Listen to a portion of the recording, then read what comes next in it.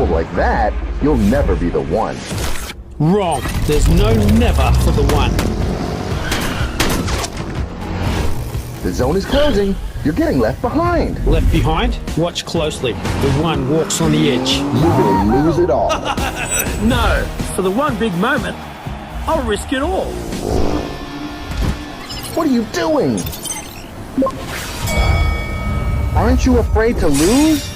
Lose? No, I'm here to claim the one. You can't beat him. Says who? Watch closely. The one dominates. Are you posing? Why not? The one sets the trend. They see you treat this like a dress-up game. The one has to dress the part. You're making yourself the biggest target. Exactly. I'm the one everyone's watching. Watch out. We're being flanked. Oops. You're a liability. You're just slowing him down. A liability? Together we are the one.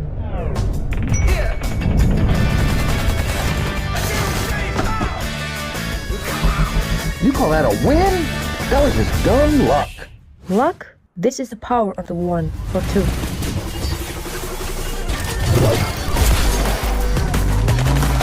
I am the one. I am the one. I am the one. I am the one. I am the one. I am the one. I am the one. I am the one. I am the one.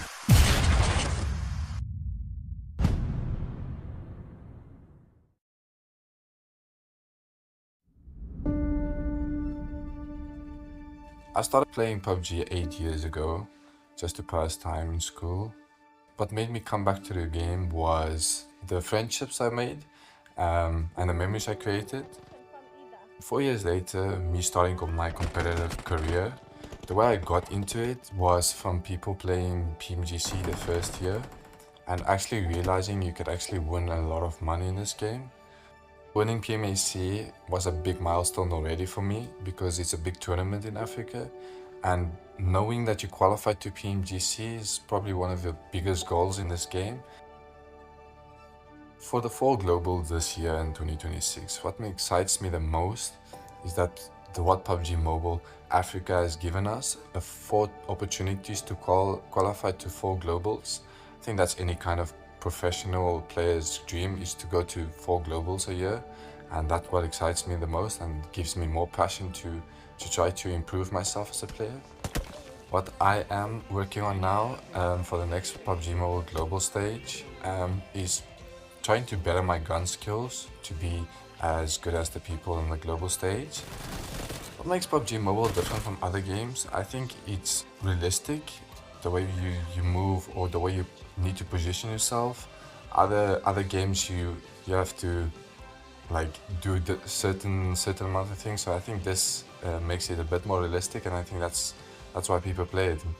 Playing PUBG Mobile 8 years ago, the difference between then and now, I would say then I didn't know much of the game, but now I probably would say I know at least something from the game. I just want to say thank you for bringing this amazing game out and the opportunities you give to players to improve themselves and to just make memories.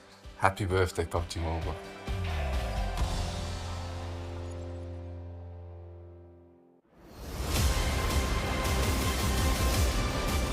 The time has come.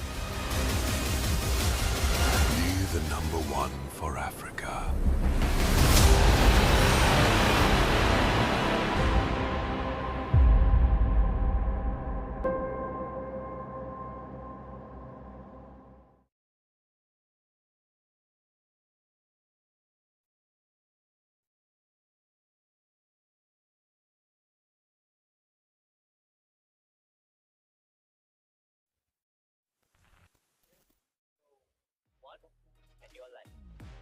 Showtime, showtime, showtime. What is good, beautiful people? It is the PUBG Mobile National Championship. South Africa, rise up. It is Priest on the microphone, and I'm joined by the lovely Mitch. South Africa time, baby. How are we feeling today, Mitch?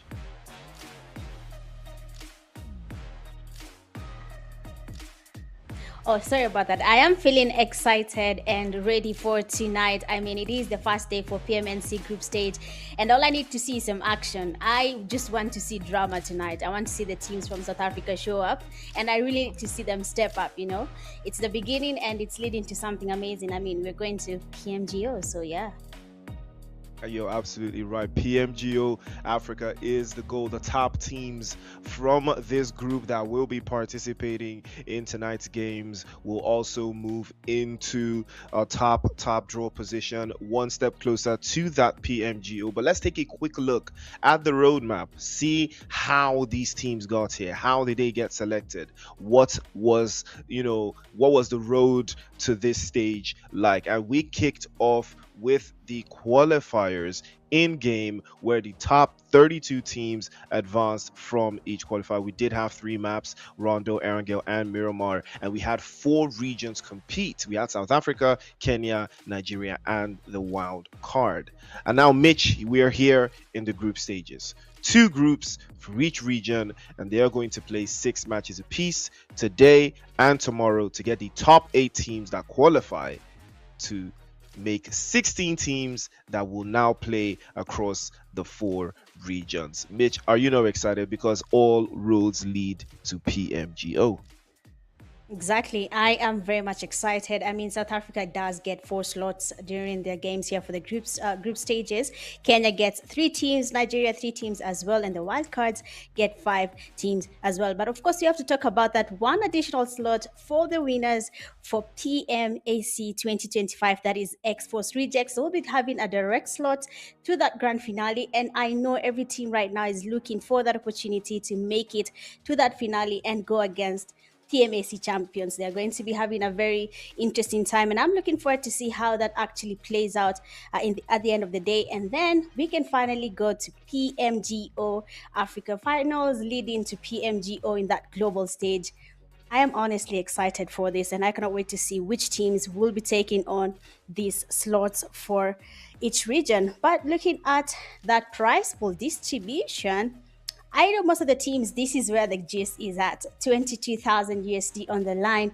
This is where most of the teams want to find themselves. For South Africa, 3,000 USD on the line. Kenya, 3,000 USD as well. Nigeria getting 3,000 USD, same to the PMNC Africa Wildcard Group. But in that PMGO Africa Regional Final, there is 10,000 USD to be won. So basically, Priest, this is a little bit interesting because in every region, they can actually get something before they make it to that PMGO Africa Grand Finale.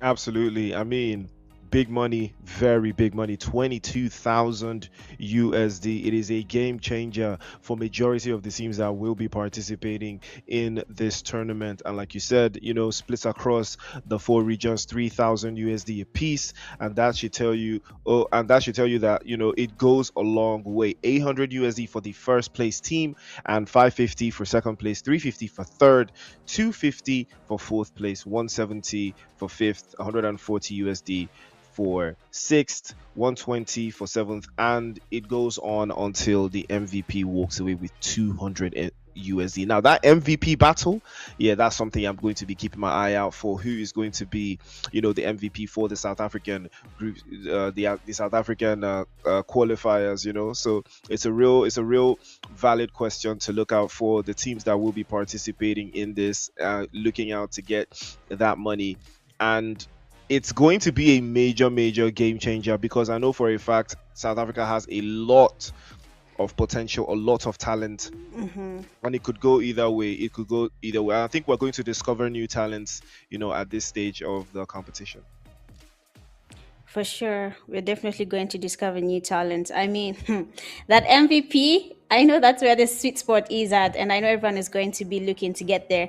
The point structure is the standard, where the first place gets the 10 points, second at 6 points, third place gets 5 points, fourth place 4 points, the fifth place 3 points, 6 2 points, 7 to the 8th place 1 point, but the 9th to the 16th place teams get no points from that. Now we have some tiebreaker rules here for the teams to put in mind.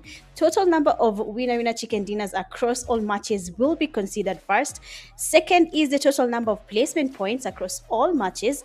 Third, we have the total number of elimination points across all matches, and the last point is the best placement ranking in the most recent match.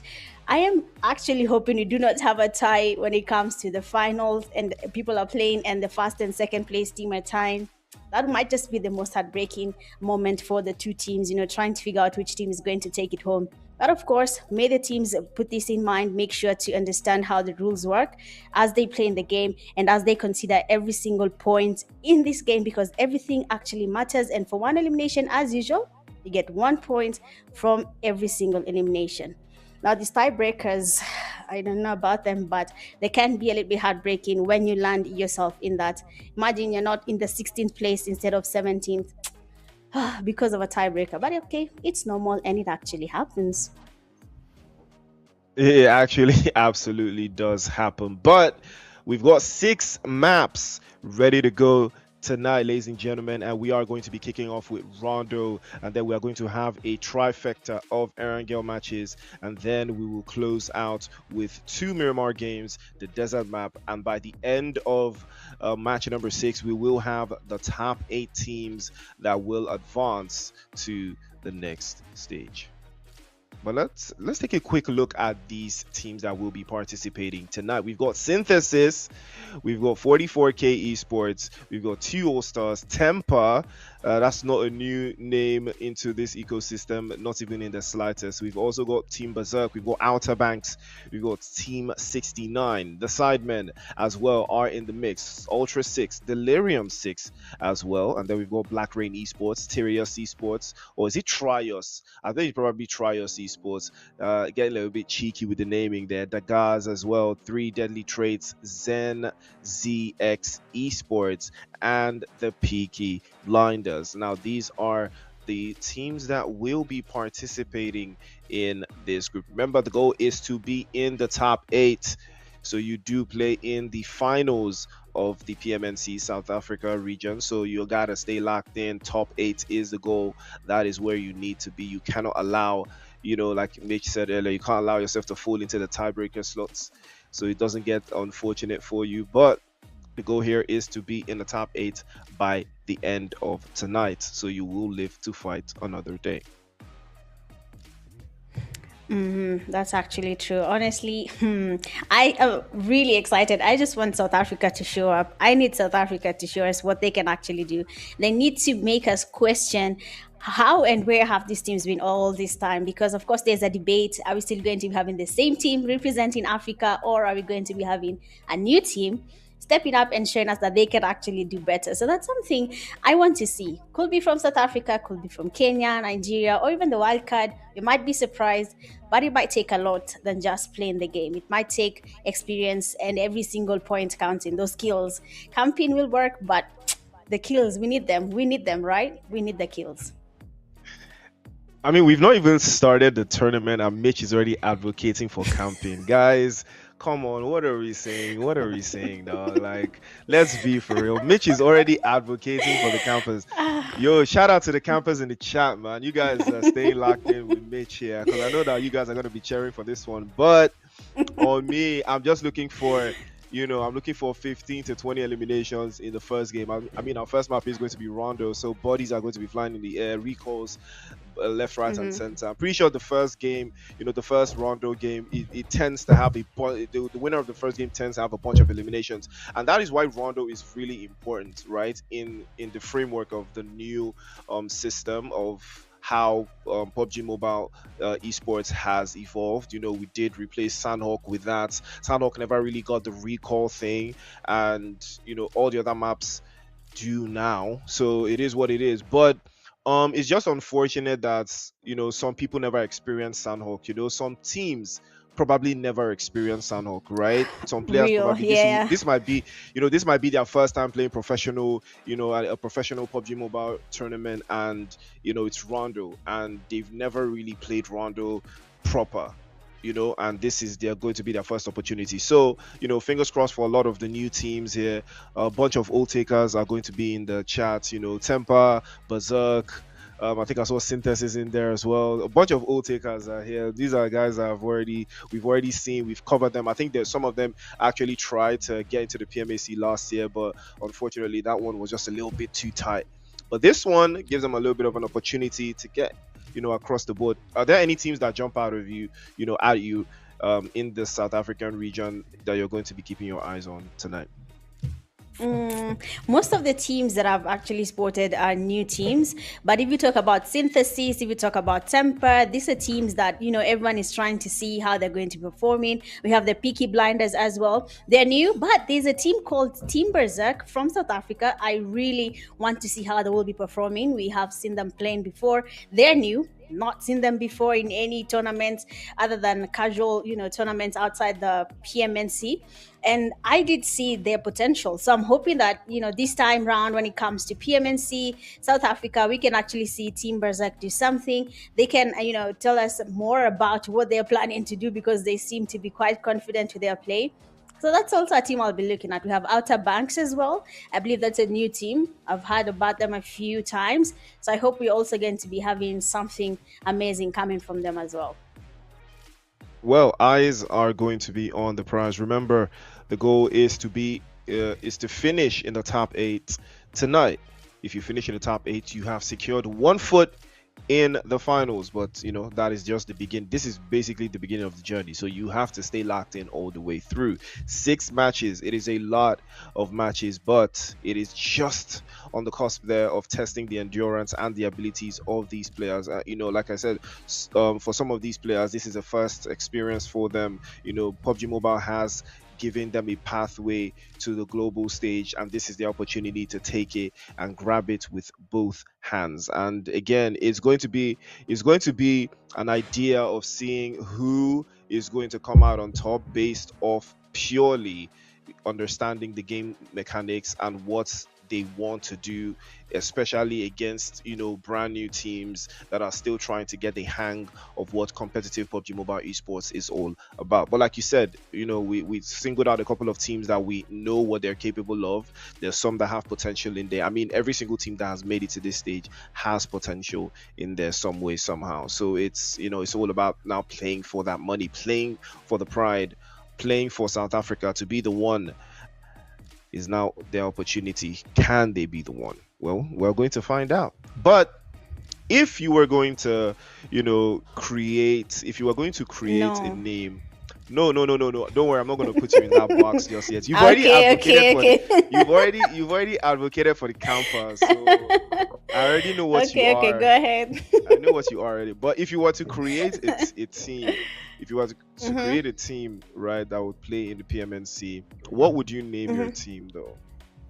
Oh, you can't use the team you're already in though. Oh, yeah. Campers, I mean, automatic. Like I wouldn't even think through it. Like campers make sense for you don't see the value of a camper till you push in a house that he's waiting for you, and then he gets to go to PMGO because you didn't value this camper. Now you understand why I'm really advocating for you guys to camp. If you can just camp, listen to me. I'm telling you advice 101, and you can join my team as well. I will start my own team. If you want to be a camper, you want to make it PMGO, not this year, next one, join my team. Don't be like priests. Of course, if you ask about his team name, he'll give us some flashy name that doesn't even work. But of course, you can tell us your team name. But mine will be the campers, connected, because that the is very important. We are the campers.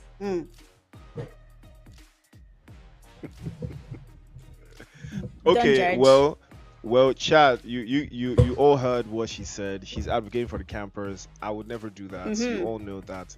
I love the hustle. I love the hustle of PUBG Mobile. So, and something else that has caught my attention is the fact that the way the maps are structured is also very key, right? We start off with Rondo. and we tend to see teams that win Rondo, they win with a healthy amount of eliminations, and that's that's due to the recall feature. So you can eliminate a player more than once, and that ties into how you finish in that game. And I think that gives a little bit of insight as to the mindset of a particular set of teams or a particular team after match one, because a team can start really, really strong, especially in this stage where it's today or nothing. It's only 6 games. If you can start really strongly, Rondo is the map to start really strongly in. And I was saying earlier that some people will never play Sandhawk. Some people have never played Sandhawk, and this might be their first competitive esports tournament. PUBG Mobile is putting together, and it's starting off with Rondo. And there was a time where it started off with Sanhok, and again, the two maps are so different. Rondo is bigger, has a lot of things going on, like the EMP zone and a bunch of other things like that, and the craters. It's so overwhelming. And for someone like me, right, I ain't gonna lie, I loved Sanhok. I loved Sanhok. Honestly, Sanhok was hard. If you ask me, Sanhok was hard, and I think it's nice that it's not there, because this new teams might have found it a little bit tricky. And we always had that team that would love landing in boot camp and staying there for a while, and they were lucky because everyone was avoiding Sanhok if they could in boot camp. But I'm just happy they removed it, because honestly, some teams will not be comfortable with that map. And then another thing about Rondo is the number of kills people can get is crazy. Imagine if you said you wanted to see 15 to 20 teams. So imagine if imagine if a team gives us those 20 kills in the first game, and then they pair it up with a chicken dinner. That's going to be something. 30 points margin is like it's gonna be a crazy start for South Africa, but I'm hoping we do get that. Honestly, there's just some excitement with a game that started violent, and our teams have to find a way of getting closer to this margin and finding the eliminations for the games, chicken dinners. It's gonna be a lot, but I'm hoping the jinx for where if you win game 1 you can no longer win again doesn't work, because that thing is painful. It follows teams everywhere. No matter the team, you will not win again. It's crazy. That's actually a valid thought. It's something I thought about as well, because who comes out on top here? Who has the strategy to come out on top in multiple games? And I think it's going to play out in such a way that we'll see who has the wherewithal, who has the ability to take on multiple games, and still be consistent over the platitude of at least 4 to 5 games. If you can't be consistent in 6 games, at least 4 to 5 games. So that's something we just need to keep our eyes on. But yeah, I'm super excited. I want to see who's going to come out on top. I feel like asking you which team. I feel like asking you to give one team, that crown. Which team do you think is going to give us that chicken dinner game 1? No jinxing. Guys, the caster's curse is a lie. It doesn't work. So if we have one team, Chris, that team that you think is going to win this first game, which pick would you take? I think it's a little bit too early, right? It's a little bit too early. No, it's never too early. There's nothing like too early. They're also seated thinking about that chicken dinner. So is it too early for the team to think about a chicken dinner? I mean, everyone is thinking about the chicken dinner, right? Everybody is. Everybody's thinking about the chicken dinner. So, but again, we're just gonna teams to watch, right? Let's call it a teams to watch thing. Teams to watch are, Temper. I think Team Berserk are really good. I also think Synthetics might have something. I'm not really convinced on them just yet, but I think they might have something. But we'll keep our eyes peeled on that one just to be certain. But looks like it is game time, ladies and gentlemen. All right. Well, I do love the GFX there, the motion with the plane and the loot boxes. That is pretty cool. Okay, so like I was saying, right? Peaky Blinders, I don't know if the name is going to match the team, but we're going to see. but we're going to see if the name is going to match the team. That's what I'm looking forward to seeing, if the name is going to match the team. Again, Temper, Team Berserk, maybe Sidemen as well, but again, there's not enough to go on in terms of consistency over time. But I would be looking forward to seeing someone new just blow us away. Well, everything and everyone right now is just wishing and wishing that something new finds a way.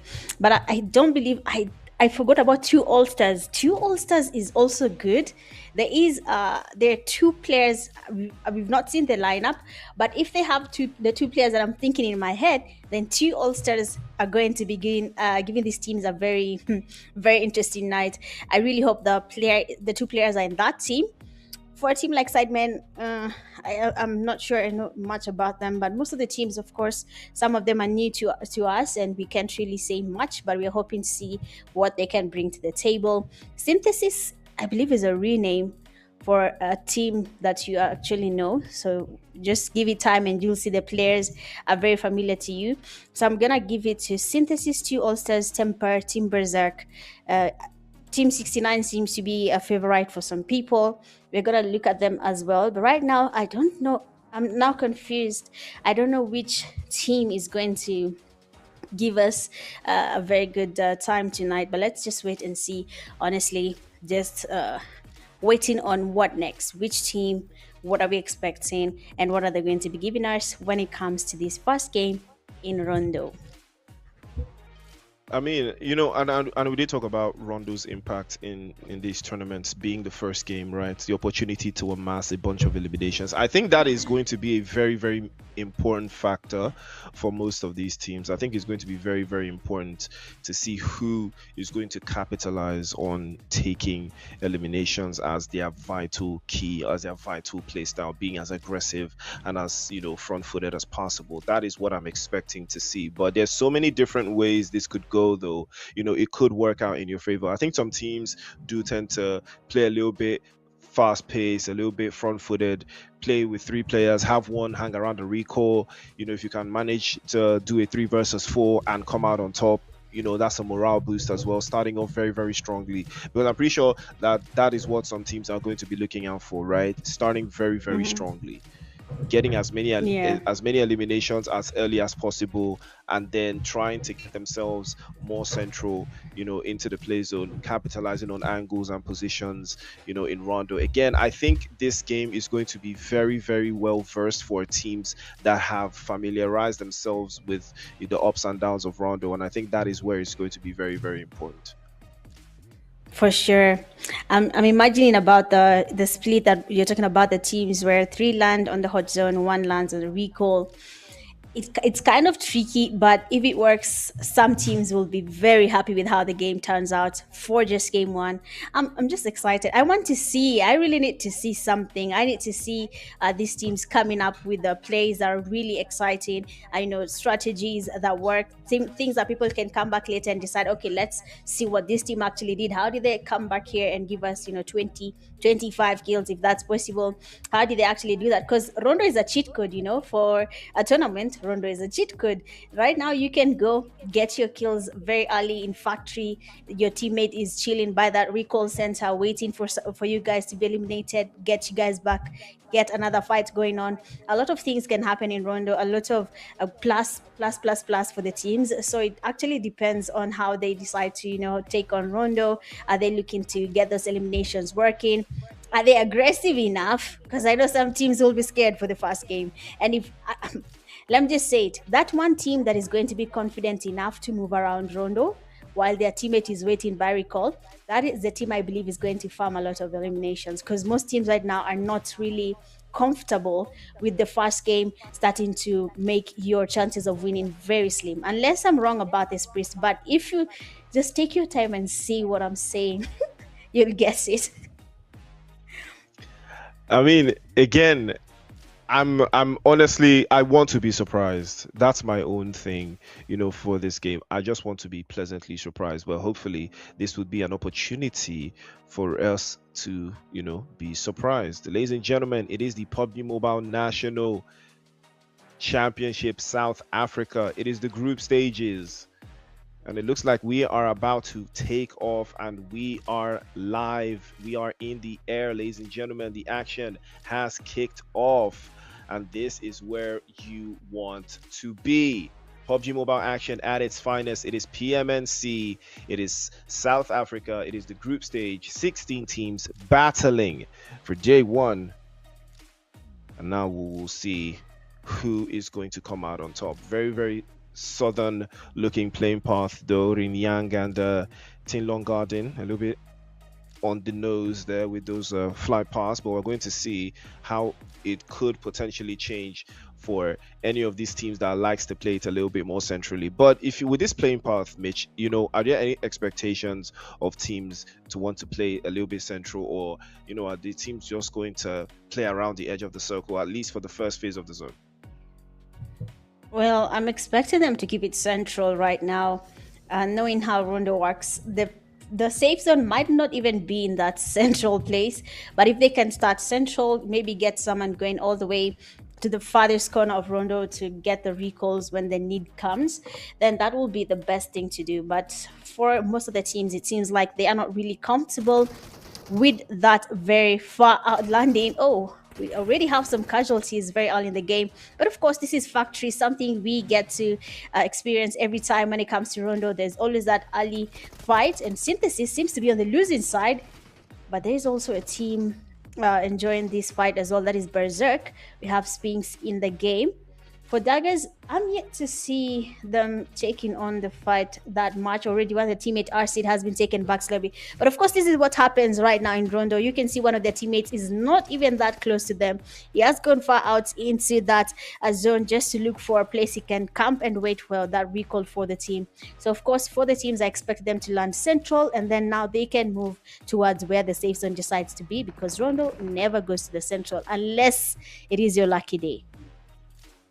Absolutely, it definitely has to be a lucky day, because Rondo is very, very unforgiving, and it's something that we've seen time and time again. But now it's a matter of who wants it more. I think it's going to boil down to that right now, because Synthesis they've not necessarily, you know, found their groove just yet. One elimination is good, but it looks like they will be able to get the angles right and open space from the high ground position. There are a couple of shots sent through to give a little bit of a warning to Team Berserk. They will have Sphinxy all the way down, getting knocked or almost getting knocked away. Adley also taking damage for Zen Z. Again, it's also going to be a very interesting dynamic to see how teams deal with, you know, multiple engagements coming on. And it's something that a couple of teams here can't seem to put their finger on, because, you know, if you think about it, right? If you think about it, Rondo doesn't give you that many opportunities to deal in just 4v4s. There's usually a higher chance of third parties going on, right? There's just usually a higher chance of third parties going on, and that is something you just have to deal with. It's now a matter of the teams, right? Which team is going to come out on top? You know, which team is going to turn this around, you know? Yeah, definitely. I mean, the third parties are I think the what name should I give it? I'm trying. Okay, third parties are just the worst when it comes to Rondo. It's that one disease you just want to get rid of, because every time you're trying to get into a fight, there's a team that is somewhere just chilling in a compound waiting for you, trying to take you out, and they'll always find one of your people, either one or even the whole team. But of course, it does take time to understand how Rondo works. But we have Outer Banks player 12-inch is getting on that push. He has a teammate going in for, oh, shotguns are in play, and someone is about to get cooked there. Beautiful damage, but of course he's trying to get the push happening. Amazing 12-inch with a drop shot, but that will not be his saving grace. This is what we're talking about. He was the only one waiting by the recall center, and Peaky Blinders player, that is Nemesis, was here, and he also got to eliminate him. And if anything happened to Nemesis, same thing will happen to the teams, that the same thing, the same fate will happen to every single team that has one player landing in the recall center. So a lot is in play. We have already lost one team. That is unfortunate. Outer Banks has to do more and maybe get a comeback when it comes to the rest of the games. But this is what we were talking about, getting eliminated while waiting in that recall center. Exactly, and it's also going to be very interesting to see if some of the teams here are going to turn recall centers into hot zones, because some teams are really that smart, they're really that quick, they're really that proactive, and it's all about the proactivity, you know, and the things that we've seen for the most part. But right now it looks like there is chaos. Again, the PQ pack is setting sights, and it's now going to be time for Synthesis to turn this around. But the All-Stars already know that this is not going to be a beneficial engagement for them. They will turn around and turn tide as well. And it's good pressure from the high ground position. Synthesis trying to occupy that high ground for themselves. And now the two All-Stars also looking for a way through. Had no idea that the ops were right there, and they were using the Mitch strategy. Saw that guy, he popped out of nowhere with the S12K in hand and sent one of the guys from the two All-Stars back into the lobby. Not exactly what they were expecting, but you know, at this stage you always got to expect the unexpected. Now yeah, you have definitely to think it through. Yeah. I think I'm proud of the player. That is how you're supposed to live life. But of course, we have Synthesis being distracted, and two All-Stars, that is T21, are getting two players knocked already, of course, trying to confirm the elimination. But Bao, that is the player I was asking if he's in the game. He actually was in the game, and they have been able to get players from Synthesis, three of them by themselves being a duo. That is the duo I was asking about, and it seems like they are finally in this game. So I hope my prediction, or rather my thoughts about two All-Stars, are not going to be cooked, and that they're going to actually cook up something for us when it comes to game one. A lot is in line. Most of the teams are already losing numbers, so I'm hoping that they can turn the things around and, you know, get as many points as possible. Looking at two All-Stars here, Priest, they have already 5 eliminations, and they're still cooking. They're still looking for more. It could be a good thing. Absolutely, definitely could be a good thing. I mean, again, it's something I wanted, you know. I wanted to be surprised, I wanted to be blown away, and it looks like two All-Stars might be the team that does that right now. Bo does have the S12K, and is looking for a way around there.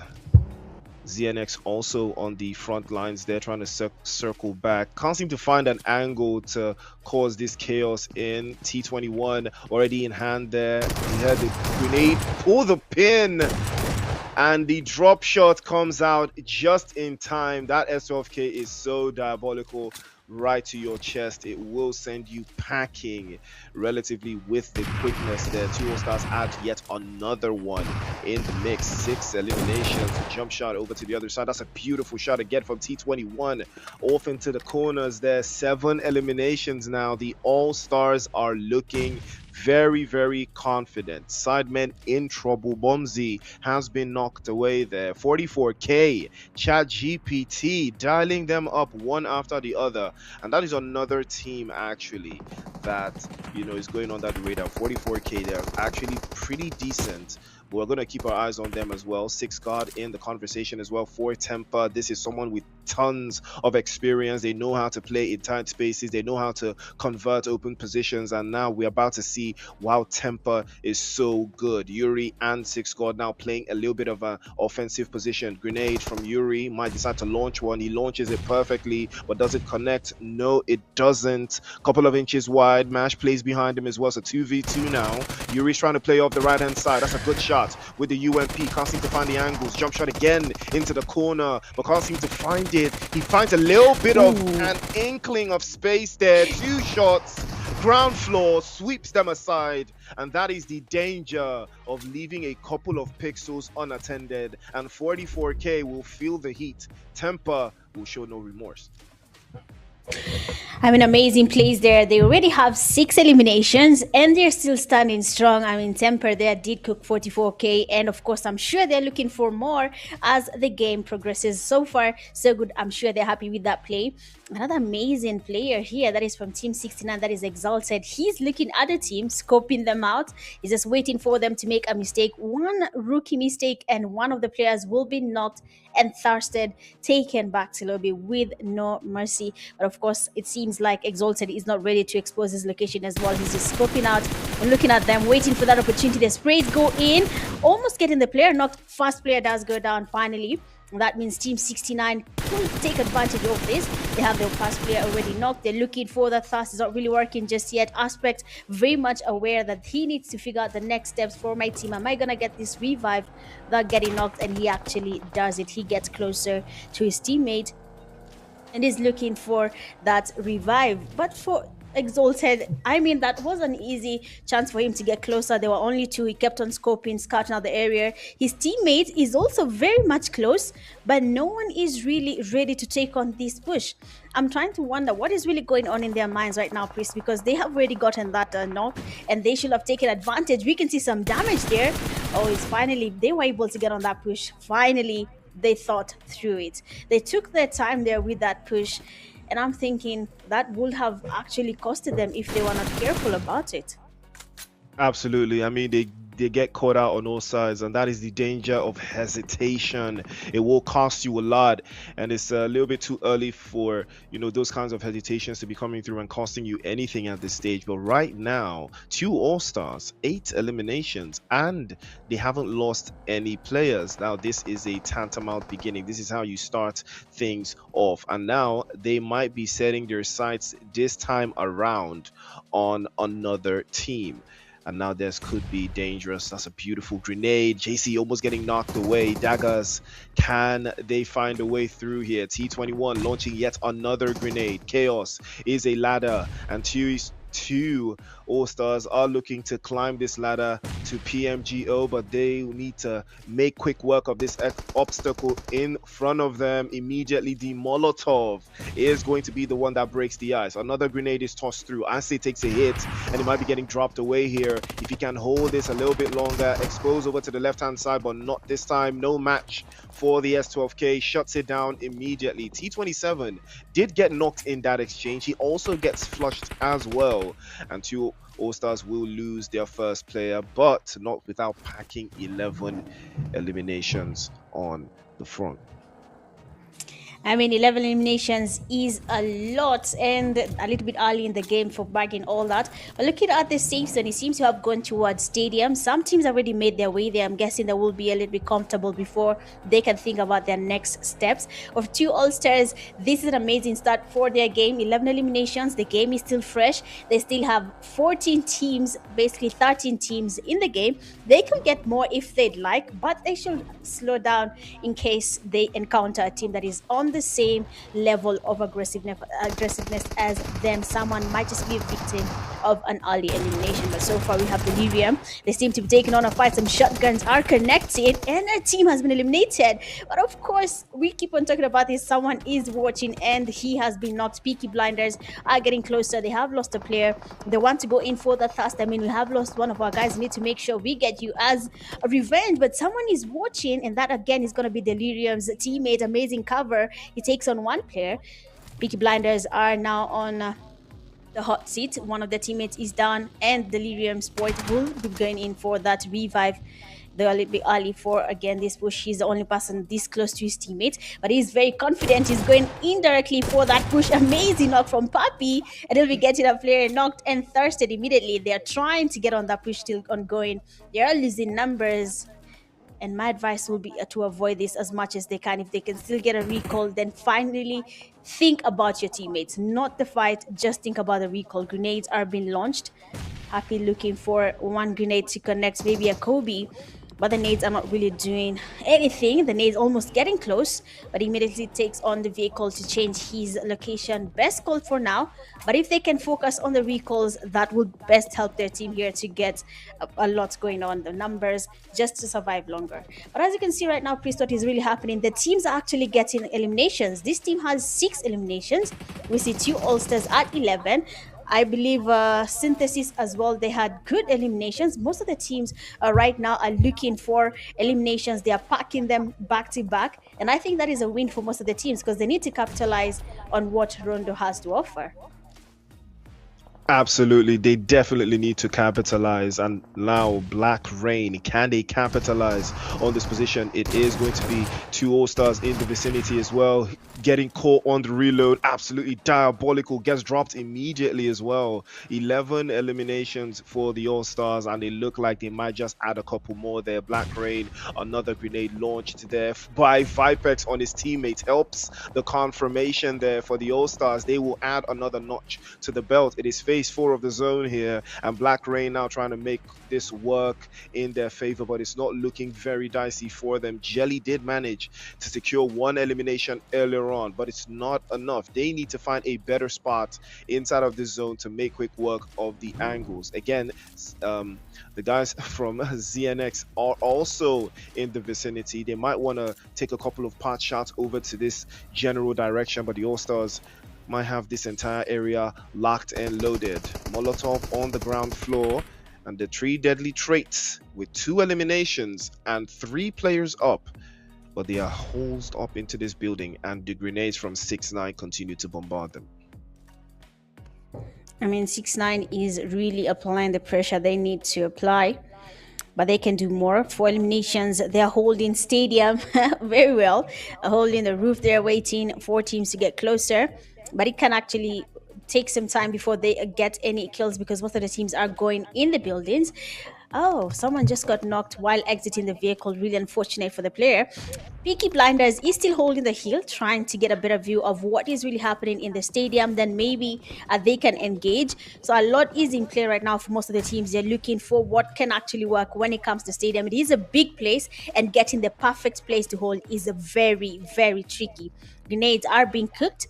Someone is looking for a nice Kobe to wipe out a whole team. Someone is already knocked there. 69 is still holding. They do not want to change their position just yet. Trias as well. 2 of their teammates back to lobby. 2 remain standing. Insane and Urek still standing. Not sure how they're going to be maneuvering without getting exposed. They need to stay in this compound as long as possible just to make sure the placement points work, because 2 eliminations is really not that much for now. A lot is about to happen, and 2 eliminations might just push them down when it comes to the rankings, but of course a little bit too early to predict that.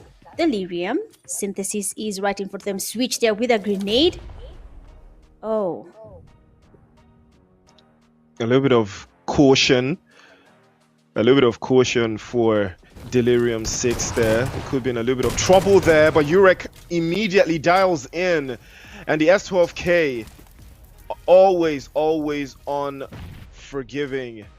Try us esports literally said try us and find out, and boy did they find out. Another one for Delirium 6. They lose out, and that is going to be 2 players left over trying to find their way through into the final third. Synthesis also down to 3, but they do have a couple of eliminations to back it up with. Switch spoke too soon, gets knocked away by Drake there. I think it's 69 that has them in the crosshairs. They will drop a couple more bodies out into the open. Sleepy looking and scanning up the hill to gather more intel on any team that's trying to make their way downwards. Hopefully they do not get caught out. Zeke with an idea of his own, he's trying to circle back.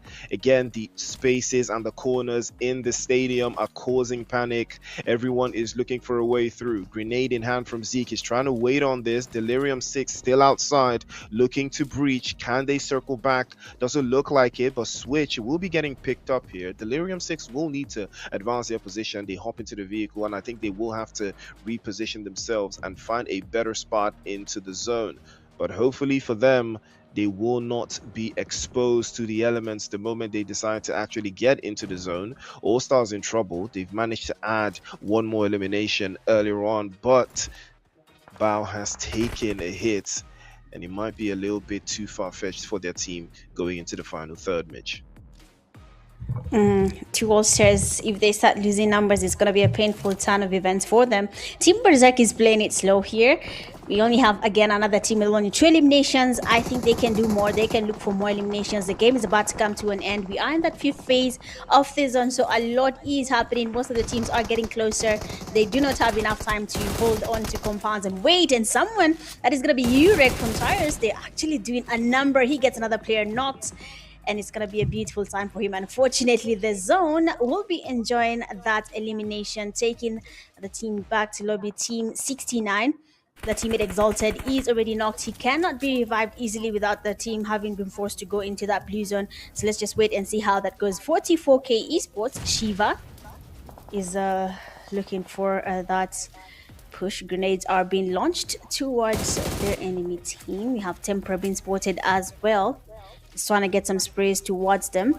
Everyone right now is very much close to them. You can see Shiva and the teammates trying to smoke up the area just to ensure they can get enough cover from this smoke before a team decides to third party them. Team Berserk Wraith trying to cook up a grenade, almost a Kobe on Velo, but he's lucky that grenade just landed a few inches from where he is. Wraith is still looking to cook up another one. But my friend is lacking in terms of utilities. You can see Velo trying to get closer. Grenade is about to be launched towards Wraith. He needs to get his position moving, but that grenade is looking beautiful.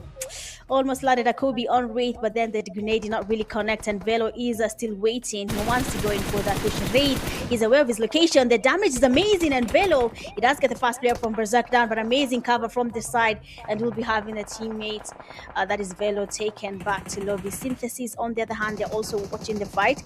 Everyone right now is strategy Mitch. They are all camping and waiting for that opportunity to maybe steal eliminations or just wait for the placement points to count, and it's actually working right now. And they might just see this through, as we are down to the last 9. 24 players in the mix, and a couple of eliminations have gone back, forth, and beyond. Zenex also looking for a way through. They are playing as 3, but they've got a couple of eliminations as well to buy their time. 44K, on the other hand, have 4 players up, and they are the only team in the lobby that has 4 players up. That should tell you something very interesting. 8 eliminations as well, and this is a team that everyone is going to keep their eyes on there. But let's take a look at that now. 6ix9ine getting caught out, headshots only, switches through, try to turn his back to the opposition immediately, gets sent back to the lobby, and that is not what he was expecting to happen there. But that's something I always say, never turn your back to the opposition. Big sprays coming through from Mash as well, over the top. He connects a couple there, and that might be the opening that 44K have been looking for. Here comes the advance, here comes the press, but in moment he comes out into the open, the bullets will start flying. Temper on the right hand side, but they need to capitalize into the zone here, and here they come. 44K Esports, grenades, molotovs, all the utilities going out at once in a 2-2 split. They play a couple more behind them as well. Mash over to the top, good sprays, but a grenade is launched to force him all the way back. He has to fall back as well, and that grenade goes up immediately as well. The guys from the All-Stars playing behind, and it could be a little bit of a sandwich here for Zenex. Again, they will try over the top again. Couple more sprays from Mash. The pressure will not stop. 44K magic in the air, and that will be a job well done. Mash making quick work of that. Sends them back into the lobby with the quickness, and now this will be an open opportunity for anyone that can utilize these angles, and it looks like the All-Stars might have the best position, Mitch. Yeah, I'm just shocked right now. 44K just overtook 2 All-Stars from that first place just by the eliminations. Again, these eliminations are giving people that first place edge against every other team right now, and the team that are using this to their advantage are enjoying this very much. The 44K, well played. Now looking at Berserk, all the teammates have been taken back to lobby, and Wraith is the only player remaining from his team. They do not have enough eliminations as well, but for the zone is shifting. The teams are now looking for the perfect place to be in. Temper right now is not going to be moving a single muscle, because where they are, they have a full team right on their northern side. For 2 All-Stars, they have been able to spot Synthesis, but they have a team as well very much close to where they are, and they need to be very alert on that rotation happening from that team. They're going towards the Synthesis, and someone might just be exposed to an unnecessary fight. First player goes down, Again, two All-Stars have the perfect view in this fight. They can't see the teams that they're trying to make their rotations. They can't get a couple of eliminations along the way. For the Tempers, they know 44K is where they are. They just don't want to expose themselves yet, and they're waiting for 44K to make a mistake, and someone just got spotted. But two All-Stars is also taking on that fight, so everyone right now is taking any elimination that passes in front of them. If it's free, they take it, and that's what's happening right now. They're farming back-to-back 44K, making it hard for Synthesis to make their rotations. It's going to be a very interesting end of the game, because right now most of the teams are exposed, and Switch gets spotted and eliminated just like that. 44K hit the 15 eliminations mark. I believe, Chris, you're happy about that. You had asked for a team to make it to the 15 eliminations, and 44K just did that.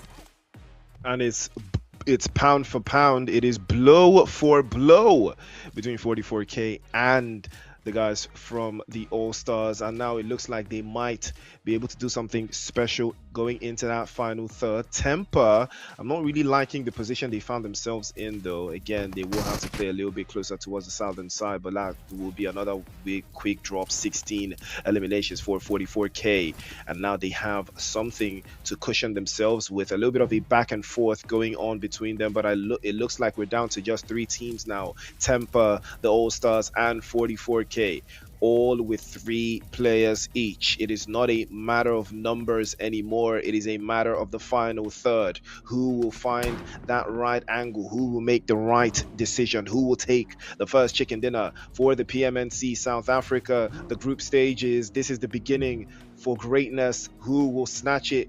And Bao's already making an advance for it. Cheval plays over that left-hand side, looking for a little bit of an inkling position there, but Temper might have their number, might decide to dial it any moment from now. Six Squad is leading the charge there, but he's trying to get his teammates to play right behind him and get into the off-angle positions. That is a smart play from Temper, but again, it requires a lot of resources to get them into that final third. You can see the way the guys from the All-Stars are navigating into the hillside position. They want to utilize the high ground. Shiva will have to make them pay for it, as T26 is going to be a victim of circumstance, but it's traded off. Cheval peaked his head a little bit too long, and he will be taking a haircut, and now he has to fall back a little bit slower there to reset and reposition. Temper have them on the ropes. They have all of the players up. Nobody's knocked away. Can they allow for the pickups now? They're picking them off one after the other. T26 out into the open, might be getting knocked away. He does get flushed. He goes away, and now they're down to 2. All-Stars are not feeling too star-crossed right now. 223 plays behind as well. He does have the AUG, but he's exposed by the power of an ICM 416. He goes down as well. Temper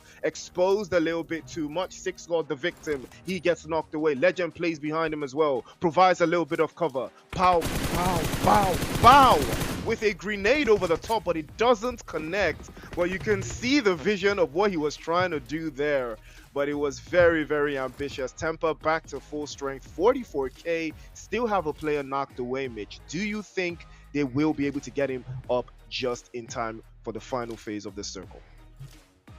It's going to be a little bit tricky, seeing that the zone is about to close in. They have less than a minute to make it into that safe zone, get the recall. Oh, they actually got the revive. Oh, that's a good one. They know what they're doing there. Now, two All-Stars, we can see Bao here is trying to get to gatekeep the teams as they try to make their way into that safe zone. 44K Shival has been spotted by Bao. The spray was amazing. He gets a fast player down. ChatGPT as well. He's trying to make his way into the zone, but no, ChatGPT. What happened? Everyone is depending on you.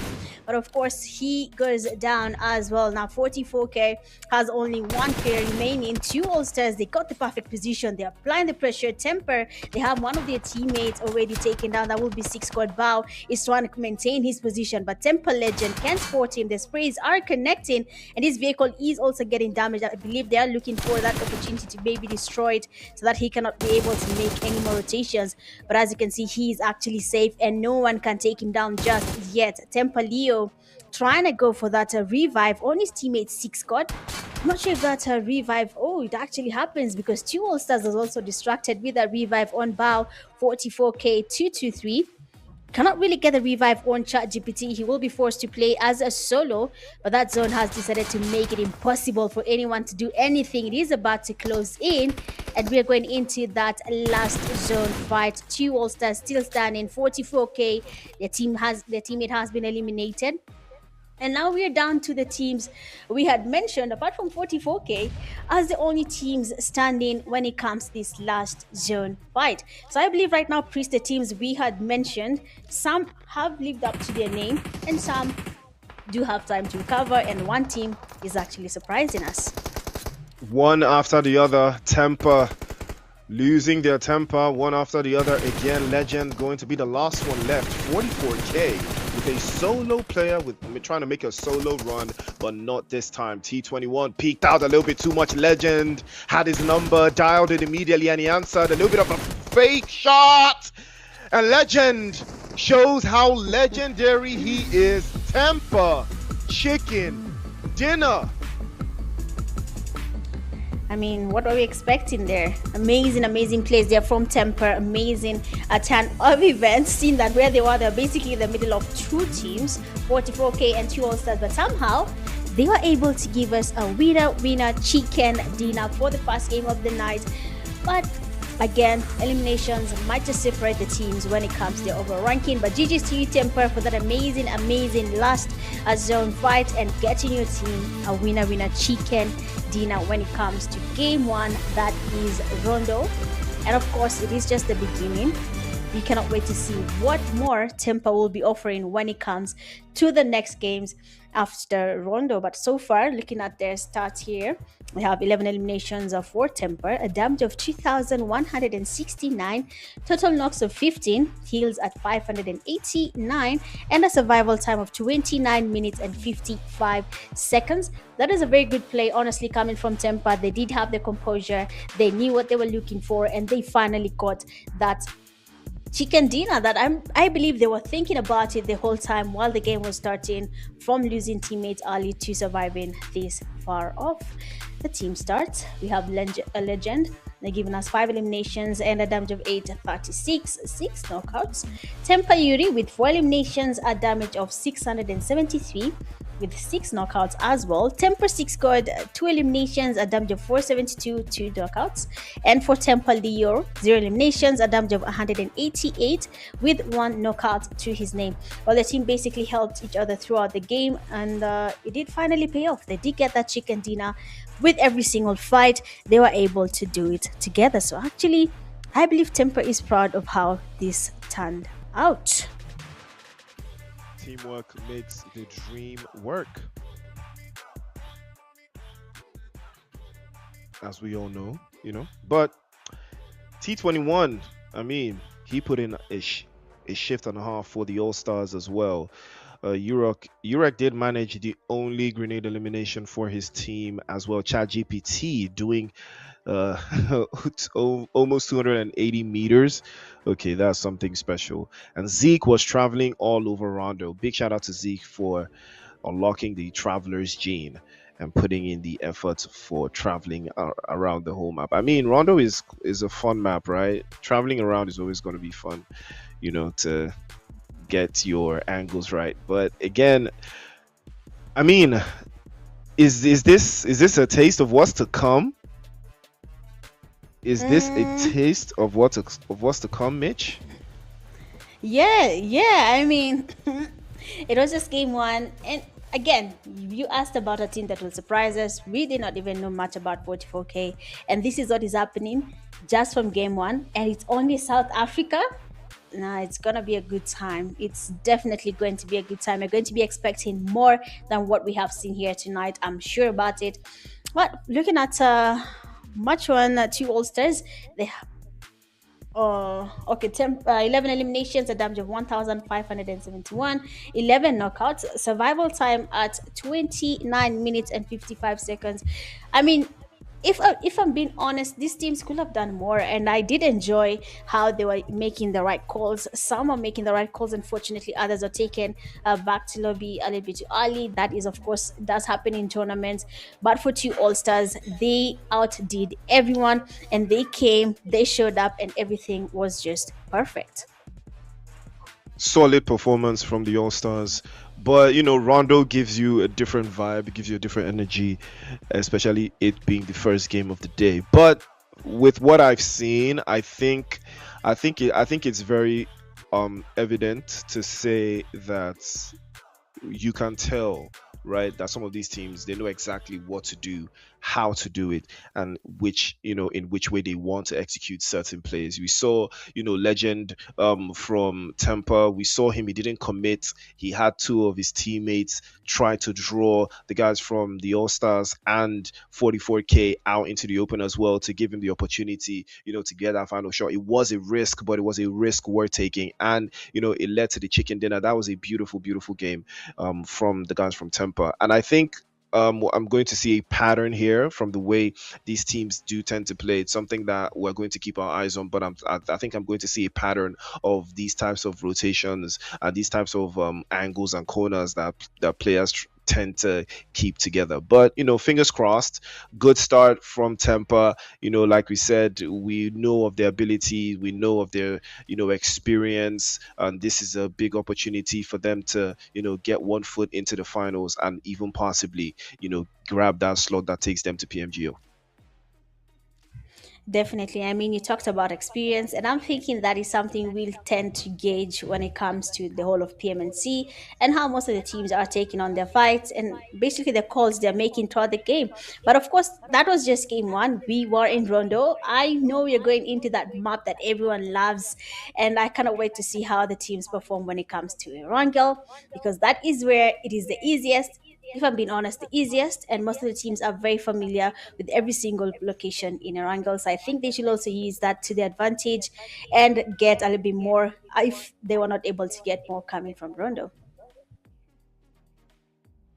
Absolutely. Well, ladies and gentlemen, six maps, and we just had Rondo wrap up, and we are going to Erangel right after this. But we saw.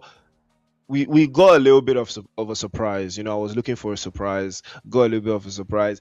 Not too surprised when I saw, Tampa take the chicken dinner, of course, but I was surprised to see the likes of, the All Stars, to see 44K, these teams step up to the plate. And like I said, Rondo is always going to give you those high elimination games. That is what Rondo is best known for. The team that usually wins the game usually racks up a couple of eliminations along the line. But now what makes this game very interesting, right, is that we had about 3 teams that did over 10 eliminations, roughly. I think I saw a team that did 15, and I think 2 teams did more than 15. So that gives you a little bit of a drop off in performance if we do see the exact same thing in Erangel.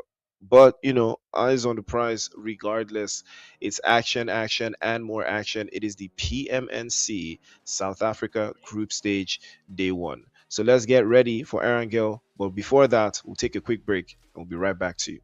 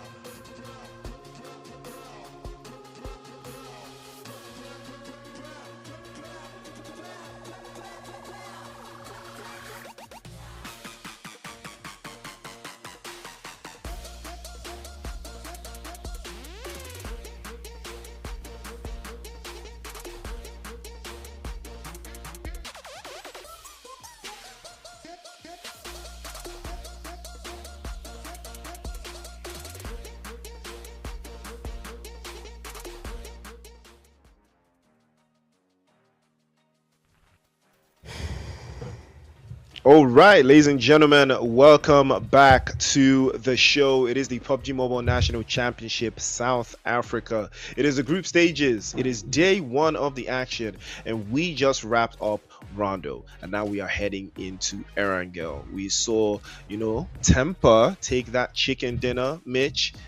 It was exciting to watch, but we also had the likes of 44K and, two all-stars step up to the plate as well.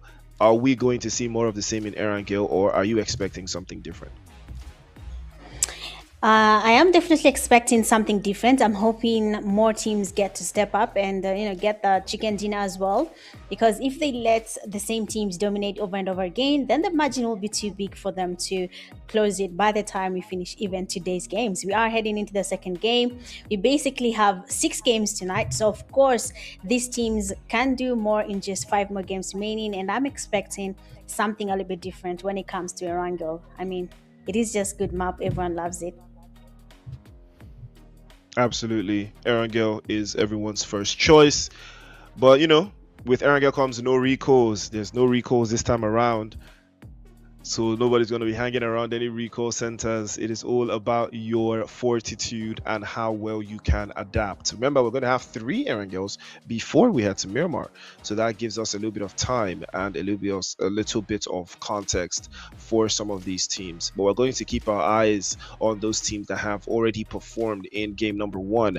Can they carry it on to game number 2? Can they be consistent?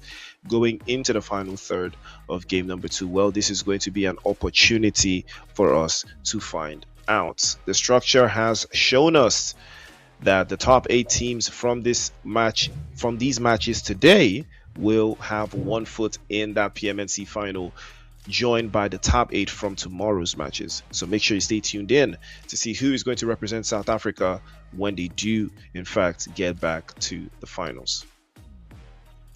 Yeah, I believe everyone is sitting at the edge of their seats here, waiting for their teams to make it to that grand finale, for their favorite players to make it to that global stage as well. So everything is on the line for sure, and everything they do today, again, matters. From where they land, I mean, Erangel can be a very tricky map sometimes. If you don't understand it, you can easily be eliminated, and it can be a very hard map to recover, seeing that you cannot get 20 kills in Erangel unless you're on something that we don't know about. But getting all those kills, same as Rondo, is going to be impossible. It's not possible at all. You're not going to be seeing 16 eliminations again. That is the end of the road for that. So I hope the teams in Rondo did something. They got to farm, even though it's 5 kills or something, because now they're going to Erangel. There's nothing like that. I mean, we do have some favorite spots in Erangel for sure, where people can land. What do you think about people that like landing in Kameshki?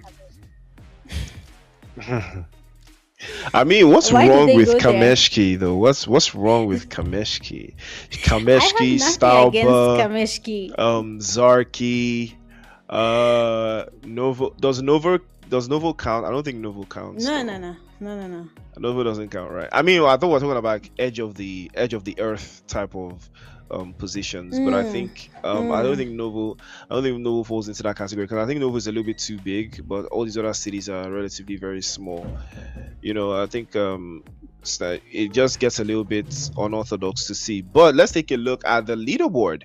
What does it say? 26 points for the All-Stars. They did not win the game though, but the eliminations speak for itself. 26 total points with 20 eliminations. This is a team that we're going to keep our eyes on. Again, Mitch saying that it's not going to be possible for them to, replicate these numbers in Erangel. Well, we're about to see how possible that can be. 44K Esports did manage 17 as well, and then we had 22 total points for them. Again, they did not win that game. The actual winners of that game, Tempa, find themselves all the way down in 3rd place. But remember, the goal is to finish top 8, and they've started quite nicely. Synthesis also in the top 4 with 9 points. 69 with also 9 points. Peaky Blinders with 8.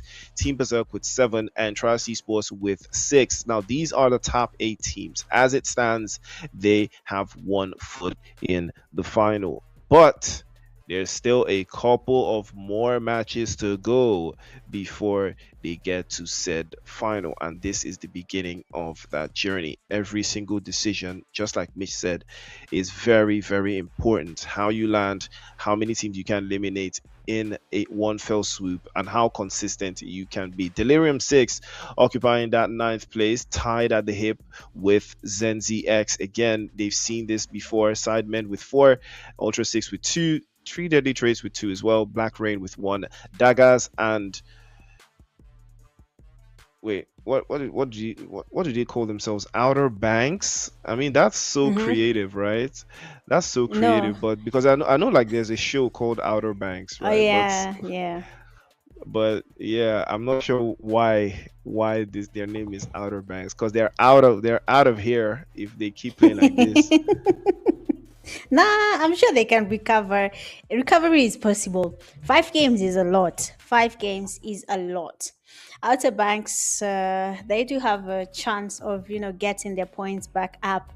Their logo is also cool, so I mean they have a chance of getting that logo shining with that chicken dinner. They still have time for that, but I'm hoping that they can recover. Seeing all these teams in the second page of the results can be unfortunate, but I hope that doesn't make the teams become discouraged and stop putting in the effort. It's just game 1, and anything can change along the way, so they just have to focus on what comes next. What is going to be a strategy? Are we going to be Mitch strategy, or are we going to be Priest strategy, where we want to fight everyone that we see along the way? So everything right now is a matter of what are we going to do next, not where are we. We're in 16th place, cool. So what next? You understand? What next comes for these teams? valid thought process, right?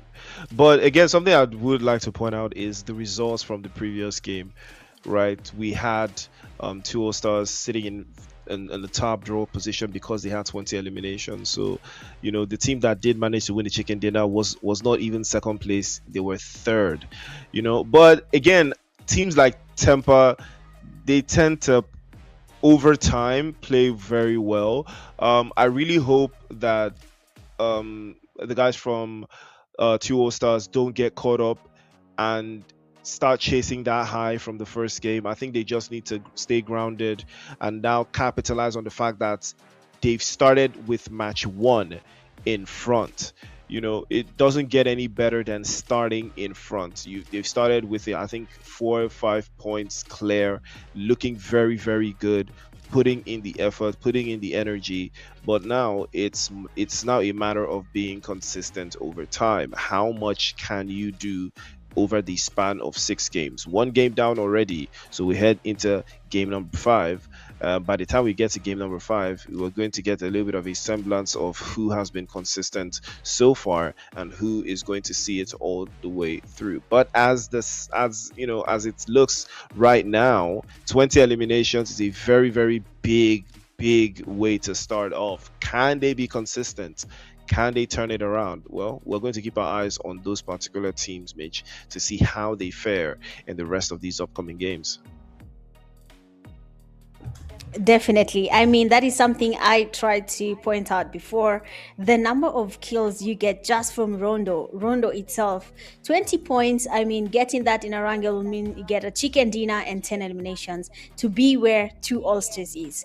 So if a team started well, 2 All-Stars, 44k, they started well, good number of eliminations, that does give them the edge that every other team doesn't have right now. So closing that margin will be crazy for all these teams. So honestly, I'm yet to see if there's going to be a team that is going to try and close this margin. It's going to be a very stressful point of view for the teams that tend to focus on, we need to be on that top slot. We need to be there. So it's going to be really stressful trying to get just 20 points from one game. So it's going to take a lot for teams to get where 2 All-Stars is and where 44k is. So I hope they have something in place for this, because it's going to be a very tight game from now. From now till game 6, it's going to be a very interesting night. That I can guarantee. And that is what we are looking forward to. It is the PMNC, the PUBG Mobile National Championship. It is South Africa 2026, first maiden edition. And that is what we love to see. PUBG Mobile action at its finest. And we are all locked in here. And I'm seeing the chat going absolutely bonkers for Tempa. If you know, you know. Tempa has been around a long time. Again, like I said, they fare in games like this, right? They have the resolve to go 6 games and play exactly the way they played and finish in first place. They have, the quality to make it happen just based off of experiences alone. So that's something I want to look out for, because I know that they're not the team that's going to do like 20 eliminations or anything like that. It's not necessarily their play style, but I know for a fact that they know how to keep their numbers up. They know how to, make it into the final third. They know how to keep their fingers up. So we are going to be looking at Tempa. We are going to be looking at, 2 All-Stars and 44k, these 3 teams. It will be also interesting if they manage to run into each other, relatively earlier than as expected. But we're going to see for ourselves, ladies and gentlemen. It is match number 2 of the group stages, the PMNC South Africa, as we are in the air to see who's going to take it and who will be number 1. Definitely. I mean, it is game 2. It is Erangel, my favorite map, anytime, any day, because Erangel, we've played it before the age of time, before anyone became familiar with esports, and Erangel was just that one map everyone was attached to before Rondo and every other map came. And I'm sure it's going to be advantageous for teams that are very familiar with Erangel. But looking at that flight path, it is basically cutting almost half across Erangel, coming from that eastern to the western side of the map. We already have 2 All-Stars going towards Lipovka. I'm guessing that will be starting their game there. But most of the teams are looking towards the southern side because I can see Synthesis 44K. They are going towards the southern side. On the northern side of Erangel towards the Snare, Rozok, we have teams going towards there. That is Berserk. What other team am I seeing going towards the side? Team 69, unfortunately, another team, they're just going towards the end of the flight path. Priest, what do you think about teams that tend to be comfortable with that last drop of the map where the flight path is ending? That is where they want to land. And if you look at these teams here, most of the teams are actually going towards that side. I think it has a lot to do with how they perceive, the play zone, especially in the first couple of minutes. It gives a little bit of a different change in dynamic as to what teams want to play where, what ideas they have to uphold, what, is in the docket in their final third, what the game state is always going to be, but this is something we want to see. Temper playing as 3. I'm not sure how I feel about that one. That is not a good sign, not even in the slightest. But right now, Delirium 6 also not too far out. I think they do have the guys from BLR in the vicinity as well. It looks like the sidemen might be turning things around here. T26 and the rest of the All Stars also just enjoying that little bit of Lipovka as we've seen. SKS from No Braino connects to Raw, and that is exactly what the danger could be here if they do get slammed on by the guys from, is that Outer Banks? I think it's Outer Banks. Outer Banks won a piece of the action as well. As maybe it's going to be knocked away here. Sidemen could, or is that? Yeah, it is. It is them. It's going to be very interesting though to see how they fare out of this, because Outer Banks are playing as 3, Young Boy and Raw. Raw did get knocked away earlier on, but he has gotten picked up. A little bit of pressure again from that position for Ultra 6, but I think they're going to be fine. Unfortunately for them, in this exchange, they will have a teammate going back into the lobby.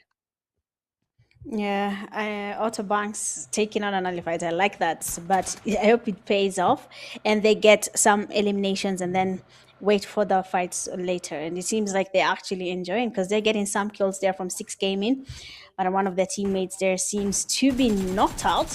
And they're also looking for a thrust on the player there from Outer Banks. Now 6 Gaming, what is 6? They're looking to go in for that push right now. They want to take on Outer Banks, and they're already down numbers. Only 2 of their players remain standing, and they should really figure out what they want to do because honestly, even their place right now in the leaderboard is not looking good for them. So they should just focus on what really matters. But Delirium 6, we have a team right next to them that is Black Rain, very much close to each other. Another Ali fight might brew here. We might see some eliminations being taken by either of the teams early in the game. Always a plus as long as you can maintain that energy till that fight comes to an end. But it seems like most of the teams were comfortable coming towards George Paul and its vicinity around Hospital, Georgetown. Everyone wants to be around this place. It does have good loot, but making that rotation might just well be tricky if they have teams that like gatekeeping and waiting for teams as they try to make it into the zone. So I hope they have that in mind. But so far, so good. Most of the teams are not really ready to take on the fights. A team like Black Rain is already down numbers, and they might just be forced to wait it out a little longer before they can pick any fight just yet. The Stapleton chooses to be on that eastern side of Erangel.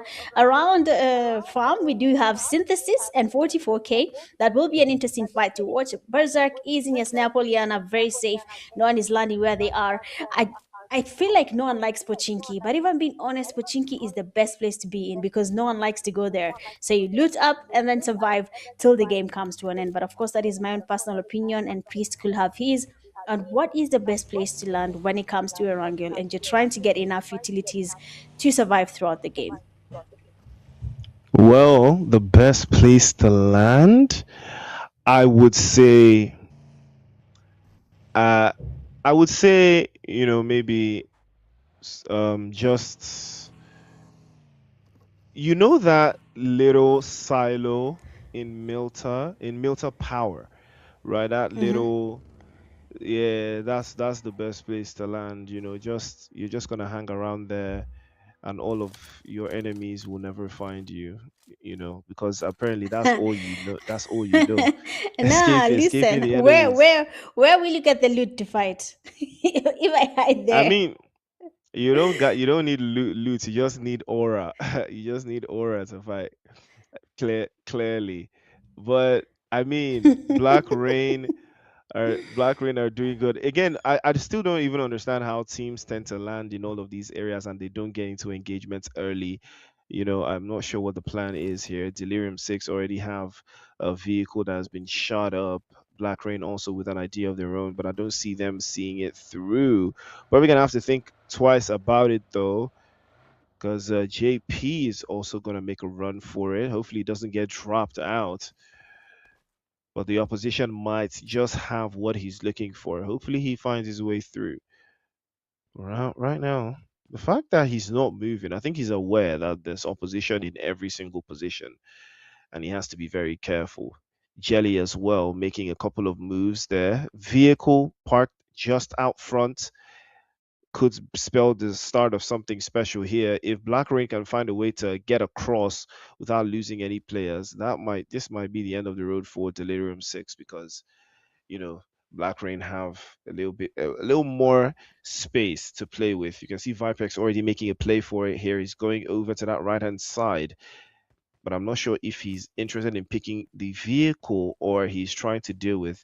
I think he has chosen to deal with this last player from Delirium 6. This is going to be very interesting, though, if he makes it all the way here and he doesn't get spotted.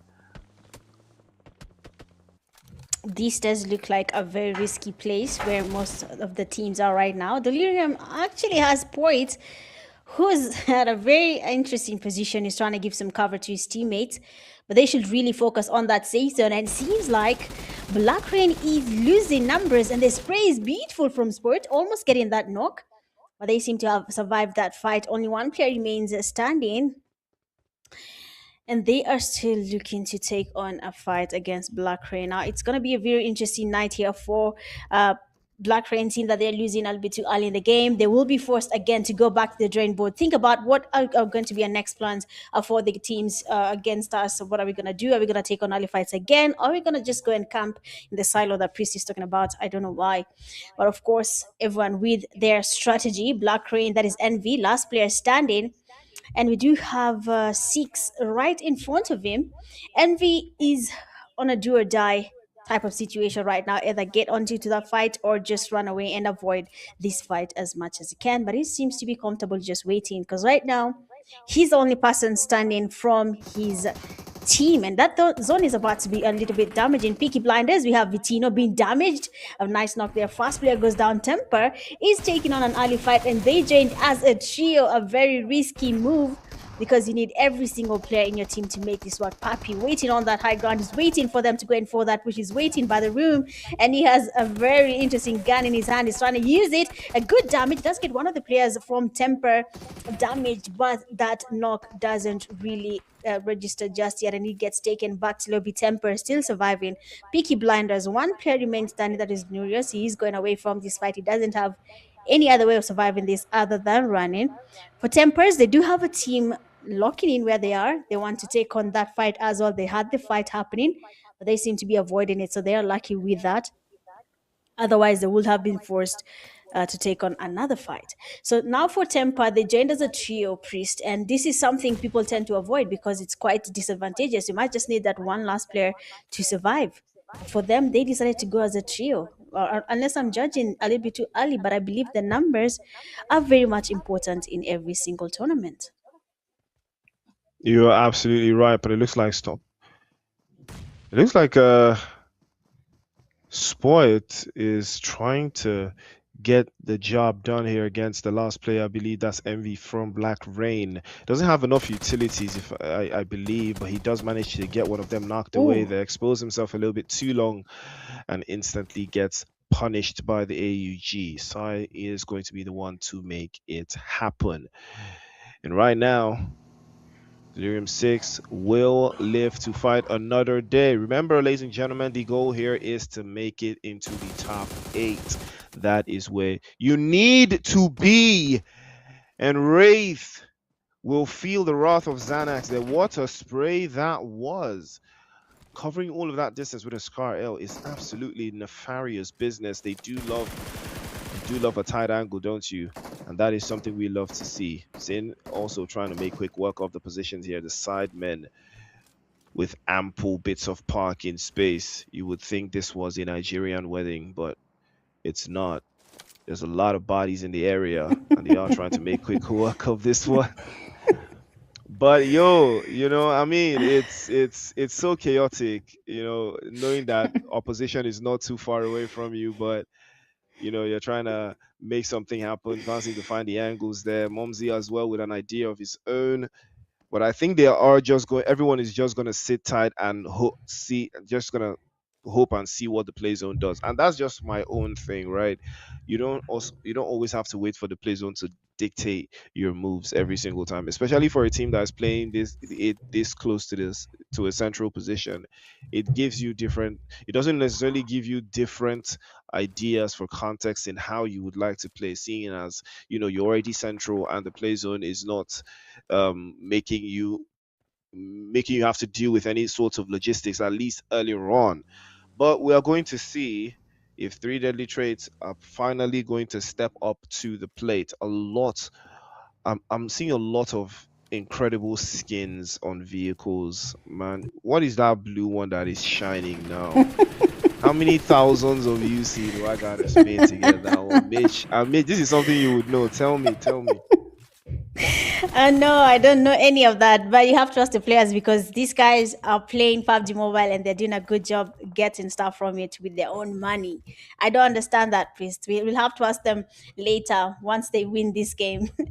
But of course, looking at just outside shelter, we have a lot of teams are making their way around shelter and they're looking for that safe compound to hold. We have two All-Stars finally are making their way into the scene. You haven't seen them at all, haven't taken any fights or eliminations. What is that gun and why is it so bright on my screen?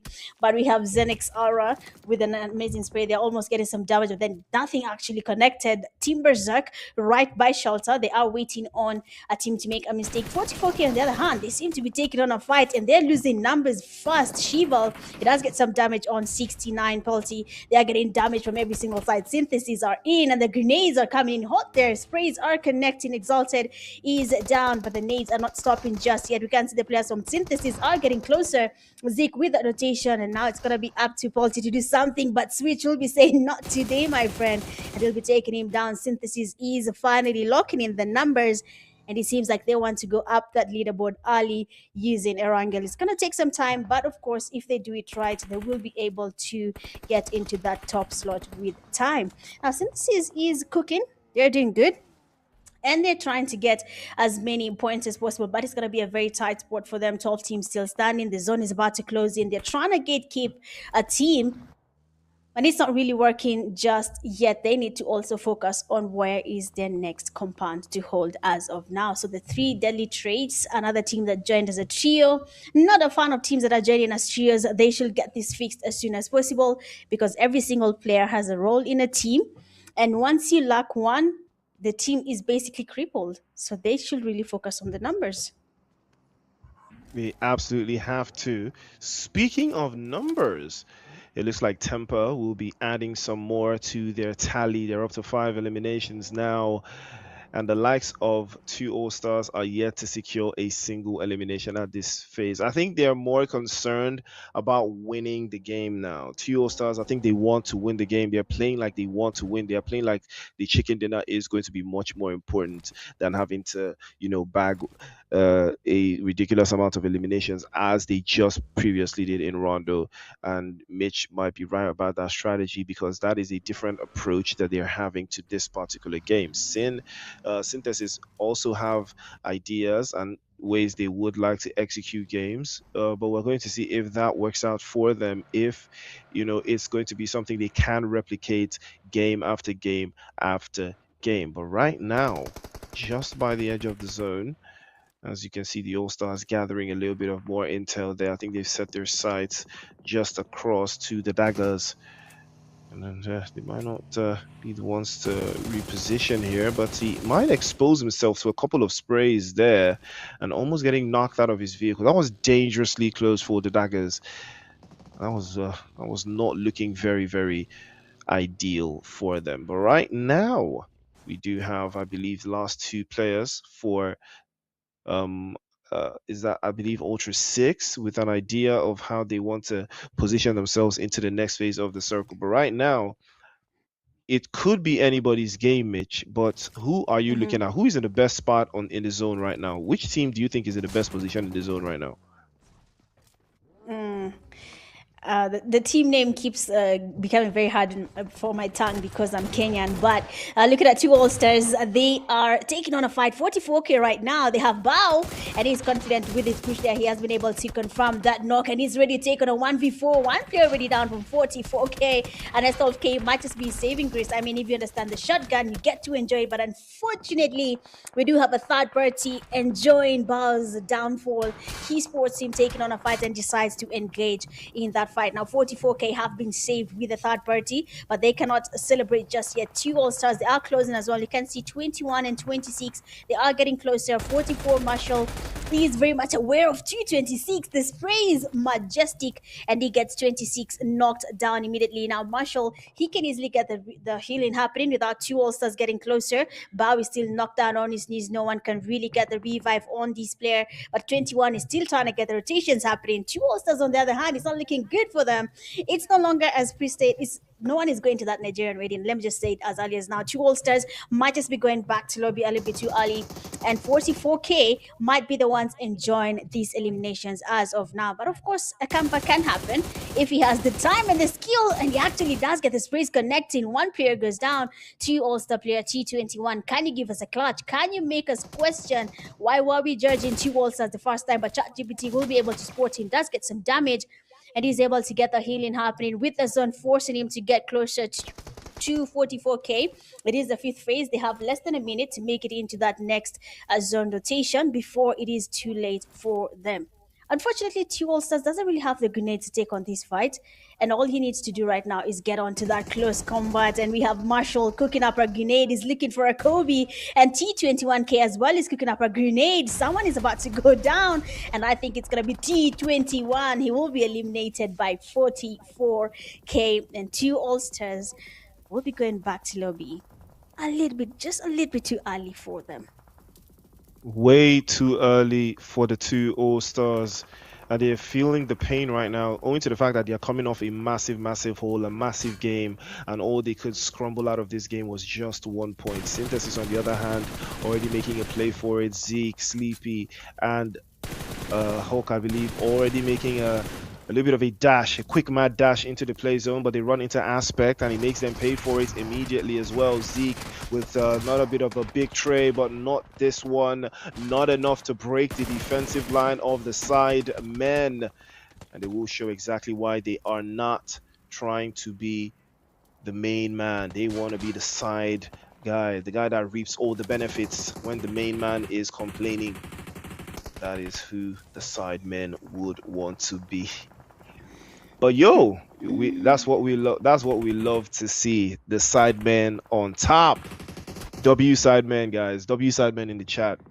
But 44K Esports, on the other hand, onto the precipice of holding these positions again. I think the play zone is not favorable to them. Legend will be sent back into the lobby, and now will be the end of the road for Temper as well. Coming off that chicken dinner again.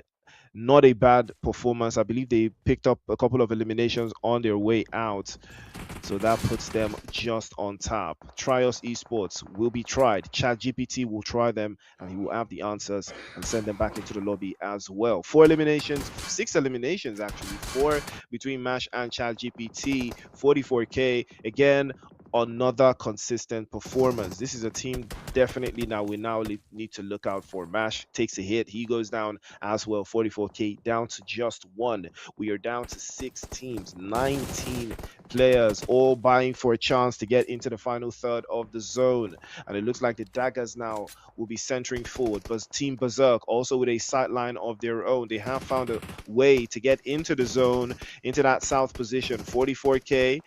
All of their eliminations will put them into first place, but we spoke too soon. It's a little bit too very, very expensive to hold out these southern positions. Goblin is going to learn the hard way. He gets knocked away as well. ZNX on the other side, trying their best to make sure that they can defend onto the sidelines there. They do have a compound that protects them and shields them, but if the play zone shifts away from that spot, if they don't have a vehicle, it is going to be a very, very nasty rotation for them to make across. And it does shift. It shifts well away, but it does bless the Team Berserk with just a little bit more breathing room, forcing teams to get a little bit closer to them as the clock starts to run down. We're down to 5 teams now, 18 players, all looking for an opportunity to catapult themselves to greatness, to catapult themselves to that final and get one step closer to that PMGO, one step closer to that money. This is where history is made. But Team Berserk, can they split apart and hold the zone in a chokehold? Because that is the best way to play this out. You have to spread around. They have to have a lot of intel and utilize all of that intel. They're too close together. This is going to be a very difficult position for them to hold here because they're still very much exposed to the guys from Zenex again, and a couple more sprays will come through. Spoke too soon. Adi gets an angle there on Team Berserk. They lose a player, but fortunately for them, they do have that play zone. How proactive can it be? Tweedy immediately as well trades off. Big sprays with a Scar L, shuts it down, but immediately the lawnmower comes through, runs him over, and that will be a very, very easy switch of play. The Daggers getting absolutely daggered by Ultra 6 again. What a beautiful play coming through from Ultra 6 again. Chaos as that will be Mariah putting them back into the lobby. That was an interesting turn of events there. They had a very, very good ditch to hold, but unfortunately that was not going to be their home for tonight. Now, looking at Zenex, they do have a little bit of some zone with them, but they need to figure their next stop when it comes to the rotation in this game. Now, Team Berserk, on the other hand, they're just outside of shelter. They do have a very risky position. They have only the shark to use as their cover. I don't know how long they're going to be holding before someone decides to crush them, but they have to figure out where they will be going in case there is a team that wants to pressure them from this angle. Sphinx, he can see the team that is Zenex. He knows of their position, but once the zone shifts, Berserk will be at the best location because they'll be sporting Xenex as they make their rotation into that safe zone. Now, of course, it is going to be a very tricky situation making the rotation into that safe zone. For the side men, they finally make their way towards the Team Berserk. Grenades are being cooked. They're looking for some Kobe's, and the grenades are not really connecting. Even for Team Berserk, they're looking for the best position to be in. And it's not really working right now. They're looking for the grenades to connect. They're not really working. And everyone is just using nothing but luck to get something going on for their team. Finally, a push is there. Xenex tries to get closer, and Wraith will be getting the fast player down. Xenex is now being pressured. They have the zone giving them a hard time because they need to get moving. Team Berserk, a grenade is in his hand. They want to get another player knocked, but the grenades are not really connecting just yet. Xenex finally make their way closer, and Goblin, he will be going back to lobby. Their pressure is real. Team Berserk, they need to get composure. They need to get composed because now the pressure is working and they're getting a lot of sprays and grenades towards their side. Berserk getting nades towards RD as well. They're not really connecting just yet, and he just connects Kobe, and RD will be going down. So Jad trying to survive as well, but as you can see, Team Berserk is throwing grenade after grenade. They want to cook them because right now it is almost dinner time. And what they need to do is eat their meals. Team Berserk Zane trying to get a revive on Wraith. But it's going to be a very hard time here, seeing that they already have a team right next to them, and it's also giving them some thought on where do you want to be immediately this fight comes to an end. Very interesting dynamic here for Team Berserk. They had all of the numbers and they had the play zone, but they played their hand a little bit too early.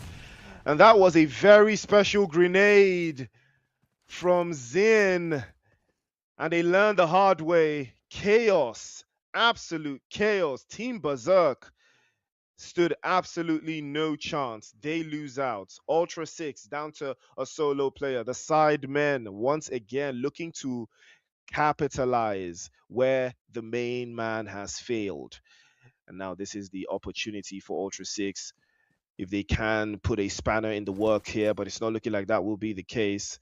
Zin, that grenade has changed the entire dynamic of this game. Again, the way Sidemen are playing right now, this is exactly what I expected for Team Berserk, because they had 4 players and they had the zone as well. But unfortunately, Sparletta and the last player from Ultra 6, hopefully they can maybe turn this around, but it's not looking likely. As you can see, they have every single base covered. 2 eliminations for Zenzi, but again, can they turn it around? Can something special come out of this? Can someone be caught lacking? Momzi is already off into that corner. I believe they know that Sparletta is there, and they are looking to wrap this up with the quickness. Zin now pops out immediately, grenade in hand. Does he know? He doesn't. He's launching the grenade the wrong way. Sparletta surely knows that Zin is in this corner, but is he going to capitalize on this? He's stacking up on more utilities, more grenades, looking to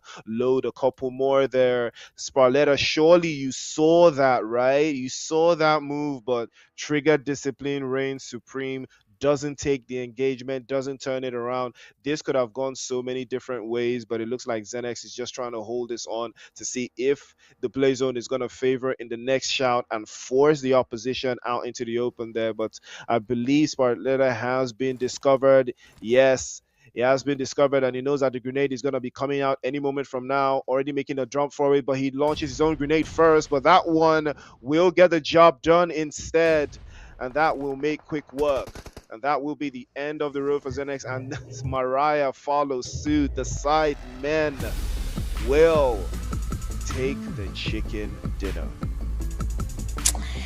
I mean, that grenade is something, of course, that player will be talking about for a while. That grenade was perfection, and a chicken dinner was well prepared and served.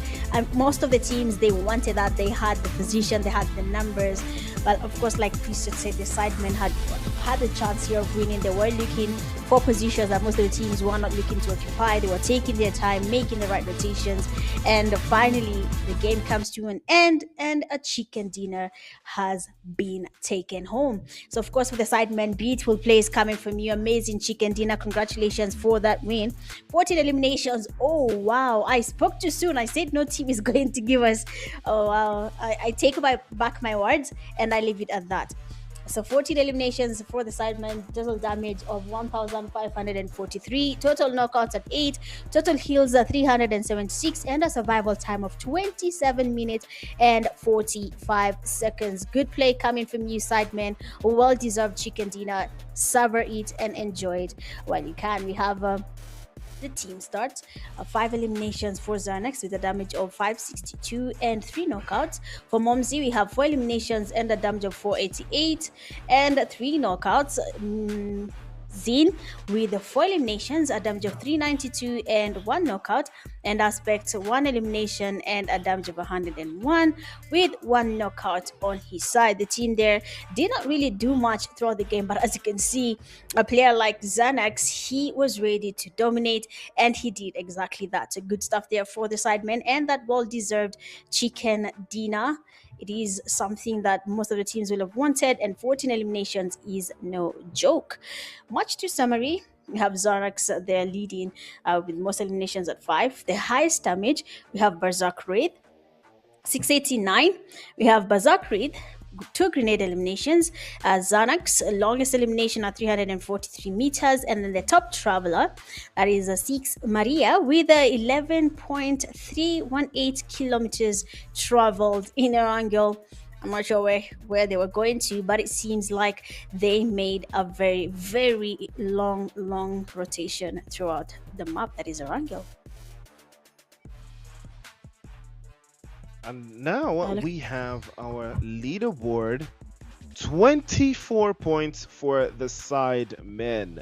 Now this is a very, very, very significant milestone here, because we have a 24 pointer in Erangel. That gives you a little bit of an idea of how creative and how chaotic this could easily be. But Ultra 6 with 12 points as well, Team Berserk with 9, and 44k Esports still putting in work there with 8 total points. 8 points as well for Temper, and Zenex also in the top 6 conversation, tied at 7 with Daggers, and Synthesis with also 4 points, making the top 8. And then we move on to the other side of the leaderboard, where we have the teams ranking from 9th to 16th. Delirium 6 leading the charge, 1 point apiece for every single team, you know, from this point. Trias Esports, 3 Deadly Trades, 2 All-Stars. Surprisingly, you know, coming off that performance they had in Rondo, this puts things into a very interesting perspective now for 2 All-Stars. But 6ix9ine, Outer Banks, Black Rain Esports, and the Peaky Blinders. Peaky Blinders still yet to find your footing, but they've still got 4 more games to turn something special out. But as it stands right now, that is match number 2's rankings. And now we have our MVP for match number 2. It is Xanax from the side men. What a performance he had. A couple of eliminations in there. Solid damage points as well. Managed to get 3 knocks. 27 minutes on the clock for the team. What a performance he put in. Remember, MVP race is something we are going to be looking at in the finals. Again, I don't know if the MVP racks up from this phase of the tournament or if it's just for the finals. Ideally, I think it should just be for the finals, since it's already 12 games. But you know, I would be keeping my eyes really peeled. I would be keeping my eyes really peeled on what it's going to look like when we have, you know, a couple of games after the first day of the finals to now see who is going to be that finals MVP and who's going to walk away with that money. But it is all to play for here, ladies and gentlemen. You are still watching the PUBG Mobile National Championship. It is South Africa, the group stages, and Mitch and I have been having a blast. Again, Mitch really thought you could camp your way to victory, but of course Sidemen said no. And you gotta respect the Sidemen always. You always gotta respect the No, they were Sidemen. actually camping. Did you see Sidemen fight? Oh wait, 14 eliminations. I'm sorry, Sidemen. You see, I'm sorry. You see, she don't know anything about it. She don't know anything about not camping. She don't know anything about it. But yo, W Sidemen though, W Sidemen regardless, incredible performance from them. But there's more to be done. First Erangel is down in the water. We still have 2 more right after the break. We'll join you, bring you more PUBG Mobile action.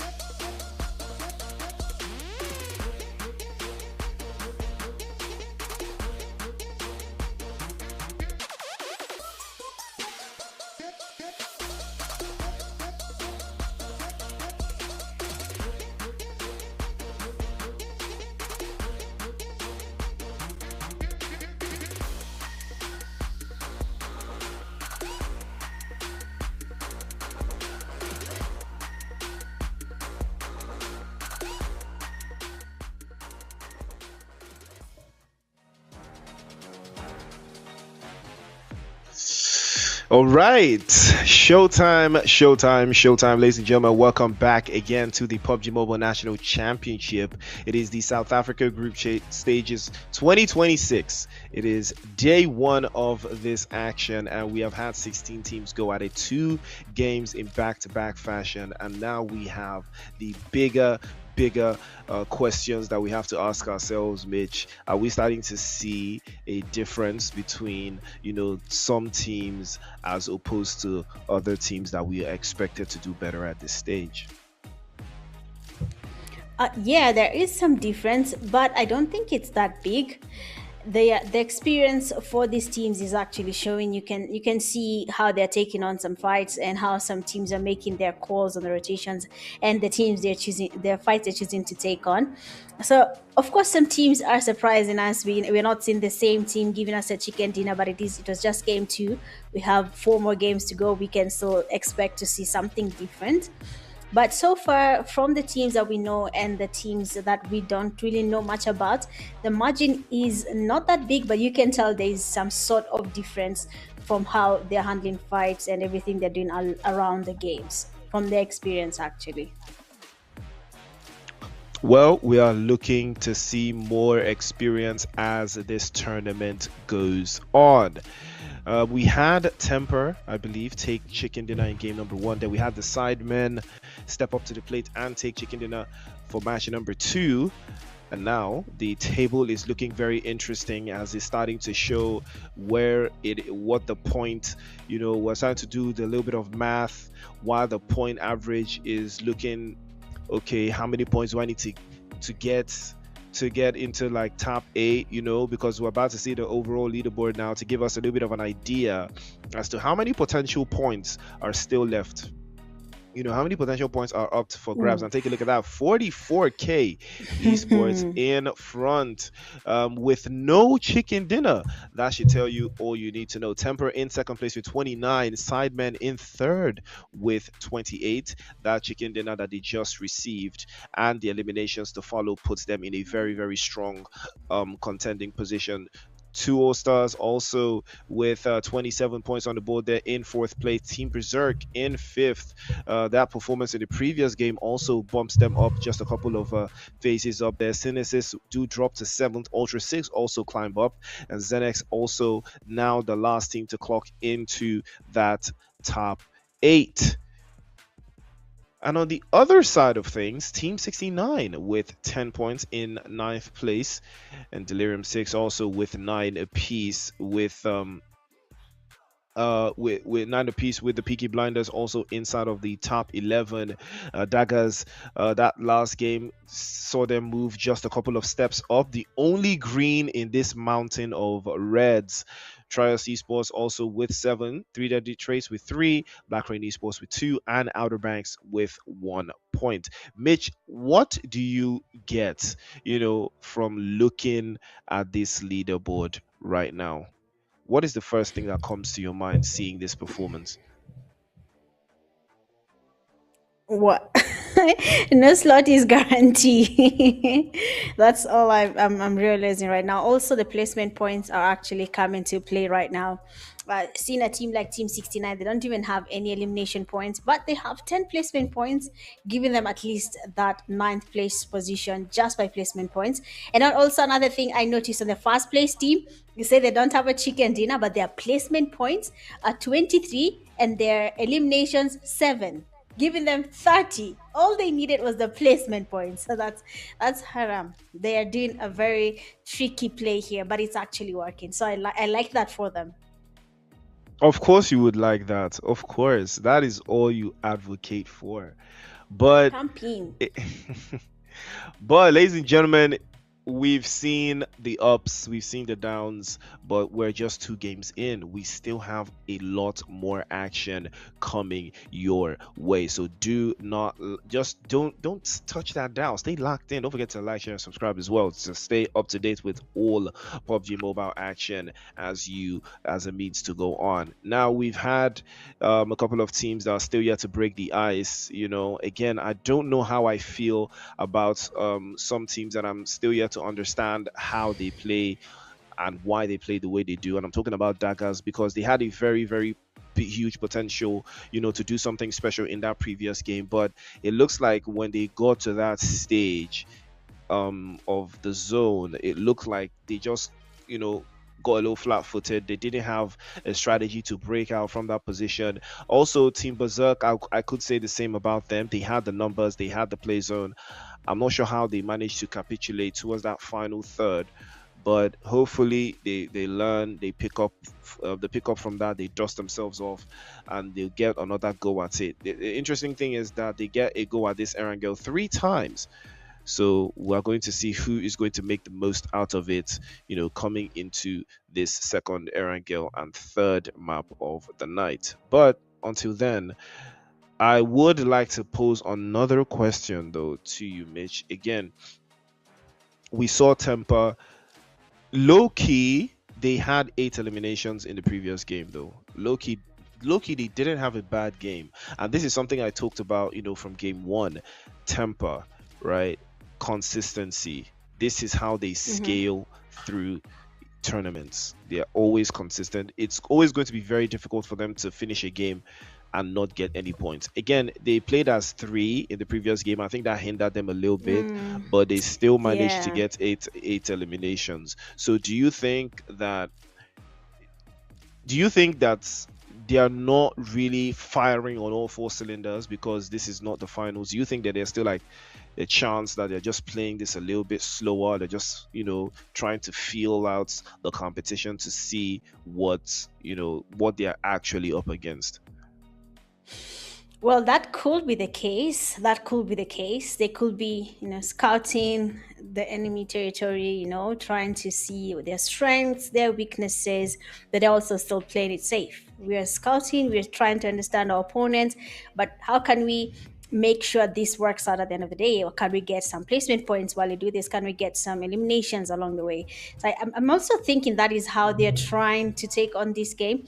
But I hope they don't do that for so long, because it seems like the margin between first place, I believe, to fourth place is 1 point each, because it's 30, 29, 28, 27. So anything could happen there. So I hope they don't relax on that. Let me now look at the team and what they can do for too long. It could actually affect them along the way. They should probably try and balance it out.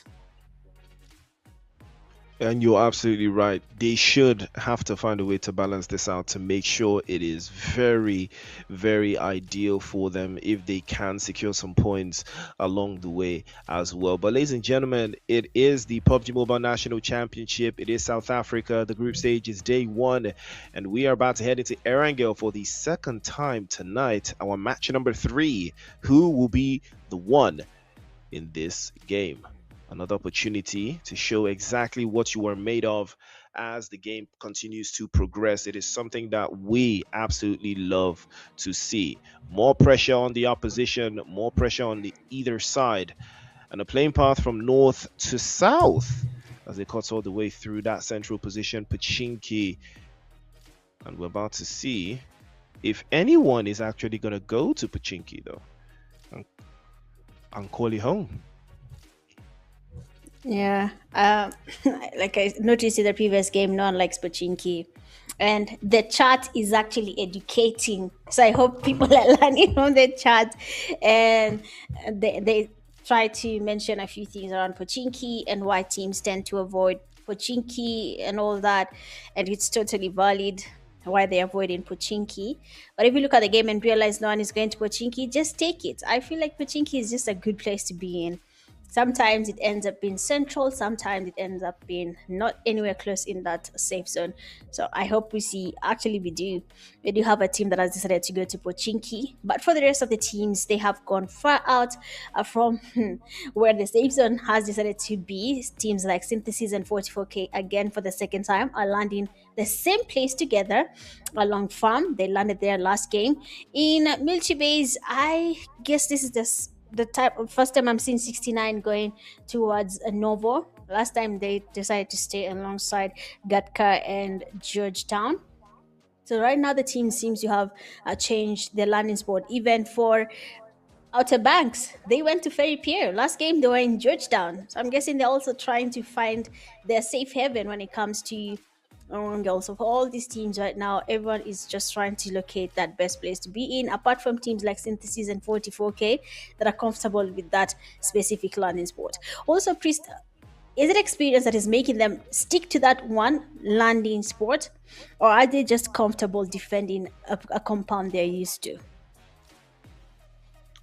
Most teams do select their landing positions based on various factors. I would like to think that one of the factors is going to be, nearness to vehicles, terrain, high hill positions, high ground positions as well, and how many points of entry and exits into dangerous situations you always have to look out for. So I think some teams, they think about it in two ways. If a team is going to pull up on us, do we have the wherewithal to deal with one team or two teams, simultaneously, or is it possible for us to escape this place unscathed? There's a lot of questions that go into picking up a landing position, and there's some teams that would rather not take early engagements. But I think, one of the biggest morale boosters is going to be those early engagements you get where you are successful. I think it just sets the game up nicely for you going forward.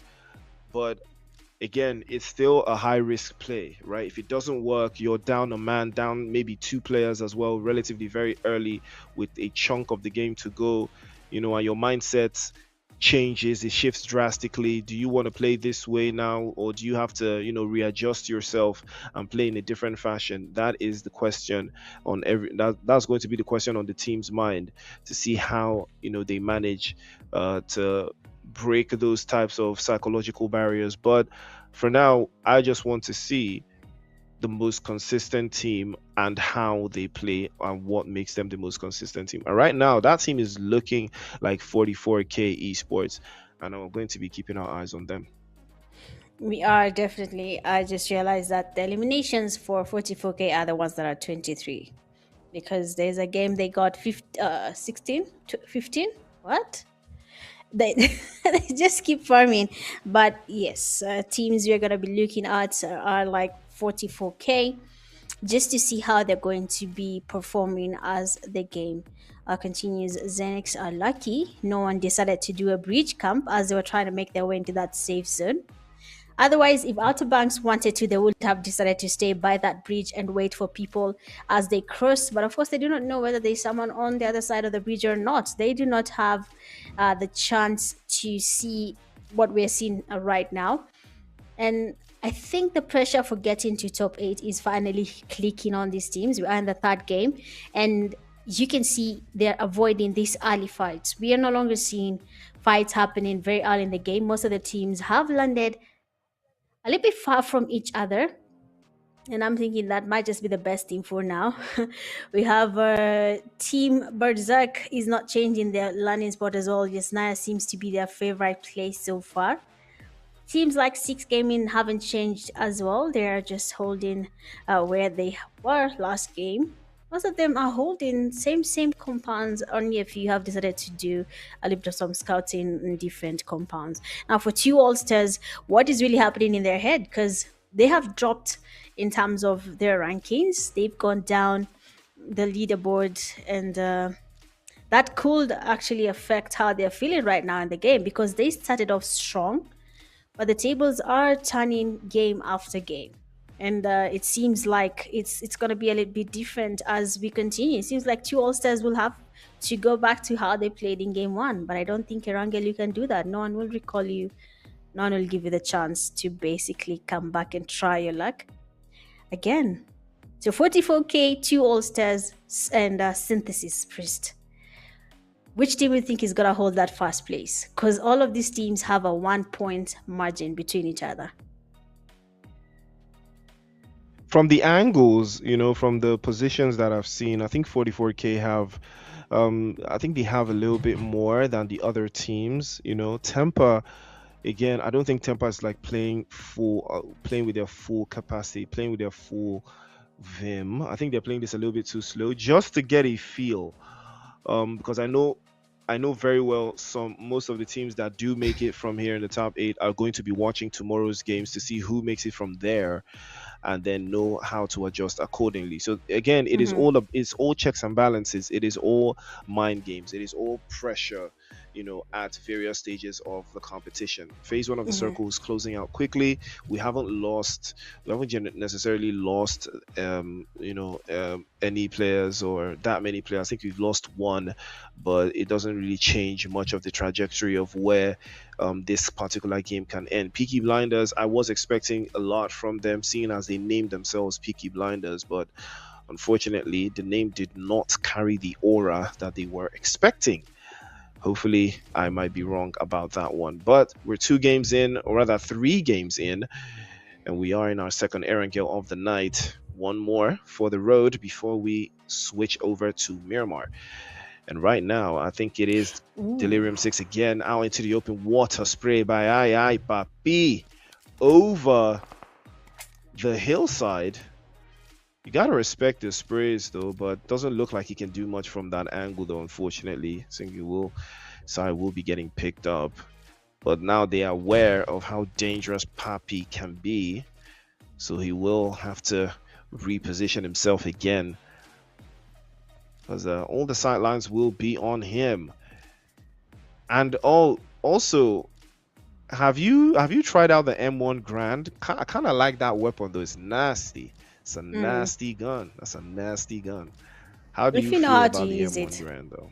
If you know how to use it, it can do a number. If you know how to use it. I mean, doesn't that apply to every weapon though? I'm not sure about that. Some weapons are just not good. It's the same way people prefer the damage that AKM deals compared to what UMP will give. But if you look at UMP, it also really good damage in close quarters. So it actually depends on how you use, or rather the gun that you're comfortable using. So again, it's kind of a shaky topic there. But look at that. Is it Trius Esports? We have Urek.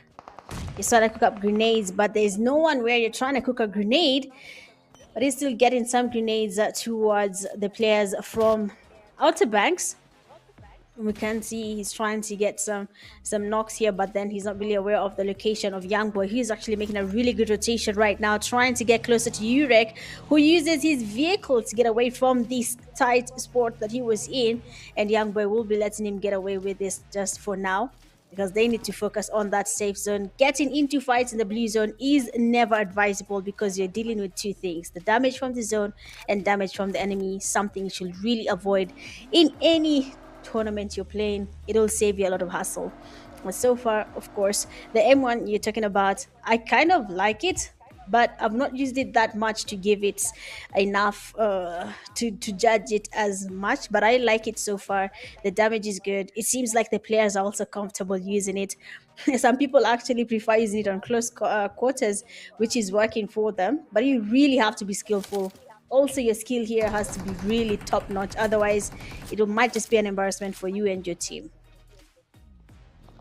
Well, speaking of embarrassment, Sparletta has been sprawled all over the floor there. ZNX in trouble yet again, and they lose out 2 players. Might be losing out a 3rd, but Addy might have to say about that one. But getting caught out in the open by Tweety as well, and Ultra 6 summoning the rage, summoning the chaos. And I believe that will be the last one left for them. Yes, it is. Oh, I spoke too soon. ZNX actually have 1 more player left, but unfortunately can't make quick work of Ultra 6. They will reposition and get their numbers back up, and they're not feeling the pressure at all. Phase 2 of the circle already closing out. We're about to head into phase 3. And right now, Temper, you can see them sitting quite nicely. 4-man unit, uncontested, just south of hospital, and they are willing to defend this entire region by themselves. The play zone has just shifted, but it didn't shift too far away. Synthesis, on the other hand, trying to deal with Berserk. 2 All-Stars also trying to make a rotation forward, but again, it is all forward facing, no forward action. It could spell for a break in transmission going into that final third. But right now, Mitch, 15 teams, 51 players, phase 3 of the circle. I think we're starting to come into the game now where most of the teams know that they have a better chance of winning games if they have all of their players alive at least by the end of Zone 4. Yeah, they need the numbers. They cannot make the same mistake Temper made last game. They need everything to make it work. I think teams are finally understanding what they need. If you look at the southwestern side right now of the safe zone, looking at where the teams are coming from, 6 gaming, 2 all-stars, 44k, Outer Banks, all these teams are coming from the same direction. A lot could happen there. You can see Outer Banks has already been spotted. Some damage is being registered on them. They are getting spotted as they make their rotations into that safe zone. 44k, of course, they have had this raise. So it's going to be a very tight situation as they try to make it into that safe zone. A lot of teams are using the same path to make their way into the zone. So it's going to be a very tricky night here for these teams, and I love to see it. The same numbers will apply. I used to see in the past during tournaments, teams used to avoid going together in one vehicle, but this time now it seems like teams are changing that and they're moving together. But for the Delirium 6, they do have a team right beneath them. The grenades are being launched towards them. They're not really connecting just yet. They're just cooking grenades back to back. They're looking for one grenade to connect, and then they'll be able to go in for that push. Some smokes are in. It seems like they're trying to make their rotation as well. The grenade actually gets some damage. Someone was almost spotted, and Lynx is already down on his knees. The teammates from Delirium are aware that they got a knock, but unfortunately, one of the teammates will be going for that revive, and Sport with his teammates, of course, will be waiting for another opportunity to get another knock. But a grenade coming from Weep, if going towards Weep, might just be something interesting to witness. Lynx there might be spotted again. We can see some damage towards him. Sport is still looking for that opportunity. Molly's over and over. They're trying to cook someone, but no one is ready to be cooked so far. They are just taking their sweet time. Sport and the teammates are very much aware of the situation. They need to finish this fight before anyone else makes their way here. Judge Pool is in the safe zone. Any team can make their way here, and they can try to get as many points as they can from the third party fights. Daggers Lynx, he goes up on the roof here, trying to change his POV. Might just be an advantageous turn here. Well, let's see how he handles this, because yes, he can have the upper hand. He can try and see the players.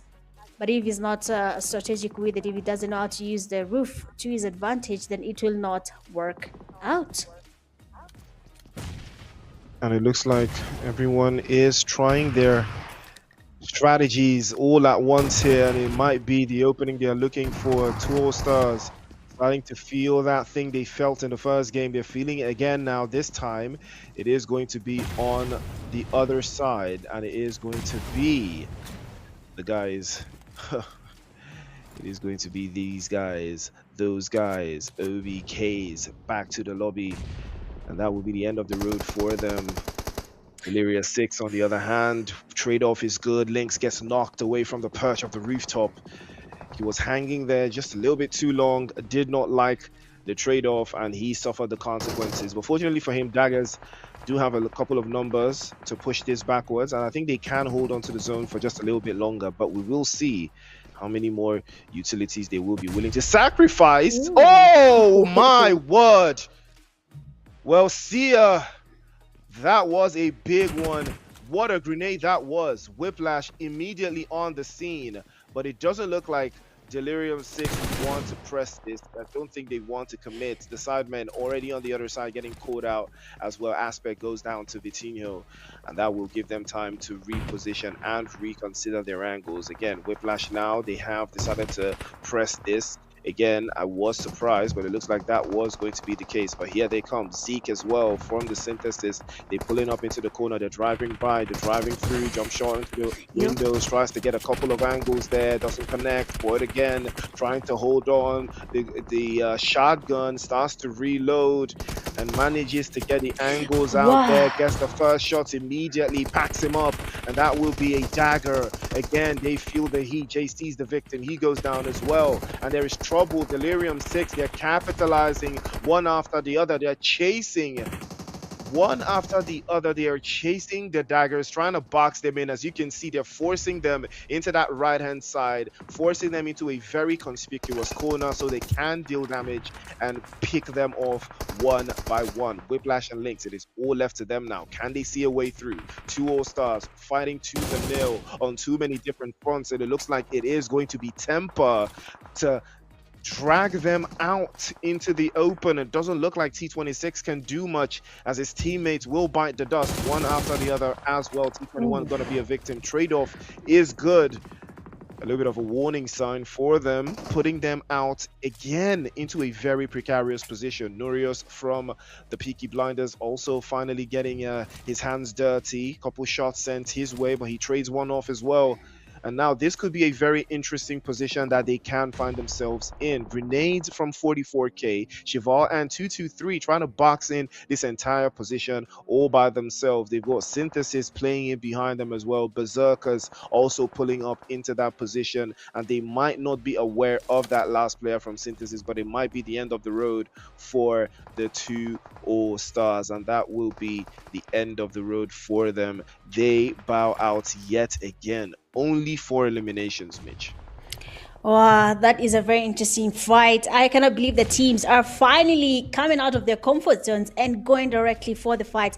They know what they want and they're getting it as they play the game. Now, for the team that is Daggers, they have been staying in that fight for a while. I hope they'll figure out what their next plan is going to be, because now teams have already made their way to Georgetown and they're going to be staying there for a while. Team 69, still safe, but the zone is about to shift. They need to get moving 13 seconds or less. They need to get their rotations opening, but the Kobe on Synthesis player switch will be taking him back to lobby, and Team Berserk will be happy with that play.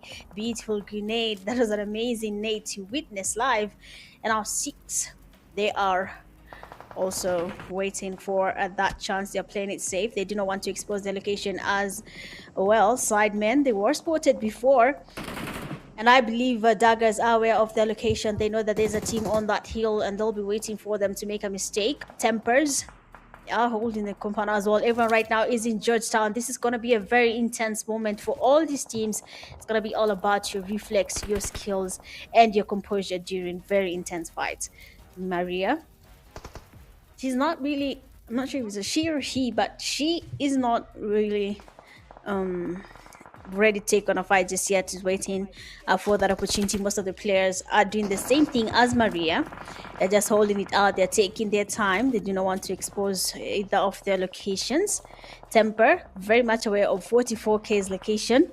Yuri has to cook one dangerous grenade so that they can be able to do something about 44K, but that will not be easy. Black Rain have been able to spot the Peaky Blinders. Vitinho has been knocked and fasted for the Black Rain team. They have only 2 players still standing. Xanax, unfortunately, everyone knows of their, not Xanax, Sidemen actually, everyone knows of their location and they're trying to stop them before they can make their way into that safe zone. All we can hear right now is fire from every single side. I am just watching and I'm wondering what the players are feeling, because I'm just casting the game and I can imagine the pressure that is going on in the game right now.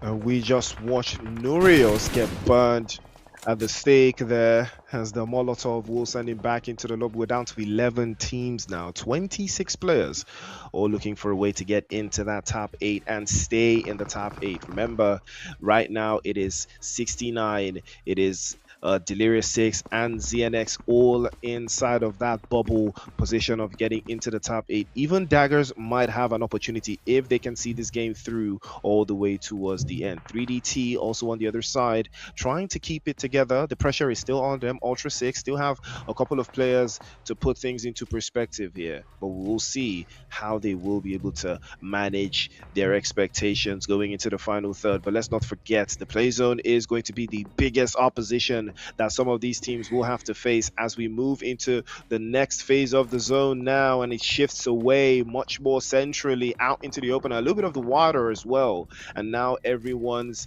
playbook is about to go off the hinges. Take a look at that. Half of the play zone arguably is in the water. Sidemen do have a very interesting position, though. A little bit of a rotation towards that eastern side, and this could turn into something special. But let's not forget, it is all about who has the best angles and who can capitalize on this. 44K inside of that south position. They do have ZNX to the left-hand side, and they have Berserkers to the right-hand side, I believe, and it's going to be a very interesting turmoil if they can make their way through, but it's going to be a big ask on their own part.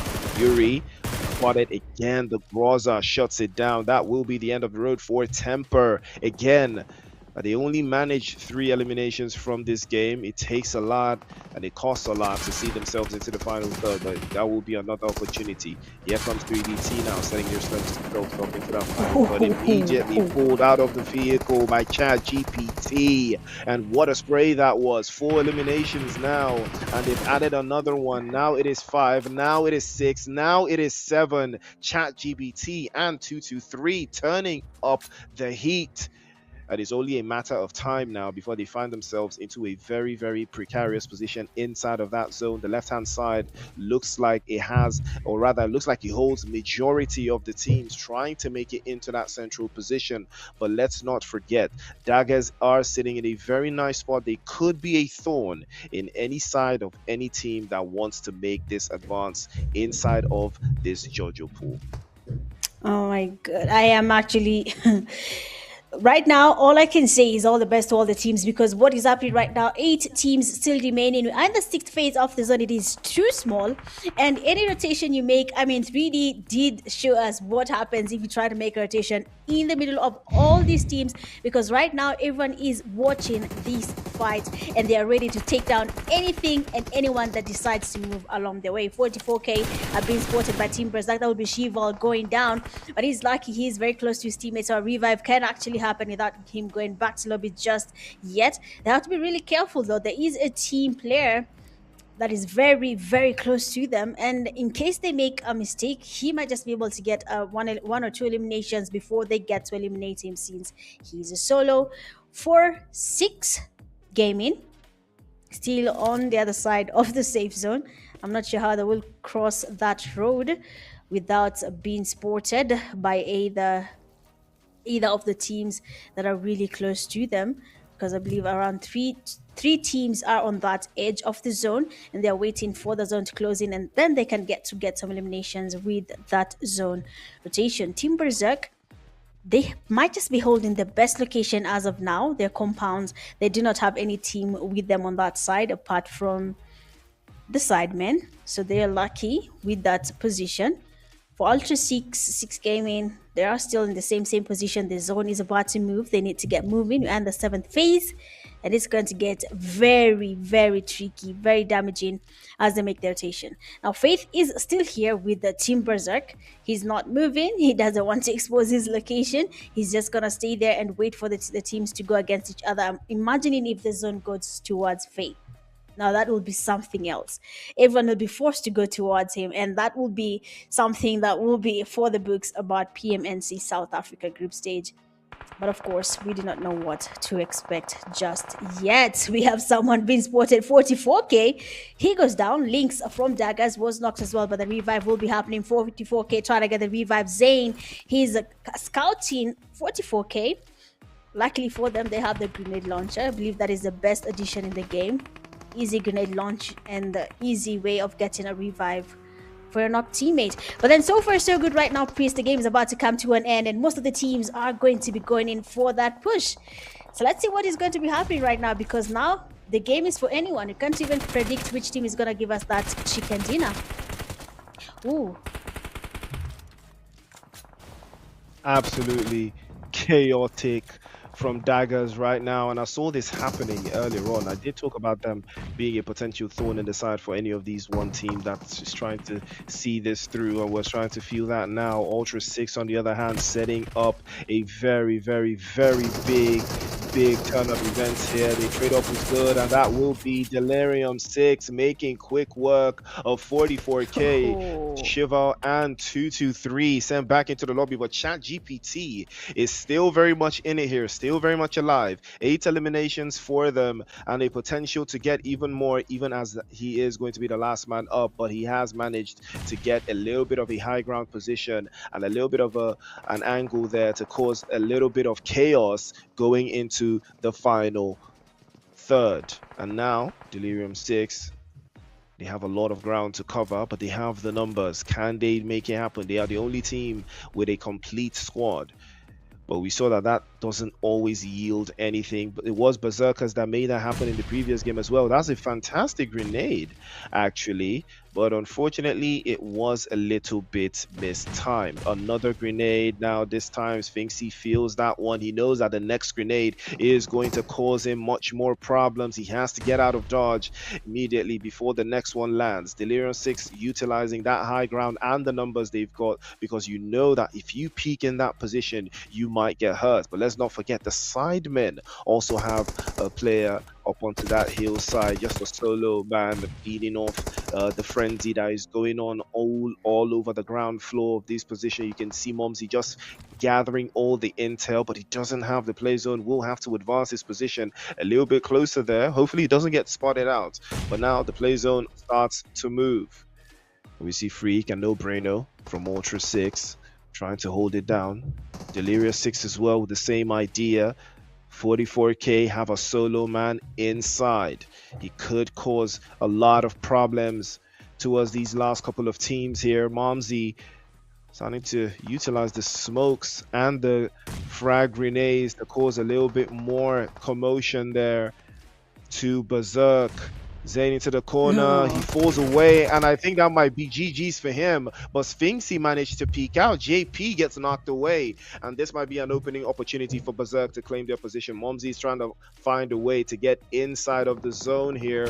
I would be impressed if he manages to find a way through, but Sphinxy out and about inside the open space, gets dropped away by Faith, and that is a big deciding moment there. Berserk in trouble. They lose out yet another player. Goblin and Zayn will be the last two left. Momsy still looking for a way into the zone, into that south side, running along the river's edge, and he can't seem to find a way back into where the action is going on. Sidemen with a rare opportunity to finish in a top draw position in back-to-back games. But now ChatGPT, with his S12k in hand, is about to cause a little bit of chaos. Here he comes into the corner, but not this time. The Groza will shred through, and that will be the end of the road for 44k Esports. They go out in 6, but with a couple of eliminations under their belts. Rico is now with a big spray as well, manages to catch a couple more for Berserk, and now the play zone is starting to squeeze tightly, forcing all of these teams into the open. And here, take a look at Moms. He's found his way back into the action, and that's what we talk about. W side men never go for the main guy, always go for the side guy. And now Delirium Stick, they're pressing forward. They can feel it now. They know the chicken dinner is right upon grasp. They can feel it coming their way. No Braino up into the corner. S12k in hand again. He swept right through, but no luck. No Braino. He goes back into the lobby courtesy of Momsy. On the other hand, causing chaos for Berserk as well as Delirium 6. I'm not sure they know that Momsy is still very much a threat here, but he doesn't have all of the zone to work with. Shotgun in hand immediately as well. Trade-off is good, and that's a beautiful shot. Almost getting the job done, and Momsy utilized the opportunity, but he's out in the open. And with the Bison, he will be getting stopped by Rico there. Delirium 6 all down to 1. Berserk somehow have made it through. If he has a grenade launched over the top could have turned everything around. Sends a couple of shots right through the window. It's a DBS against an S12k. Rico is looking for an opportunity to shut this down, but we know how dangerous Berserk can be. We've seen them do this time and time again. Here comes Goblin. They try to make it work, but not this time. The Bison will shut it down, and that is a chicken dinner for Delirium 6. I mean, amazing winner chicken dinner for Delirium 6. Again, we have been surprised. A team we did not even think about finally gave us a chicken dinner from the beginning of the game till the end. Delirium 6 has taken their time, made the right calls, stayed along Georgetown, and they have finally been able to give us a chicken dinner that we'll be talking about for a while, because the composure throughout the fight is what got them that chicken dinner. But we also have to give a big shout out to Mumsy from the Sidemen for surviving that whole time without being spotted and just getting kills for the team. Looking at the team stats for Delirium: 11 eliminations for the team, a damage of 3,217, total knockouts at 10, total kills 992, and a survival time of 31 minutes. I believe that game was longer than expected. The teams were taking their time. The rotations were impossible to predict with how the zone was shifting, but Delirium 6 came out victorious and they got themselves that chicken dinner. So well played, well deserved for you, Delirium 6. Looking at the team stats, we have Sport getting 4 eliminations and a damage of 874. We have a Riku, 3 eliminations and a damage of 568. Seer with 2 eliminations and a damage of 491 with 2 knockouts. And for JP 777, 2 eliminations and a damage of 284 with 1 knockout. Beautifully played there from Delirium 6. Well played, well thought out game. They have been able to help each other throughout the game. You can see from the survival time, the whole team was able to survive from the beginning till the end of the game. Match summary: most eliminations going to 44k player Chat GPT. We have highest damage for Sport with 874. Grenade eliminations at 2 for 6 Freak. Longest elimination 429 meters for Aspect, and the top traveler as Kizan with 13.166 kilometers traveled throughout the map, that is Erangel. It's a good stuff to all the teams getting the top points for every single aspect of the game. Well done, well played. For again Delirium, good stuff for the chicken dinner. For player of the match, we have 44k player ChatGPT. 5 eliminations, a damage of 492, 5 knockouts, and a survive time of 29 minutes and 14 seconds. Well played for you again, ChatGPT. We have seen how many times we have seen the name on the kill feed getting knocks time and time again, and of course getting that MVP is a well-deserved title for him coming in this game. The match rankings: we have Delirium 6 getting first place with a total point of 21. Second place, you have Team Berserk at 12. 44k Esports taking third place with 10. This is the first game actually the team that has won a chicken dinner has still maintained that same sort of first place. Fourth place, you have Ultra 6 with 9. Sidemen time with 3. Deadly at 8 points each. 2 Ulsters 4 points, and for 8th place you have Daggers with 3 points in total. I think Daggers will go up the leaderboard with this game. They have really tried, they have survived longer, and it has finally paid off. At least 1 placement point and 2 eliminations that were able to be farmed throughout the fight in Georgetown. So of course, big W's to you Daggers for surviving that long. 9th place we have Temper tying with Team 69, each team getting 3 points in total. 11th place we have Zenex tying with Black Rain Esports, 2 points each. At 12th place we have Peaky Blinders, Synthesis and Outer Banks, each getting 1 point from that game, from 13th to 15th place. And then 16th place you have Trias Esports getting 0 points from this game. It is unfortunate for Triers, but of course there is always room for improvement. But as you can see, Priest, the overall ranking is still the same, and 44k Esports is still leading with 44 points in total. And that should tell you all you need to know. Sidemen, though, have added a little bit of spice. Post-match 3, Temper have slipped into 3rd place. Remember, 44k still yet to secure a chicken dinner, but they are still leading the pack, and that should tell you all you need to know. But let's not forget, again, it is always going to be a balance thing. 2 All-Stars also in the conversation there in the top 4. Delirium 6, that chicken dinner brings them all the way in to the Conversation in top 5, Team Berserk in 6th place with 28 points, Ultra 6 with 23, and then we have ZenZX in 8th place with 14 points. It's going to be very interesting to see if this changes, if this top 8 changes, by match number 6. But we'll keep our fingers crossed to see how it pans out over the other side. But let's take a look at that. 14 points apiece, actually. Synthesis also have 14 points, Team 6ix9ine with 13.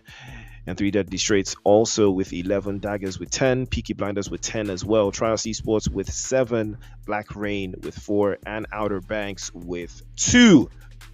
Still yet to find your footing, unfortunately, but it is not over just yet. There is still a monicum of hope. That is what PUBG Mobile is all about. No game is ever the same. You're going to get a brand new experience every single time. So it's now a matter of seeing if that will be the case for the likes of Daggers, 3 Deadly Traits, Team 6ix9ine, Synthesis, Peaky Blinders. These teams have already hit double-digit thresholds, so they are not too far out from getting into that top 8. Things are getting deliriously stronger for Trials Esports, Black Rain, and Outer Banks, though. But hopefully they will be able to, find their way through and see if they can snatch that top 8 going into the last couple of games of the night. Definitely. I mean, the top 8 slots are gonna keep changing for a while. I think it's gonna be a very interesting night, especially for the 7th, 8th place. There seem to be a very tight sport, and 9th and 10th place are somehow getting closer, but we still have time to see if that's gonna be the case. 3 more games to go, and maybe the top 8 might just be a little bit different, but I don't think anything will change from 1st to 4th. It's going to be the same teams dancing along that place. Unless we have some big change in the gameplays for the teams, then we might just be seeing the same teams in the same place. Well, we're going to find out if that's going to be the case. But ladies and gentlemen, 3 games down, 3 more to go. We're going to have our last Erangel of the night in match number 4. But do not touch that dial. We'll be right back after the break.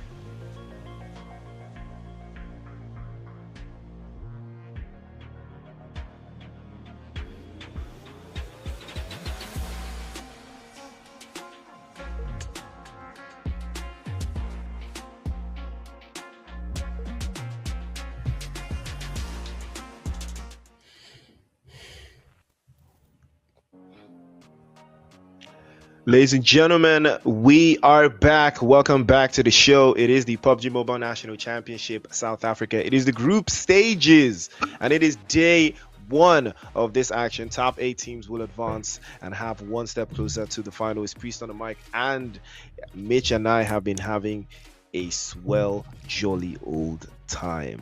3 games down, 3 more to go. Our last Erangel of today, and something that has popped off is we've not had a team that has won 2 chicken dinners, in the past 3 games. So now we're about to go into the 4th. Do you think this game is going to bring a brand new chicken dinner winner, or do you think it's one of the teams that has already won in the past 3 games? I think a team that has already won will win. I know it. I feel it. But the rate at which my predictions are not working, I feel like I should just say, may the best team win at this point. But I have a feeling that one of the teams is going to win. The team that has already won, that is. Okay. Well, we are going to find out any moment from now. But so far, standout performances from the likes of Berserk, 44K. I think 44K still has been the most consistent team, or the fact that they haven't won a chicken dinner. I'm thinking this game might be the one where they actually finally do it. But let's not forget, the goal here is to be top 8.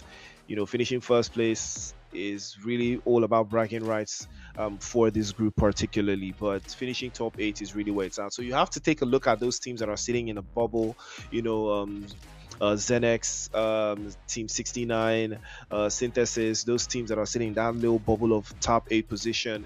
This is where it really matters for them. They need to step up. They need to find a way to go through and make sure they see this through and get the points they need. Because right now, I think we're starting to get into that realm of how many points do I need to get into the top 8? How many points are possible for me to secure? If I do this, will this happen? If I do that, will that happen? These are the issues. These are the questions that will need answering. But with PMNC, and like I said, it's all about surprises. But right now, I think some teams have grown into the tournament, don't you think? I think after these past couple of games, I think some teams, a little bit more confident now, and they can do a little bit more, going into this next Erangel game. Yeah, definitely. We are seeing some teams are stepping up finally. I believe Daggers is one of them. We have seen them surviving for a very long time compared to the first game, so that is a plus for them. Other teams as well are catching up. They are trying to adjust and get familiar with the environment, try to understand their opponents. It might take a while, but I hope they get to catch up before we call it a night. So for the teams that are yet to make it to understand what is really happening in the game, you have limited time now. It was at first we were just 5 games to go, but now after this game it will be just 2 games to go. So I think they should really start adjusting. But of course, 4 teams like 44K, they've done a good job. Sidemen as well, they adjusted quite well. So yeah, with the games as they continue, I believe the teams are finally adjusting and becoming comfortable with how the games are and what they should do as they continue. Now, of course, this being the last game for Erangel, teams should really maximize what Erangel has to offer. Your understanding of Erangel should give them that edge when it comes to getting the kills and placement points. Everything should just work out before we go into Miramar, a very, very big map. And if you do not understand it, that would be a very hard time for these teams. But of course, safe zone decides.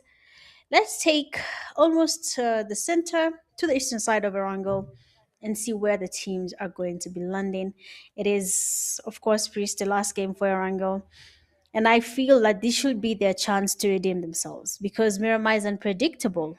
Unlike Erangel, you can easily maneuver knowing where to go and where to be at the right time and the right place. It's all about maneuverability and how you can capitalize on the mistakes of your enemies. But we will see.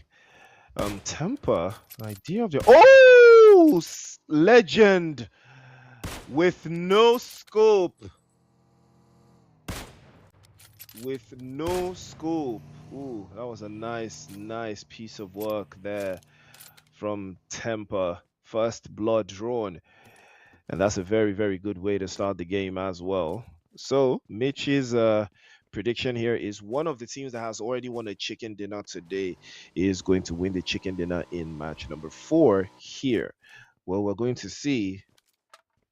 We'll see how proactive these teams are going to get. Delirium 6. What happened to Riku there? Looks like he called out a little bit of something, but his teammates will be on top of that one relatively very quickly.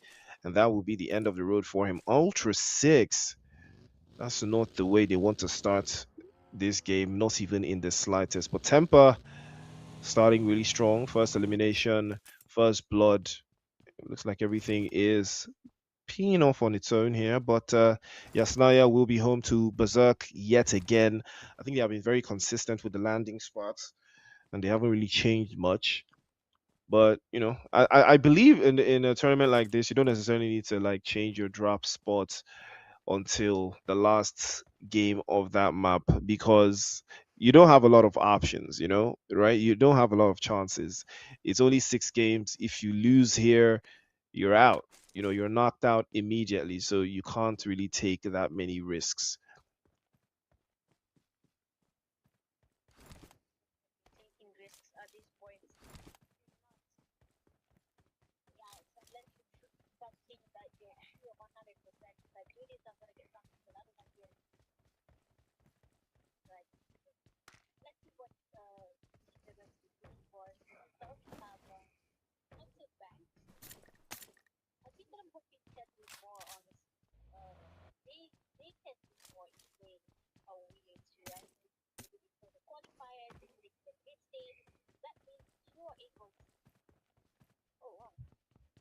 Oh wow, sorry about that.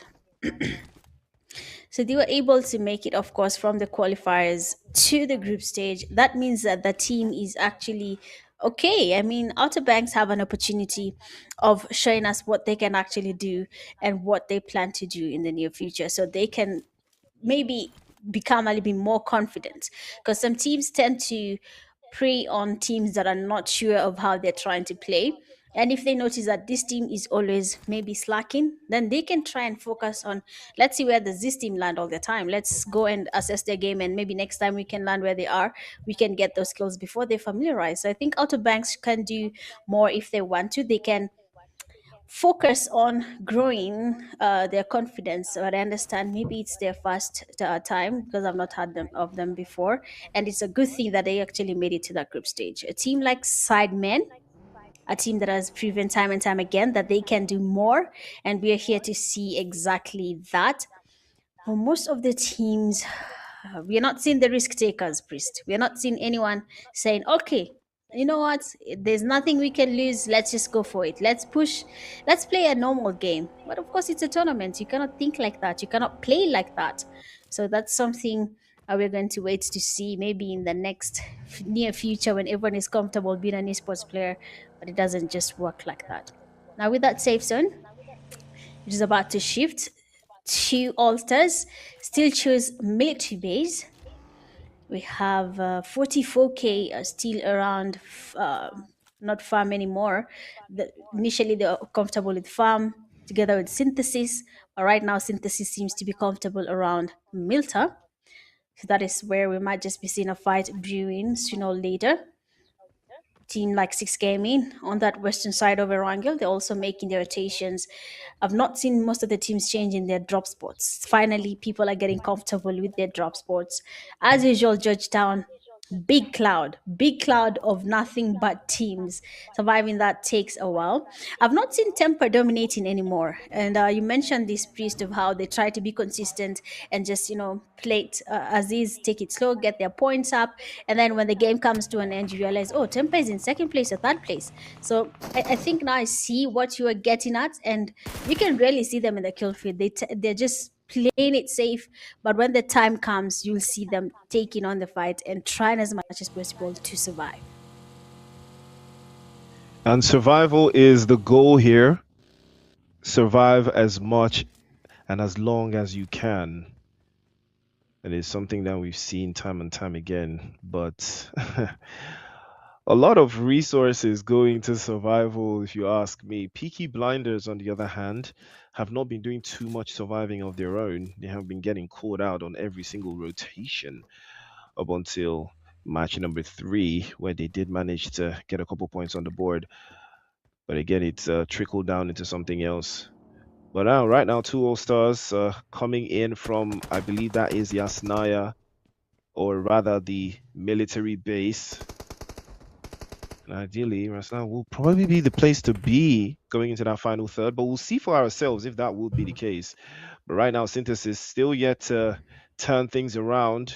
Being one of those teams sitting in 9th place. Now they've set their sights onto Outer Banks.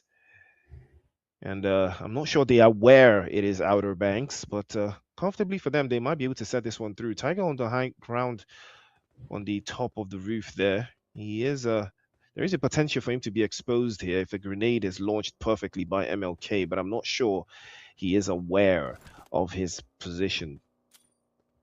He is launching that one. He's charging it, and he might drop it just in time. But he miscued it. Ooh. Well, Tiger's own grenade was not miscued, not even in the slightest.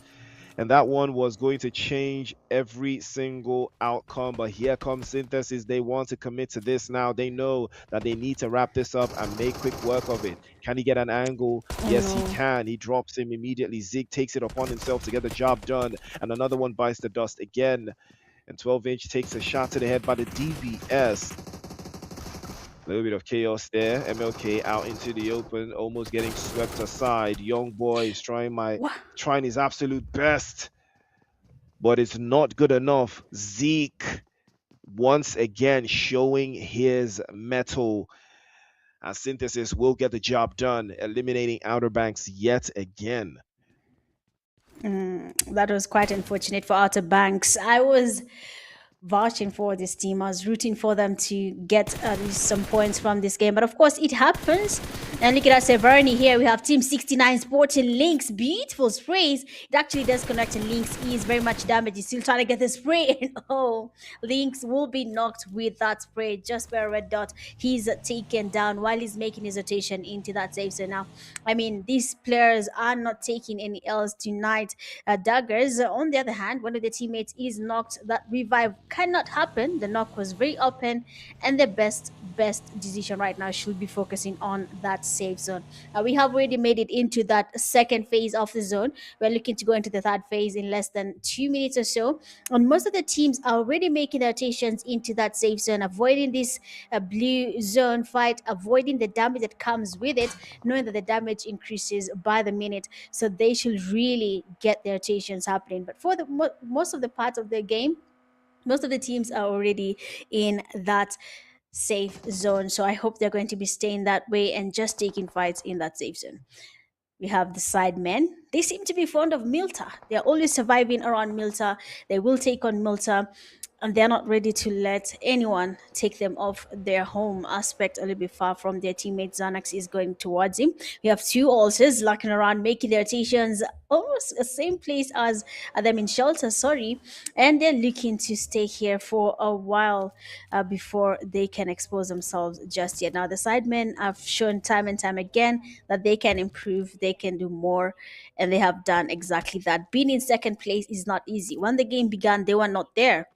But looking at this margin right now, Priest, it seems like it is getting smaller every single game. And some of the teams are going down while others are trying to get to that first place, even though there's no reward as of before the game ends. But of course, making it to that top slot does get them some rewards. So I'm guessing even though they're trying to get the top 8, they have another agenda in their mind, and that is getting something from this game. And it's all about seeing it through. You know, it's all about seeing the game through. It's all about having your strategy pay off the way you would like. Delirium 6 coming off that chicken dinner, that win, and they are in high spirits. They are running into temper, though. Oh, you need to be careful with their rotation. Yasnaya being a very nice place to be, but you can see Temper trying to take the highest of the highest grounds and trying to capitalize on that one. Cheval goes down, trouble for 44k. They will lose one. but it's not the worst thing in the world for them. I think they do still have a way to see this through, have a way to manage their expectations and keep the utilities in check going into the final third of the game. ZNX in trouble again. Addy goes down. Trouble, big trouble right now because 3DT finally starting to grow into the game, into the tournament. They are getting a little bit more comfortable. We saw that in the previous game, and we're starting to see more of that again. Grenade launched over by Kai. He does manage to connect just a little bit. He launches yet another. The onslaught doesn't stop. ZNX also have Sajad over to that northern side with a sightline position here. They might be able to capitalize on 3DT's spread because they are spread a little bit too wide for my liking. And it might cause them a little bit of something because that buggy is already on its last legs. There's a chance he might get blown away. The moment Kai peeks out, he does get dropped by Sajad. Another opportunity for them to double back here and keep the spaces. But again, it is all about the plan. The IGL is probably frantic here because Ultra 6 are in the vicinity as well, and they are fighting tooth and nail on all four fronts. ZNX also have to make sure that they keep the rest of the teams that are south from their position at bay. It is going to be very, very difficult because 3DT have a high ground position and have a sight line on them as well. Ultra 6 also with a sight line into this exchange, and they might decide that it is going to be worth it for them if they can break the lines and hold the defensive position that they have found for themselves in this phase. But let's not forget, we still have the blue zone to worry about. Exactly. They need to start moving as early as possible before it gets too much for them to even survive, in case they do not have utilities to stay in that blue zone. So moving on to that fourth phase will be in a few, and I hope the teams are already thinking about their next compounds that they will be occupying. Of course, seeing the zone chose to go towards Yesnaya and a little bit of the open field. And right now it is a matter of how much do you know about Arango? Where can you hold? If the zone decides it's going to be on the high grounds just next to your Snaya, where are you going to be holding with your team? Which compound is going to be favorable for you as soon as the zone decides to shift? Of course, the teams already made their way into the zone. Mansion looks a little bit heated. We have two All-Stars there. There might just be a fight there. But for the Black Rain sporting three deadly traits, one of the teammates, that is Trace God, decided to hold that thought instead of going on the rotation. And one of the teammates from Delirium will be sporting a player and getting an easy knock. But right now, Reigns, they need to get a revive on Vipex as they focus on the teams that are making their rotation. It's going to be a deadly move here for most of the teams. It's going to be quite open, and some teams will be exposed to a lot of third-party sprays from all the teams that are already in very safe compounds. When I look at the kill feed right now, I can see Synthesis is losing a player to the zone. And I'm wondering, I hope it's a fight that led to that and not the fact that they're two out of the zone. Actually, no. Synthesis has three players that are still standing: Switch, Zeke, and Sleepy, trying to make their way into that safe zone. Two All-Stars are still holding the mansion compounds, but the zone will force them to move as well. And luckily for Synthesis, they've decided to make an early rotation. Always a good call, as long as you have a compound that you can easily occupy without encountering any fights. Temper, on the other hand, and making the rotations, and they have been spotted. Six got getting damaged. He decides to engage, and a spray will be fired towards Trias, but of course nothing does connect just yet. Urek is in the hot seat there. Beautiful sprays. He stopped spraying at the wrong time. When the player was very low, he would have been able to get that knock, but unfortunately for him, Urek will be surviving that spray and might just be the reason why he doesn't make it into that safe zone if he decides to third party the fight. For Temper, they're still making the rotation. Six God is still in that blue zone. Luckily makes it into that safe zone. Most of the teams right now, the zone is not really their friend. and they need to get moving as fast as they can. We have Peaky Blinders. Vitinho and his teammates are going in for a push. A grenade in his hand. He's trying to cook up a Kobe. And Nurius as well has a grenade. A shotgun has been launched, and a nice knock from Nurius. Beautiful switch there from the grenade to the shotgun, taking on a knock and a thrust immediately. That will be it for the Lyrium 6 player. Now another grenade from Nurius is looking for a Kobe, and if that nade is perfect, it's gonna be a Kobe, and someone will be going back to lobby. And just like that, the Lyrium 6 is losing numbers one by one. The pressure from the Peaky Blinders, it is looking good. They know what they're doing, and the Lyrium 6 have already won a chicken dinner. I don't know if my prediction, Priest, is gonna pay off. I'm not sure if I'm gonna see another team getting us a chicken dinner, but let's just wait and see. Well, it's all about waiting and seeing. Tempo, on the other hand, biting off a little bit more than they can chew here, but fortunately for them, Legend is very equal to the task. Again, almost getting dropped away. I'm not sure he's aware that there's an up right beside him to the left-hand side there, but his teammate was up to the task and turned it around. Six God making it just in time. Smokes to the left and smokes to the right. And Six God and Legend, it is all left to them. How far can they see this? Will they be able to manage their way into the final third of this zone? The sprays over the top side, can't seem to find the angles there. And Insane is also trying to restore balance. A couple of eliminations here would be useful for Temper, as they are playing at 50% capacity. Play zone is not favorable either way. They will have to make an advance towards the south side and get a better position into the zone. Black Rain Esports, this might be the best performance they've had yet, as they are trying to add a couple more points to their unfortunate tally. Synth is currently occupying that 8th position, but right now 6ix9ine, ZNX, and 3DTS all have the opportunity to get a little bit closer to the guys from Ultra 6. And now ZNX already on receiving end. Addy gets knocked away there. Grenade bounced off the walls, but not enough. Unfortunately, wasn't timed to perfection, but he will try again, and he might be able to get the job done this time around. No help, no assistance. Nemesis trying to hold on. Peaky Blinders in a little bit of a tricky state, as Aspect will be sent back into the lobby as well. And the Molotov cocktail perfectly launched as well. Almost making quick work of Nemesis, almost sending him back into the lobby, but they still manage to hold on. He launches a Molotov cocktail of his own, and the sidemen will bite the dust. They will be sent back into the lobby. We're down to 12 teams now, 31 players, all looking for a way through. ZNX also in the mix, just Sajad, all trying to pick up his teammate, gets burned in the process by Nemesis. 5 eliminations now for the Peaky Blinders. This could be something special. Looks like they may have found their foothold in this final third. But we are in phase 5 of the zone. It is anyone's game at this stage. It is all about the numbers. If you can keep the majority of your squad up, you have a better chance. Berserk have been doing this consistently, but they tend to capitulate towards the ending stages of the circle. Hopefully it doesn't turn out that way this time around. But Peaky Blinders looking very confident and comfortable. And Mitch, they might have something special going into this final Erangel.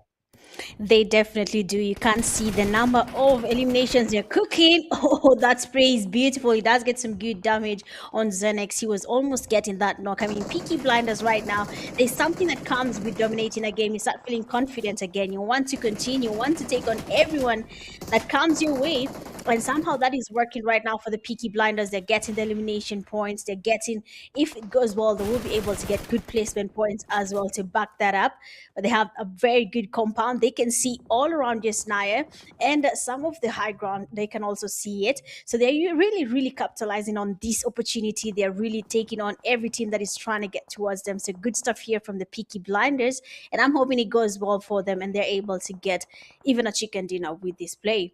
But so far, teams like Berserk are trying to make their way into that safe zone, but they have a team like 2 All-Stars that is also on that northern side of where Peaky Blinders are, and they might be able to get them before they make it into that safe zone. For the 2 All-Stars, they're trying to get at least a knock, but the player is too far for anything to happen. Zane, they are being spotted, and 69 is watching, and Nereus goes down. Likely for them, they have a compound. They can still use it to get the revive. But right now, everyone is watching and they're looking for a chance to get even a single elimination as the game continues. The teams are still plenty. 10 teams is a lot. And it takes a lot of composure as well to survive when the numbers are this high and the zone is very small. Sixth phase, heading into the seventh phase, it's going to be a little bit damaging. It's going to take a lot of composure, a good calls from the IGL, trust from the teams just to be able to survive this. On the other hand, for two All-Stars, they have something happening where they are Peaky Blinders, they have Xenex, they have finally gone in for that push. Nemesis is getting closer.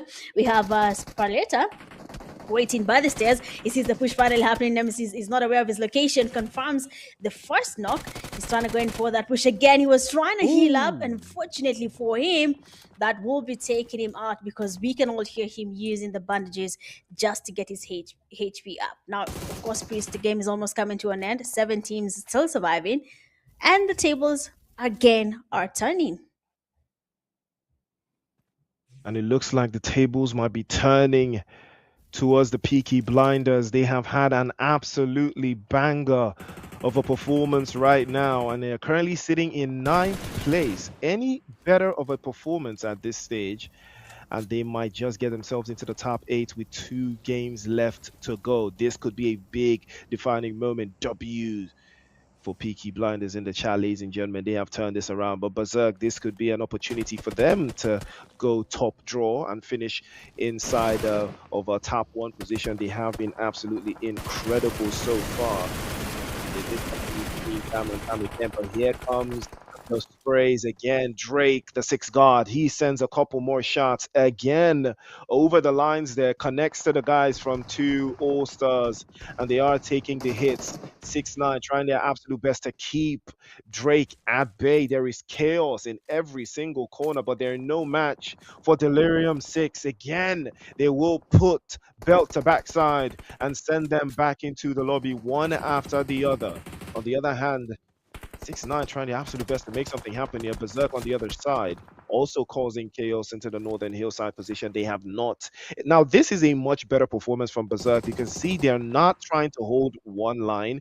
They are in a little bit of a split, and that is the best way to play in these types of terrains. Hopefully, they will be able to see it through, and Drake manages to hold on here. 4 eliminations for 6ix9ine, and hopefully they will find their rhythm as the game progresses, but it's looking very, very difficult. To take a look at that as we see the various angles of all the chaos brewing. Pelty hit with that grenade combination, had no idea what was coming his way, and Drake will be sent back as well. Had no idea that that was in the cards for him, but he was absolutely swept aside there. Chaos is a ladder, and Team 6ix9ine are climbing it to the top. 3DT still have faith, just hanging on by a thread there, holding on, trying to make sure can squeeze out a couple more placement points in here. But Nurios has his sight lines onto that position. They're waiting for that last player to make his rounds and be eliminated.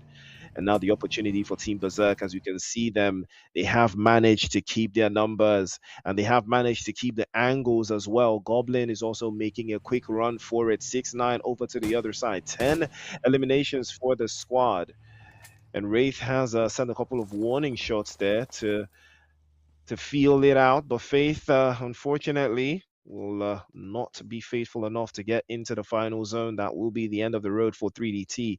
They go out in 6. We're down to 5 now. Urek for Try Esports, or Try Us Esports, is trying to make a way through. Zane also making a rotation towards that North Heel eastern side.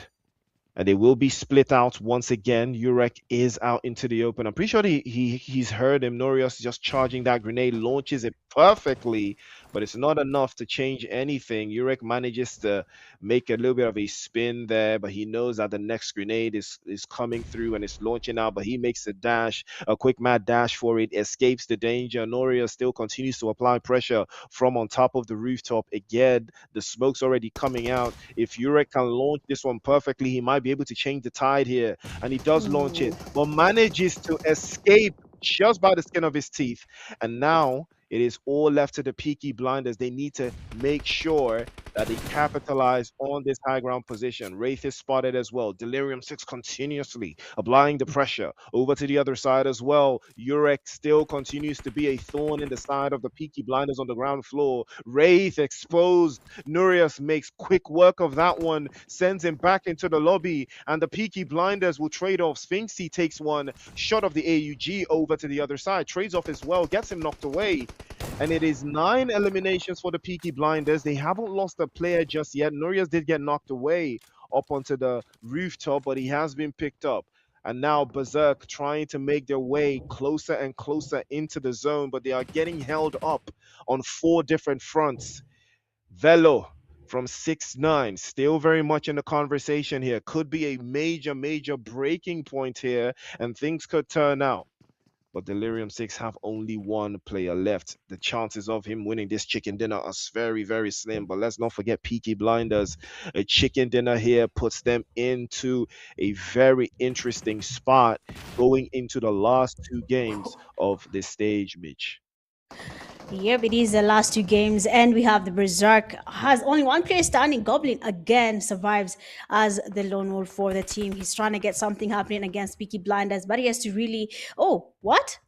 Oh wow, the others are not close to him. Okay, pardon me for that. But of course, Sphinxy and Zane are not really close to Goblin. If 1 knock is registered, then my friend here will not be able to survive. Peaky Blinders, they're trying to make their way into that safe zone, and they're finally going in for that push. You can hear the shotguns. Someone is about to be basically tortured, and of course that is something we were waiting to see. We have Vitinho trying to go in for that push, and Triers will be going back to lobby again. Peaky Blinders, Vitinho, he wants to go in for the last player for. Oh no, he did not try to go in for that push to the window. He gets the first player down. Spoit changes his location immediately, and he tries to cook the players from Peaky Blinders, but they will be going back to lobby. Unfortunately for them, I thought they were going to get a chicken dinner. Spoit right now is getting pressured by Berserk. They're cooking up grenades. They're trying to get this player back to lobby. Only 3 teams remain standing.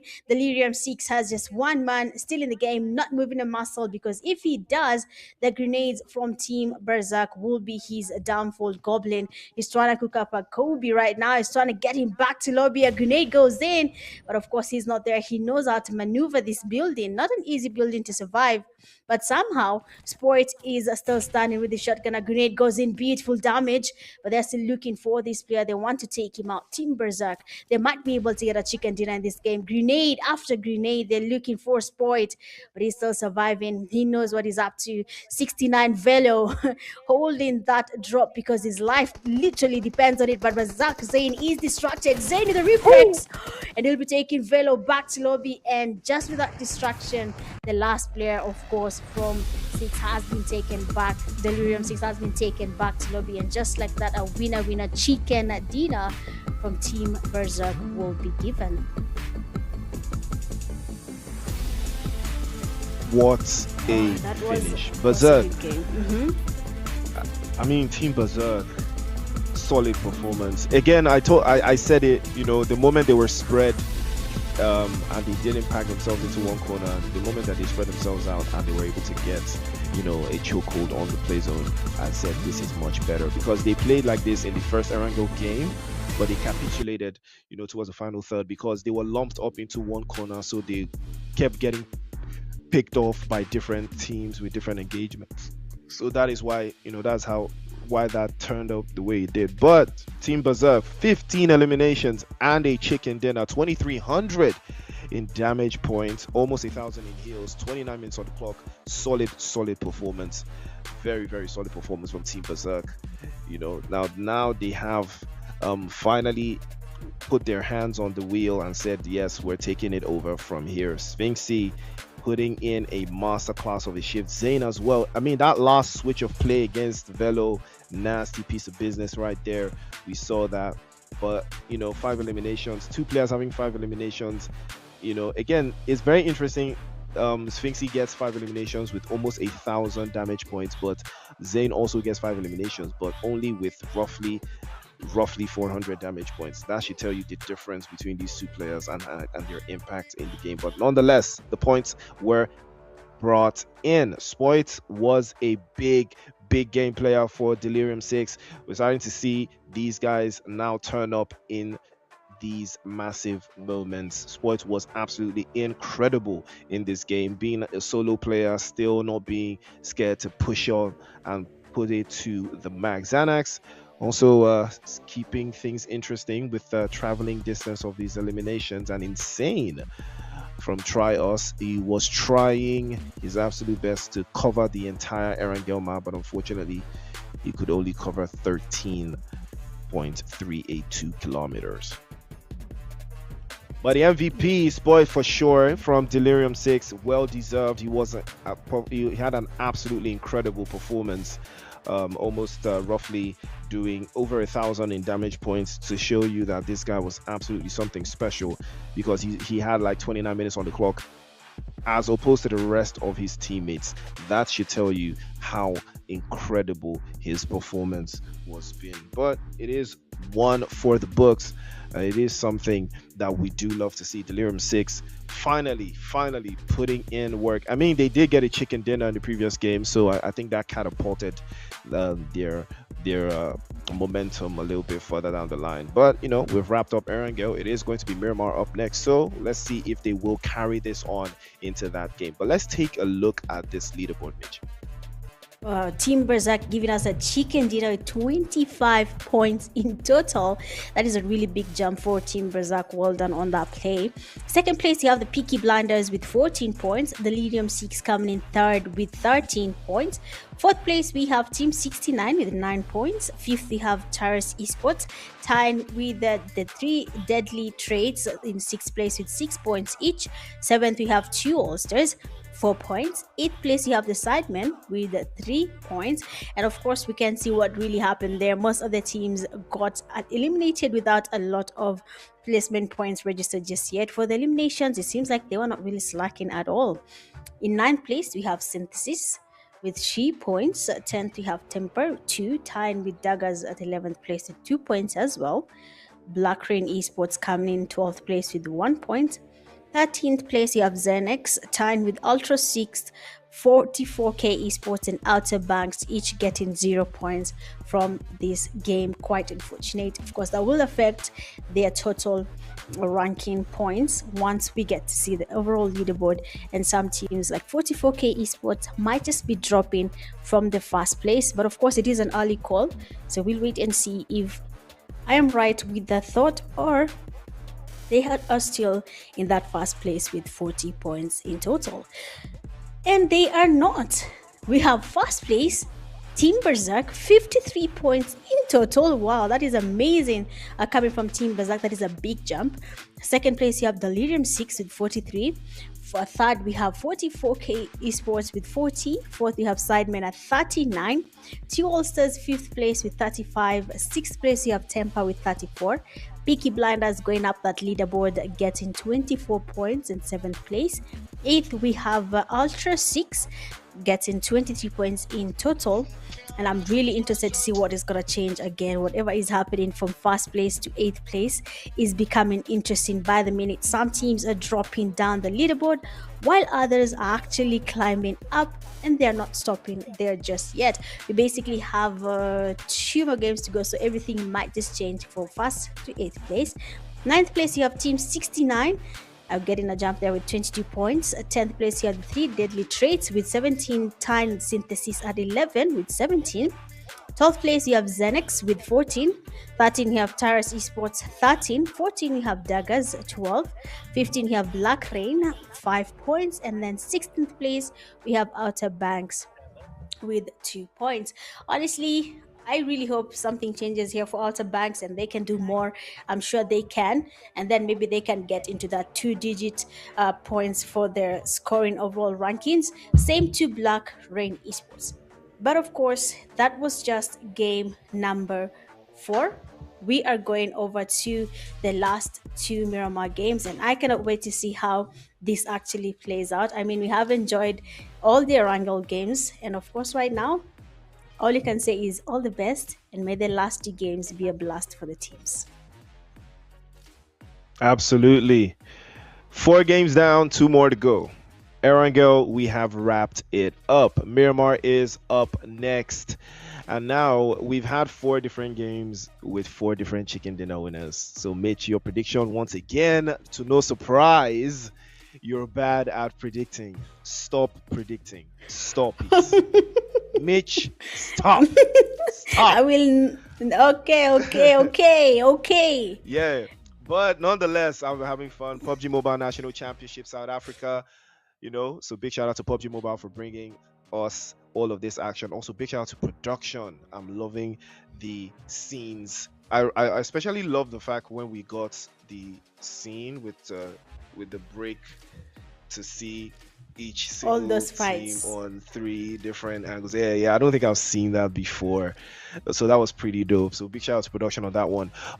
So yeah, 4 games down, Miramar up next. So say no more, ladies and gentlemen. We'll be right back with more PUBG Mobile action after the break.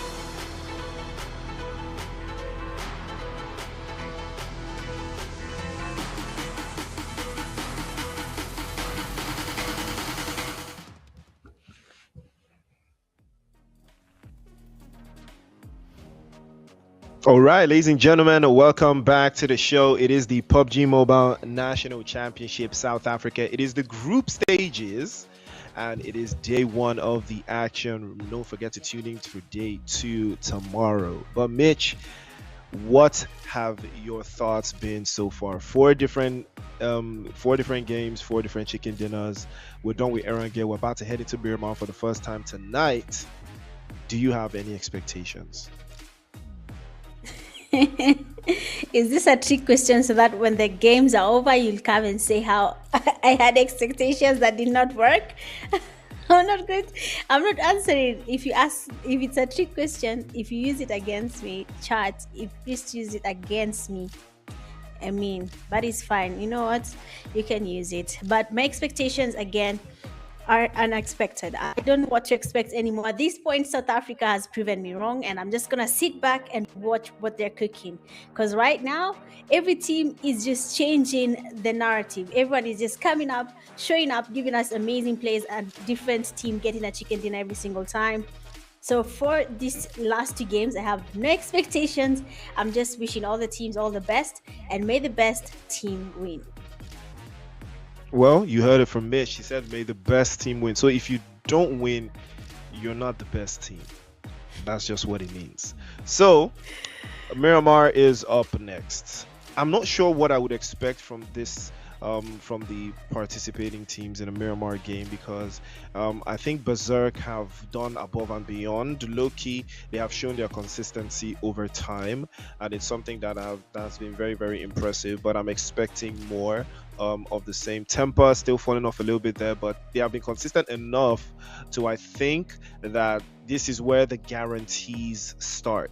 You know, for match number 5, this is where the guarantees start. This is where teams guarantee that they have made top 8. Some teams, they don't have that guarantee just yet, and this is where the battle becomes very, very thick. You know, if you haven't gotten a threshold of points, and I think I'm talking about like 35 points, give or take. If you haven't gotten like 35 points by now, then, you know, uncomfortable conversations for you and your team.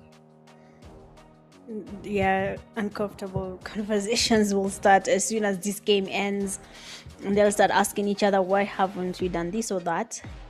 But there's something I've noticed about the teams so far that is quite not alarming but questionable. A team like Synthesis, I don't know what's really happening there. They do have the experience, they are well known for their good skills, so I guess that's something we'll talk about in a few. But looking at the flight path that is coming from the southwestern side, around he goes going all the way to the northern side of Miramar, and the teams are of course going to choose places they're comfortable with. I tend to see experienced teams really dominating around Miramar. For some reason, they do understand it more, and they know where they need to be, the zones that they can occupy and which ones they cannot occupy. So this is something I've seen time and time again with these experienced teams when it comes to Miramar. And the safe zone decides it's going to be on the southwestern side of Miramar. So all the teams that have gone towards the northern side needs to start calculating what comes next. But of course, like I said, a team like Synthesis, you've seen where they are in that leaderboard. They are in the second page of the results. What is really happening there? Because it's surprising, because they were in the first page and they dropped all the way to the second page. Exactly, right. And it's going to be very interesting to see what these last two matches are going to have in store. I think Berserk have done well enough. I think Delirium 6 also have done enough. I think 44K esports have also done enough to qualify. I just think they can add a little bit of icing on the cake there to stay in the top 8. But right now, Peaky Blinders, that last game they had has just shifted the narrative. Now they're in a conversation of that top 8. 6-9, 1 point behind top 8, 2 games. It is all to play for right now. 3DTS, Synthesis, ZNX, these guys need they need a similar performance to what Peaky Blinders had in the previous game. That is exactly what they need right now. That is the only type of performance they need. They need to do it, and it needs to be in this game. They cannot carry it over to the last game of the day. That is just too much pressure. They have an opportunity in this game to turn things around. Hopefully, they will be able to do that. But we'll keep our eyes peeled, to see what that bubble is going to look like going forward. Definitely. I'm actually interested now that you've mentioned that. And I want to see the team that is going to be consistent these last two games. Because right now it's everything how they take on their fights.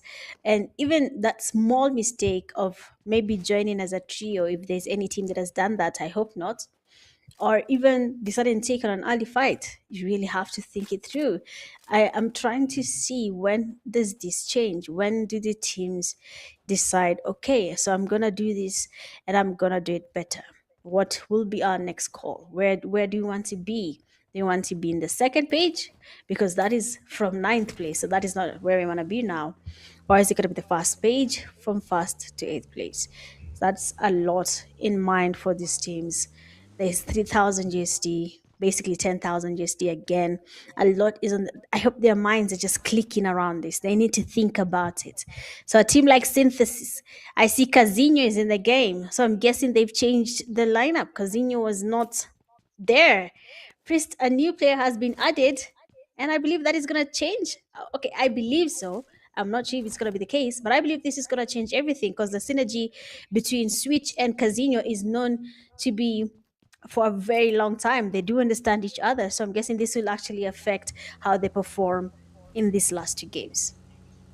I'm looking forward to that as well. I saw the change. A substitution has been made. Casino has been brought in. Big game. He's a big game player. He's very capable to the mix there. But take a look at that. 44 esports pulling up immediately to the guys from the Outer Banks, and they are getting absolutely demolished Wow. here. Shival and the rest there. Marshall pulling up the scenes there. Molotov over the top side. Will they go for the pickup? Doesn't look like it will be the case. Grenade is launched, and they will press a little bit forward. Marshall plays in behind him, 2-2-3 with a shot of his own, but Marshall is going to get knocked away.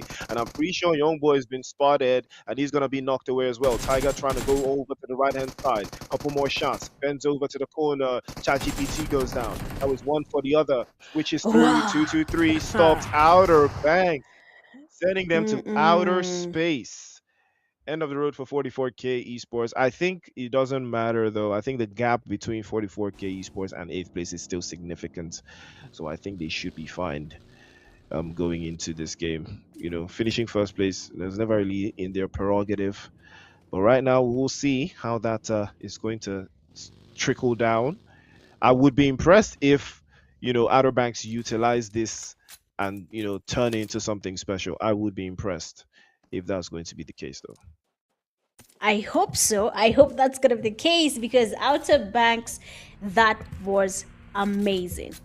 I don't think I'm not saying they did not plan it, but the excitement that after that fight, we got a whole team at the beginning of the game. It could have gone either way. Outer Banks could have been in lobby right now, but that's not the case. They're surviving. They took on the first fight, first blood of the game, and they survived it. And they joined only as a trio. Again, something I'm not advocating for. So I'm hoping they'll fix that with time again. They should not really be comfortable playing as trios time and time again. It will affect them in future. So I hope they fix that. But Outer Banks, good stuff there. Well played. Good game. Please keep up the momentum. We saw this last game, Priest. Team Berserk, they started off that way. They had some confidence. They believed in what they can do. They took it. They carried it all the way throughout the game.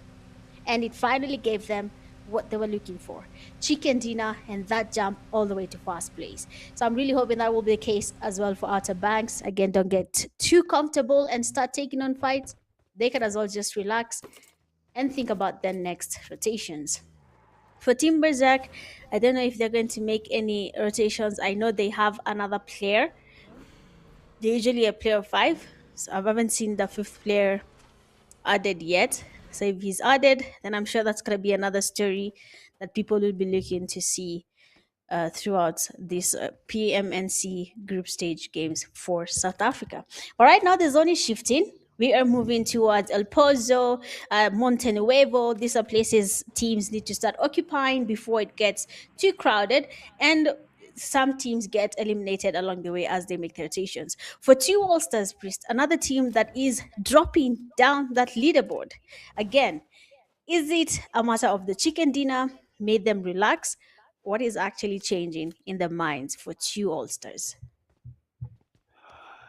That's actually a valid question, right? But I think it also stems from the fact that uh, the number of games left as opposed to the number of points that can actually be gotten. I think it's now a little bit more prerogative to some of these teams. They know how far they've already come. They know that they don't necessarily need to mentally exert themselves too much going forward. You know, the likes of Temper, the teams that started the day very strongly, because this is that type of setting, right? You just have to start very strongly and you're going to be fine, and that's just the goal here. It's the teams that are sitting in the bubble that have to, you know, do a whole lot of mental gymnastics to see if they can actually get into the top 8. Those teams that are sitting in the bubble, this is going to be their game. This is going to be up to them to win. I personally think that, you know, this Miramar game is going to have a winner that has already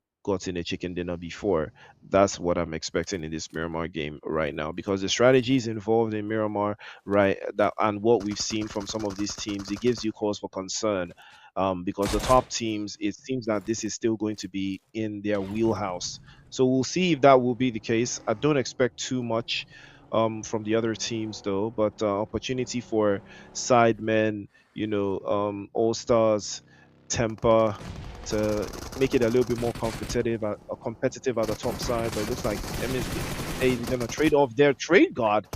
Trade guard gets knocked away. Had no idea that that one was going to land directly upon him, but that is the case. Trios Esports, well, we're going to have to try you today, and he will try and succeed. The deadly trace will come out on top again. This is very interesting, though. The deadly trace that puts them at 21 points, 3 points away from top 8. Wow. It's about to get very interesting, Mitch. It's about to get very interesting. Definitely, it's going to be a very interesting night for these teams. I mean, we've seen Outer Banks coming in and doing something amazing.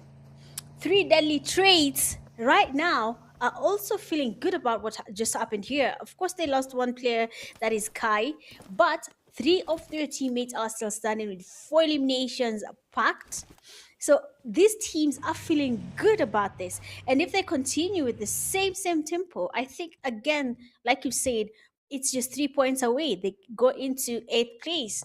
So everything right now is looking good. This is the excitement I was looking for. This is the pressure we needed from the PMNC group stages, and South Africa is finally living up to the expectations. We have 6 gaming, Ultra 6 here. They have a team right in front of them, another 6.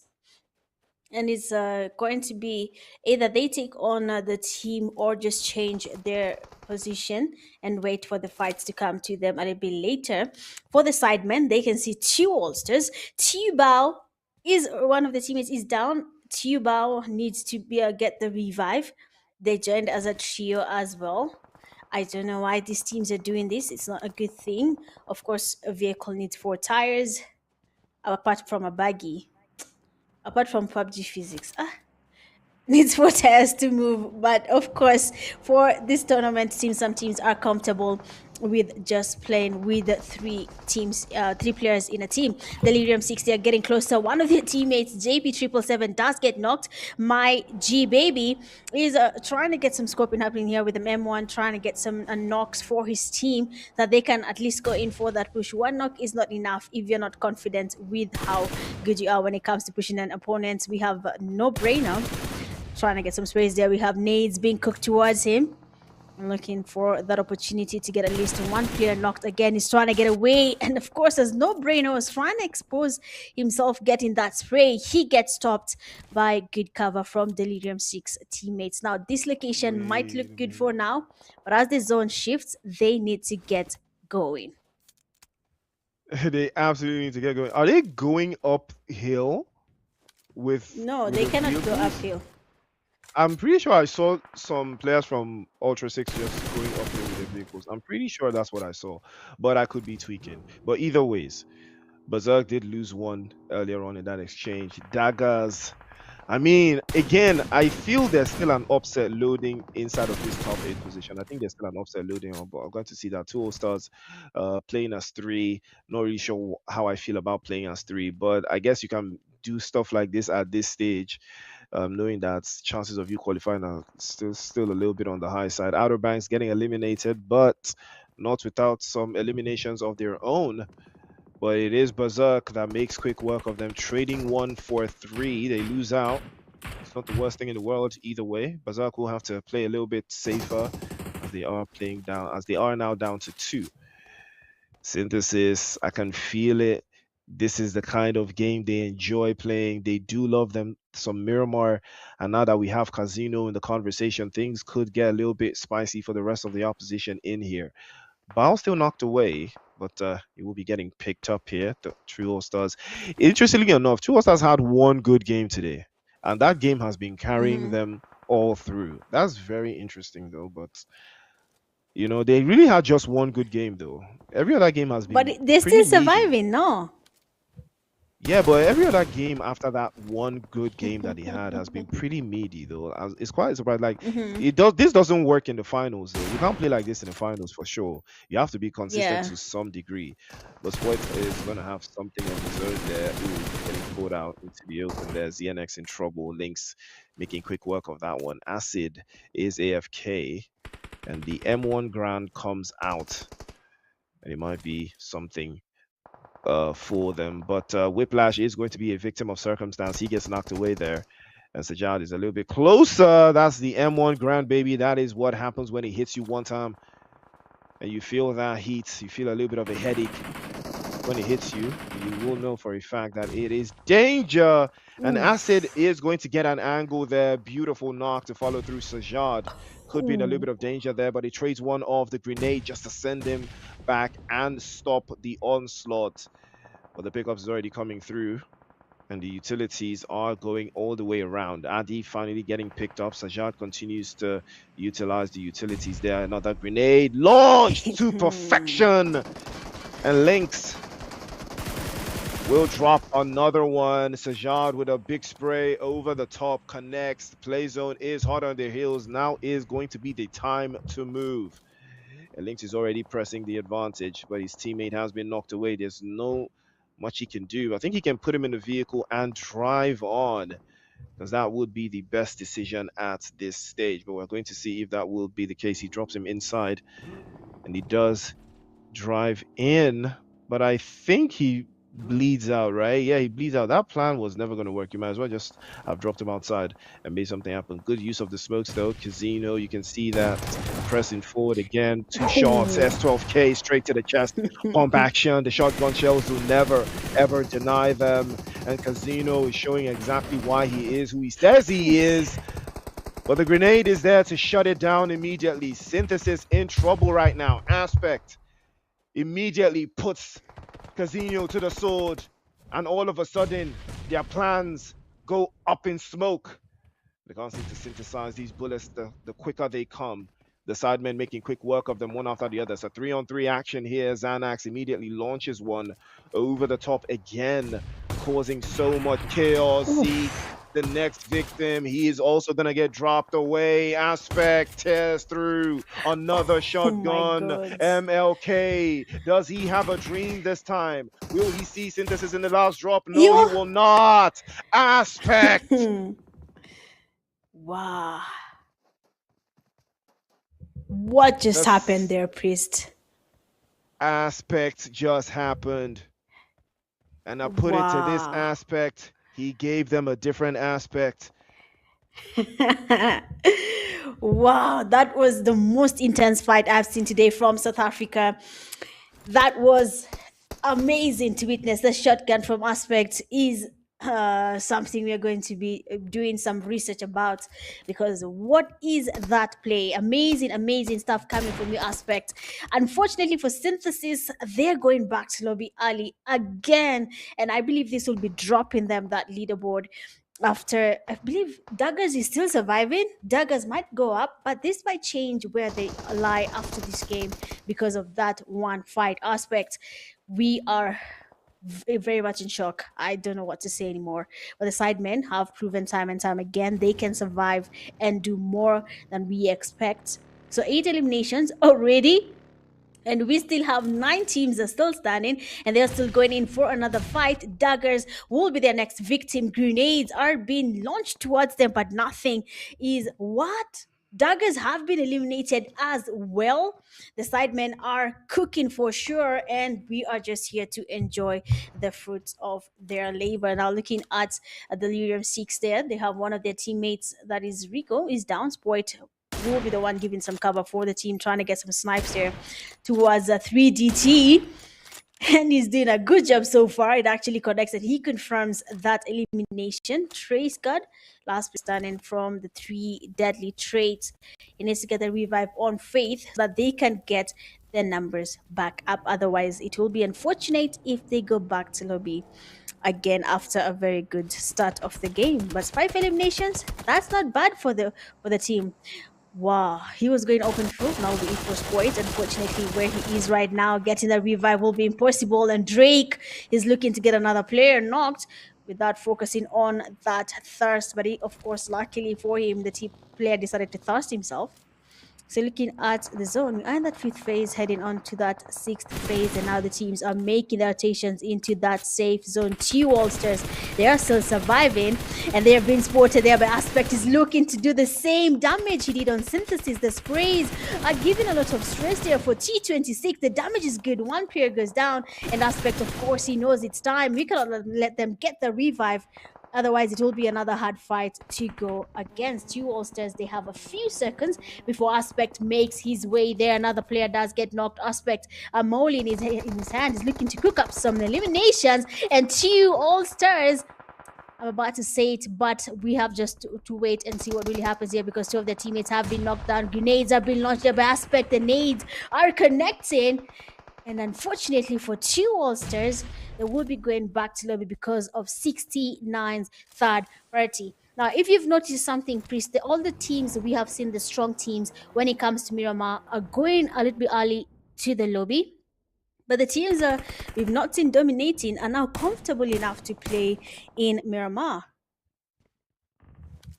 And that is a very interesting dynamic that we've seen, because now we are down to 7 teams, 18 players, all looking to book that one ticket to the finals.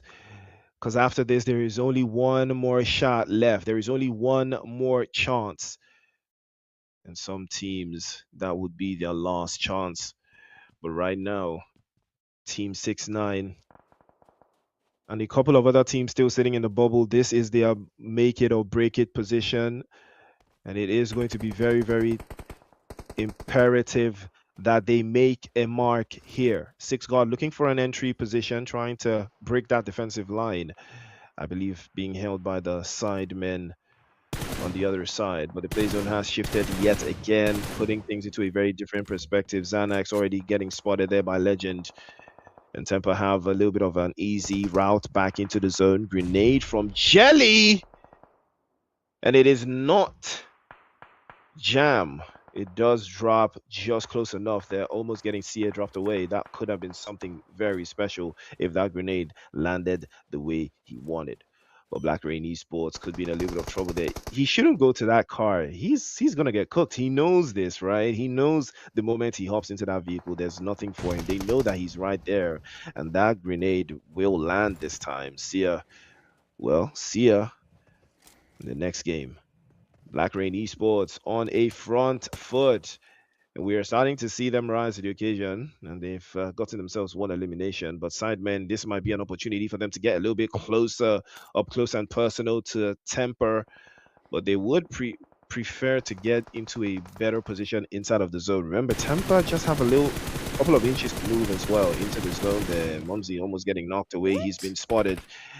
And I think the hillside, the terrain just protected him a little bit there, but he's not too protected. One shot from 6 guard immediately. He capitalized on that one, gets him dropped away. And Tampa, they will need to advance their position unless the play zone is going to center up quite nicely here. Mumsy's too far away. Don't see him getting picked up. Peaky Blinders, yet again, they have found their way into the right spot at the right angle. The only team that could pose a threat to them is 6ix9ine onto the high ground, and also Ultra 6. And I spoke too soon. Lazy has to find a little bit of a corner for himself there. 6 guard will capitalize and go for the flush, and Sidemen will now have to play as 2. Oh my good lord. Peaky Blinders, it seems like they're looking to get into that 8th place. They're really working, and it's finally paying off. Tempo, on the other hand, have been spotted by Black Rain. May, he's getting some good damage on Tempo. Luckily for him, was able to evade, but Legend, he will be damaged again. Luckily, he has the reach to use as cover. 6 gaming, third party in the fight, they're getting the damage. This is something about Miramar. There's always someone watching from afar, and they're waiting for that opportunity to take you down. For now, the pressure is going to be there for Rain as they try to take on Temper with that spray. Now looking at Freak, they have a good view. They still are in that zone, but once the zone shifts, they will be forced to go away. Some of his teammates are still in that blue zone. They need to get closer. Otherwise, it's going to be unfortunate if a team is eliminated with that blue zone. Looking at Peaky Blinders, Nemesis, waiting on 6 gaming. Mighty Baby and No Brain are also there, basically in front of him. One small mistake, and that will be easy. 2 eliminations for Peaky Blinders, pushing them up that leaderboard.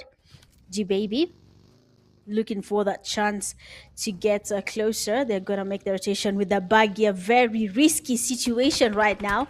Going around the buggy is never a plus, and Nemesis will be getting some damage on him, and luckily he makes it into that safe zone without getting knocked just yet. They need to move a little bit closer, otherwise they're still at the edge of the zone. For Freak, I think we have to tell him goodbye, because that jump will not be an easy jump. He may either get knocked or just go back to lobby.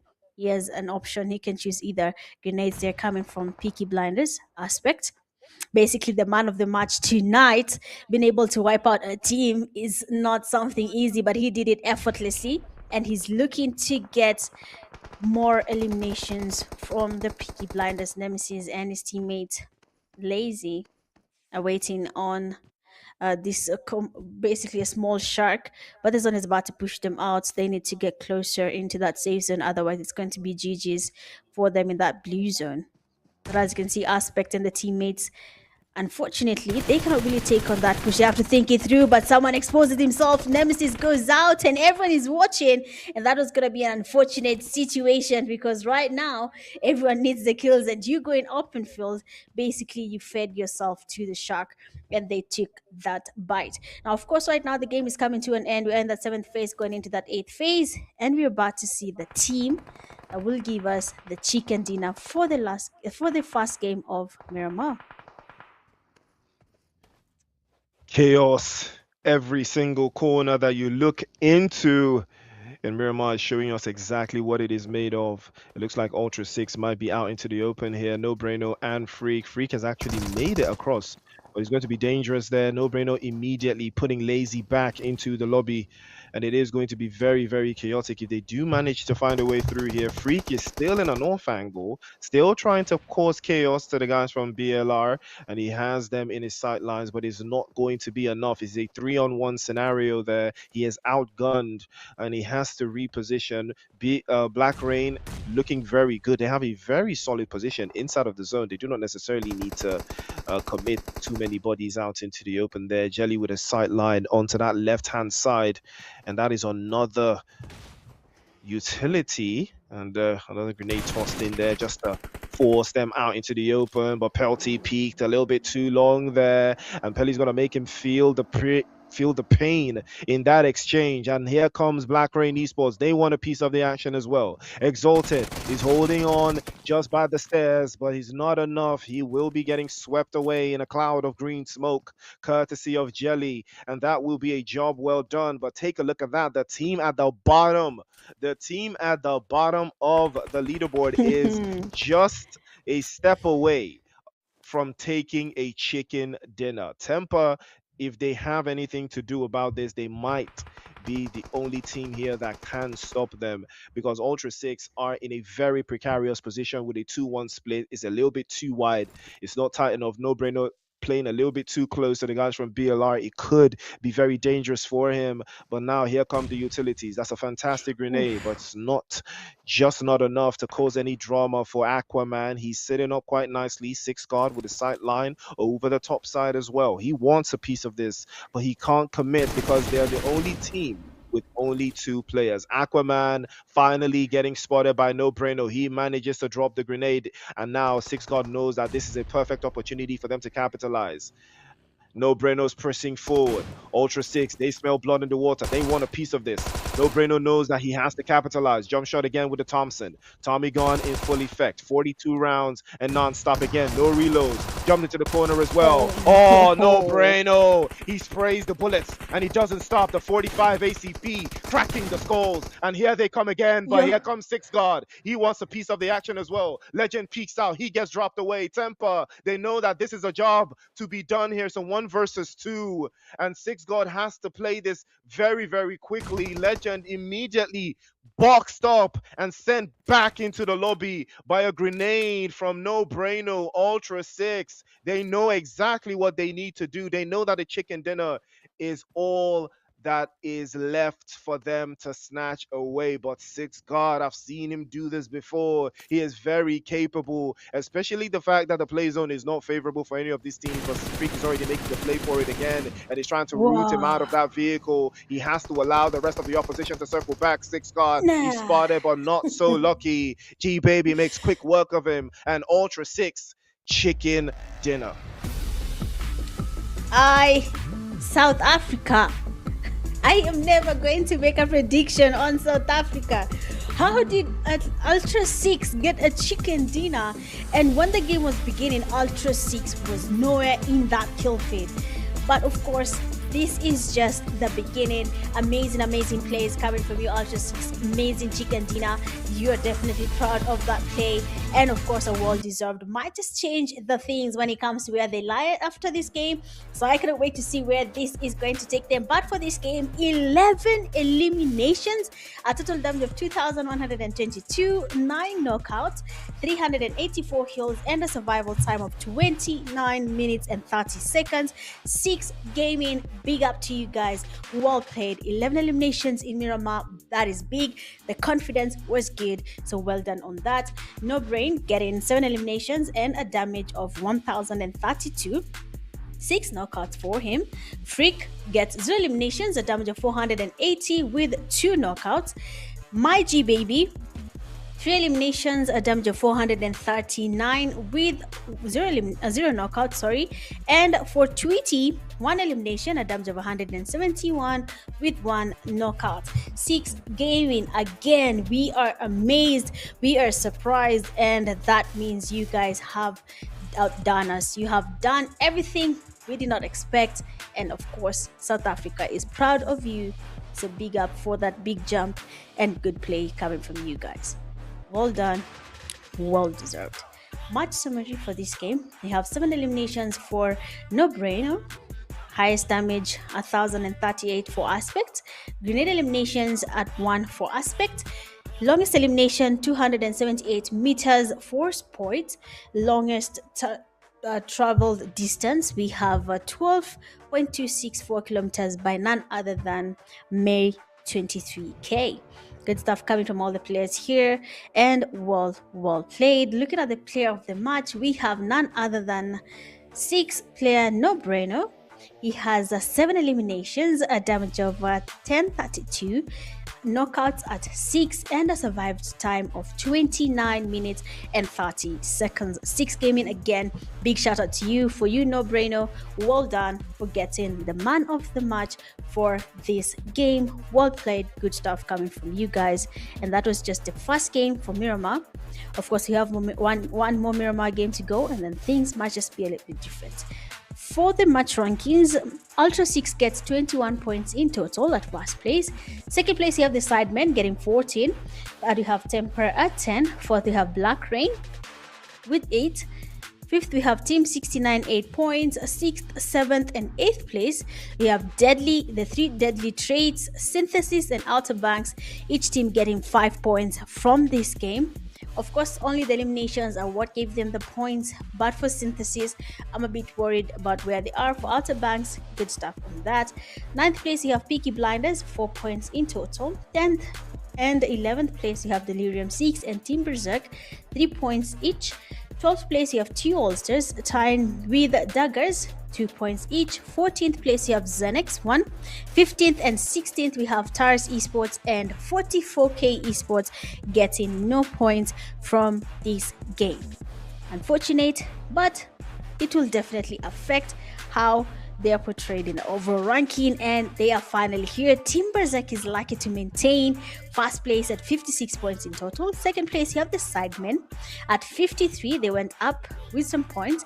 Third place, Delirium 6 at 46. Ultra 6 going all the way to fourth place with 44 points, but they do tie with Temper at fifth place with 44 points as well.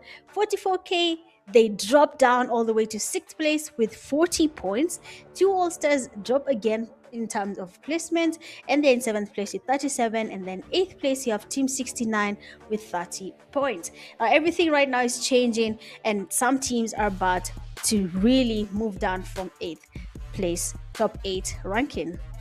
But of course, it has been an interesting time there. Peaky Blinders getting 28 points, Deadly Trades and Synthesis 22, Zenex 15, Daggers 14, Black Rain 13, Tiny Tars at 13 as well, and 16th place we have Outer Banks with 7 points in total. Well, Priest, that was just the first game of Miramar. I believe the tables are about to turn as we head into the last game of the night, which will be Miramar as well. 28 points for Peaky Blinders, though, as opposed to Team 69 with 30. That is a 2-point deficit between those two teams. It is going to be absolutely chaotic going into the last game of the night. Fingers crossed for them nonetheless, but we're going to see how they will manage it into the final third. But ladies and gentlemen, 5 games down, 1 more to go. The last Miramar of the night is the PMNC South Africa group stages. Top 8 is the goal. We're going to find out who is going to be in that top 8 right after the break.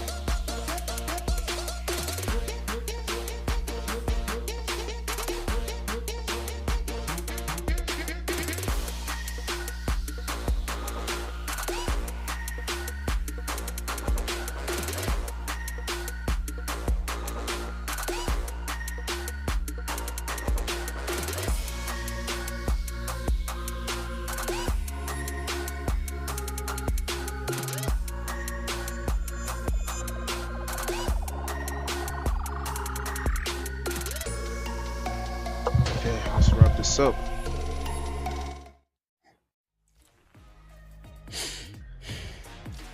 Woo! Ladies and gentlemen, welcome back to the show. It is the PUBG Mobile National Championship South Africa 2026. It is the group stage, and it is day one. It is Priest, as you all well know and love, and I'm joined by Mitch, and we have had an interesting turn of events today. Because she failed all her predictions. I got all of mine right. So if you need predictions, you know who to ask. But Miramar, we saw something different in the last game. Again, 5 different games, 5 different chicken dinners. I think this might be the first time I will see 6 games and 6 different chicken dinners. I don't think I've ever seen that. I've seen, one team at least get 2 chicken dinners in a day in 6 games. So this might be very interesting if that does not happen. Do you still think that could happen, tonight? Did you just say one team getting 6 chicken dinners in one day? I mean like one team getting 2, because we've had 5 different winners today. We've had 5 different winners. So yeah, I'm expecting that at least for game 6 we'll get we'll have someone do the double, and that would be the best performing team for the day. By that metric, 2 chicken dinners out of 6, that's the best performing metric. So that's something I would say. But again, with the way these teams are playing, man, I can't really put my finger on that happening either ways. Yeah, me either. I cannot really make even a prediction because I failed miserably on 5 predictions, and now we're going to the last game. I cannot make another prediction, and then it's going to be a failure. But if I say a new team is going to give us a chicken dinner, now the old teams will give us a chicken dinner. Anyway, let's see how these games unfolds actually. Well, ladies and gentlemen, it is the PUBG Mobile National Championship. It is the group stages. It is day 1. It is match number 6, the last match of the night. It is Miramar, the top 8. This is where they have to shine. Who will be the one? Well, this is where it all comes downhill. This is where you decide. This is where you make your decisions. And this is where you take it upon yourself and drag your team across the line. Eyes on the prize, nonetheless. Eyes on the prize. And we're going to see what that entails for some of these teams that are looking to get away with something special here in this final game. Synthesis being one of those teams. Gonna have to keep our eyes on them as they are in Pecado. 44K Esports, I think they're fine. I think they've done just enough. Again, this performance was not really impressive because they had one good game and pretty much just rode the wave. And rode the wave for the rest of the game. Same thing with Tempa, Tempa had one great game. I think they won the chicken dinner, if I'm not mistaken, and then just rode the wave. There's been no actual domination. The only thing that's tried to pull that has been Berserk, but I wouldn't still call it domination. But I will love to see how they close this out, because as you can see, 56 points to Sidemen's 53. Delirium 6 in 3rd place with 46. Ultra 6 in 4th place with 44. Tempa also with 44. Again, these teams, I think they've done just enough. I think they've done just enough there with their with the points that they've able to amass over 5 games. I think they've done enough. Where it gets tricky, where it starts to get tricky is really 8th place, 9th place, 10th, all the way down to 11th. That's really where it gets tricky because there's only an 8-point difference between Team 6-9 and Synthesis. Yeah, it's going to be a very interesting. I believe it is the last chance for Peaky Blinders to make it to where Team 69 is. Even 3 DTS can still try and get there if they can at least focus on maybe some eliminations, get their confidence up, get some elims, placement points. I think that could actually help them get to that eighth place. Even for Synthesis, 22 points. They can try and get something going. We've seen teams get 10 eliminations and the chicken dinner replacement points, and it has worked well for them. So why not these teams do the same thing and maybe get something going for their team, get to top eight, and then the conversations are gonna be different. Well, it is. It's going to be. It's going to be a. It's going to be something special if this doesn't end the way I would think. But no braino again. Picking up from where he left off from the previous game, I think we're starting to see that some teams just love Miramar a little bit more than others, and I think Ultra Six is going to be one of those teams. So we're going to keep our eyes on them when it comes to Miramar at the later stages, such as the finals. So we're going to see if they will finish strongly. Right now, Team 6-9. Oh, losing 2 players this early is not the way you want to start things. It is absolutely not the way you want to start things, not even in the slightest. Because they are just 2 points ahead of Peaky Blinders, and Peaky Blinders are pretty much aware now that Team 6-9 have lost 2 players. So that will give them a little bit more motivation. 3DTS Synthesis as well with the same idea. It's really going to be so chaotic in that final stage of the zone, provided all of these teams make it there. I really want to see how this is going to pan out, but we'll keep our eyes on that one nonetheless. But Team Berserk, I mean, Team Berserk, it's really more about being, top one, being top dog. But Sidemen, it's going to be, I feel it's going to be like an ego thing, right? Who is the better team between the two of them? I think that's what it's going to boil down to. Yeah, definitely. They're just going to gauge and see who can do better than the other. But they know and they can lie down confidently knowing that they've already made it to that top 8 slot with no competition. But you've talked about Team 69 here, and they've already lost 2 players. Then 8th place, Peaky Blinders is right behind them, 2 points away. 3DTS and Synthesis 8 points away. So anyone right now, one small mistake from those teams from 7th to 11th could easily change just for this early fight, losing that early. Anything could happen. But of course, I'm not trying to jinx anyone, but I believe these teams should really have a quick look at what is really happening here and what can they do about it.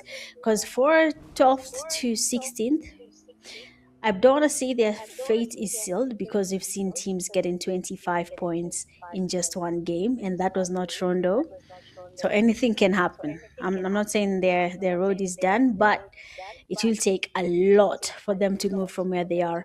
Let's wait and see. They have proven that they can do the unexpected. They have dominated before, and we have gotten not a single team giving us 2 chicken dinners.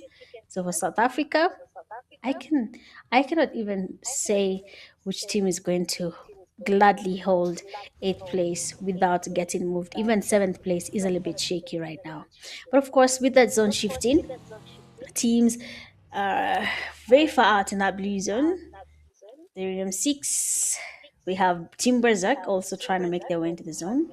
Two Ulsters, they need to make their rotations as well. 44K Ooh. are a bit safe. They can just move on with the zone as it shifts. Also, Outer Banks, they're also trying to make their way into the safe zone, but they're using a very, very tight rotation. At least 3 teams on that northern side, so it's going to be risky for them. But of course, again, Synthesis takes on an early fight. Same teams, same place. We saw last game. They encountered each other. Synthesis did not win the fight. They were taken back slowly by the sidemen, and now it seems like Synthesis wants to try and get a comeback here. But unfortunately, already 2 of their teammates have been eliminated, and they're losing numbers fast. Synthesis, what is not happening here, Priest? This is going to be a painful one for Synthesis, to be honest. It's going to be a really heartbreaking moment for them. Absolutely heartbreaking. I mean, they were one of the teams that we knew they had potential, but I guess, the pressure was just too much and they just capitulated. It happens to the best of us. Unfortunate scenes for Synthesis, but they have been knocked out of the PMNC. They will not be heading to the finals. Their So road to unfortunate. PMGO has been cut short. So unfortunate, absolutely so unfortunate. But you got to be the best. You have to be the best. You have to play your best. You have to be consistent. And I don't know why they did not start Casino in the earlier games. It's just unfortunate that he came in very late, joining the last two games. There's only so much he could do, and just couldn't hack it into that final third. It is what it is. But right now, 3DTS again, it's not over for them though. They do have an opportunity to do something here. 22 points, just 8 points away. It could be something. They could turn this around, and this could require something extra special from their own point. But we'll see. Because the battle between 3DTS, Peaky Blinders, and Team 69, it's going to be a very interesting one. Because right now, Team 69 have lost 2 players already. So they are already operating in a handicapped fashion. 3DTS, again, you can see their strategy here. They're already taking the high ground. They do not want to be confronted. But then if the play zone is not here, then it is just kind of like a pointless gesture. And I think the play zone is not here. So they will have to rotate. They will have to move. And Trius Esports is also in the mix here. Urek, who has been their best player, has been knocked away. Hopefully he does get picked up. He does. And Faith is going to press this one a little bit forward again. I'm not sure if they want to commit to this one, but Shiro is going to send a couple shots through as well. Aspect continues to bombard. Now it is going to be the turn of the daggers to feel it, as Aspects will be launching grenades in their general direction. 3DTS making an advance. They will manage to escape another grenade on Whiplash. JC, the next one to go down. Aspect is turning this all the way through. And here comes that shotgun again. Once again, Aspect. The shotgun shells will sing the praises of the Sidemen's #1 player. Again, what a finish. It's just it's crazy how Aspect is going at it back to back. He's not resting. He finishes a fight, he switches immediately to the next one. Right now, they're trying to look at what is next. They've finished a team. They've gotten the eliminations, 7 already, and we still have 14 teams still surviving. So maybe they want to show us what they can do when they're not stressed about making it into that fast place slot, because already they seem to be sitting there comfortably, seeing that Team Berserk is not really taking on any fights just yet. Now, the Sidemans, this is a really big play coming from them. Of course, it's going to be something we'll be looking at across PMNC, PMGO, just to see if they can maintain this over the stages of PMNC, from group stage to finals. All this, I hope they can actually maintain. But for group stage here in South Africa, good stuff coming from you, side men. Keep up the same tempo. The zone shifts towards Monte Nuevo, and most of the teams actually are not in that safe zone. Some sprays coming from Momsy. He's looking to get at least a knocks on Zonix, but it is not really working just yet. Aspect, on the other hand, has gone in for that push. A grenade is in his hand, is looking for a Kobe. And if that, he switches to the shotgun. That's a lethal shotgun. He takes on ID with a jump shot and takes him back to lobby immediately. And after finishing that off, he is looking for the rest of the teammates. He is on a streak. I think this is what winning fights does to you, Priest. You become confident. You now understand all my training is finally paying off, because I know he probably trains a lot with that shotgun just to be able to get those accurate shots when taking on close quarters fights.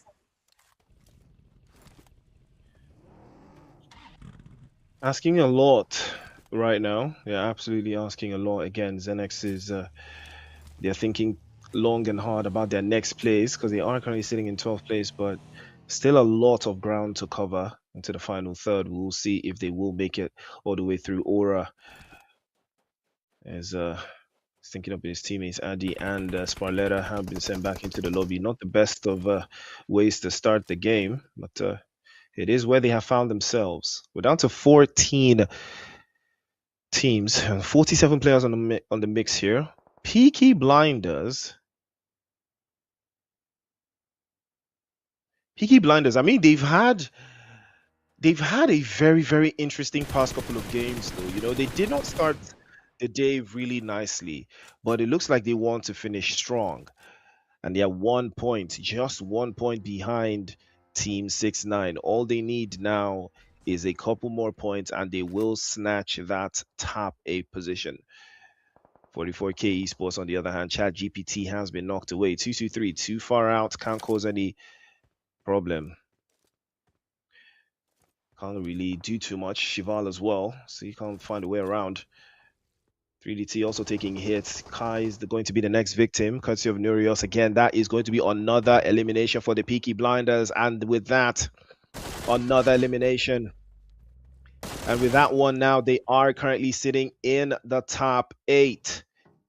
6-9 have fallen behind. This is where the drama begins. 6-9 have been eliminated. And a jump shot into the corner there from Nemesis. He's trying to make something happen. And here he comes again. Nemesis, Peaky Blinders, have taken it upon themselves. They have taken their destiny in their own hands. And they have gotten themselves into the top 8. Now, can they maintain the performance? Because Trius and the rest of the other teams beneath them are still very much in this conversation, though. They're still very much in the game. So we're about to see if they will be able to straddle their way through into that final third. Berserk now trying to make quick work of the, believe, one of the last 2 players from 44K Esports is 223. Sphinxy pulling up into the scene as well. Ooh, he gets the first shot again, tries to dabble a couple there, but he is exposed.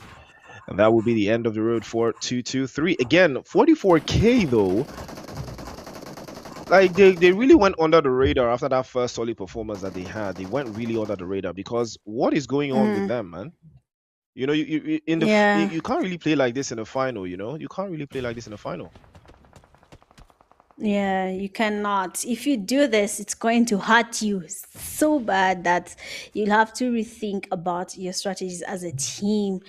I mean, they should be able to maintain the same tempo from the beginning till the end. Of course, some games might have some downs, but they need to really work on trying to maintain their tempos. Trius, they have Urek, they're trying to get on a fight happening.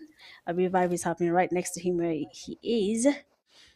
But of course, they are lucky enough to survive this. Peaky Blinders are not ready to take on the fight just yet. They're getting closer. We can see Papi. He's getting closer. A grenade there is about to be launched towards Nemesis, but he's lucky the nade goes towards his teammate New Year's. Now Triers Hope is the only player very close to the Peaky Blinders, and they're throwing grenades and they're not stopping. They'll continue throwing them till they get that knock on Triers player, that is Hope, so that they can be able to go in for that push. Peaky Blinders is feeling good about this. They have made it to the top 8 and they can now enjoy the game without thinking about whether they will be eliminated or not, because their competition is sitting in a lobby. So Peaky Blinders, Hope is trying to change his location right now, retreating and avoiding the fights. Nemesis might be able to sport him, but he's not able to get any damage on him just yet. We do have sidemen. They're also creeping in on this fight. We have them almost the same place as them. Grenades towards Papi. They're not really connecting just yet. Another grenade is being cooked. One person has to get the other. The grenades are just coming back and forth, but no one is getting knocked just yet. They need to do something.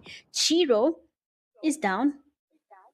You have New Year's Day, Papi, and the teammates are still trying to figure out what next. We got our first knock. How can we go in for that push? 6 gaming, also in the same place, making it quite impossible to get a push happening. They're trying to figure out how can they basically benefit from this fight that is happening right in front of them.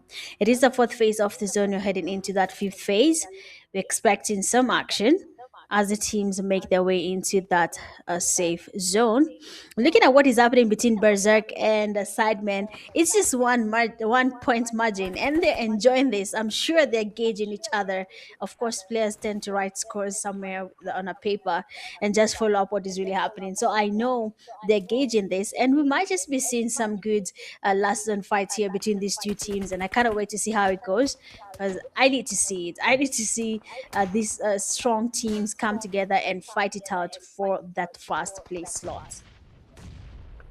Well, dominating performance, that was what we asked for, and Sidemen have decided to deliver that to us. Peaky Blinders, on the other hand, just trying to keep their hands on that top 8 position. If possible, even do a top 7 over a team that had a very, very solid start. The 2 All-Stars, again, insane with a very solid spray here. Let's not forget, Trios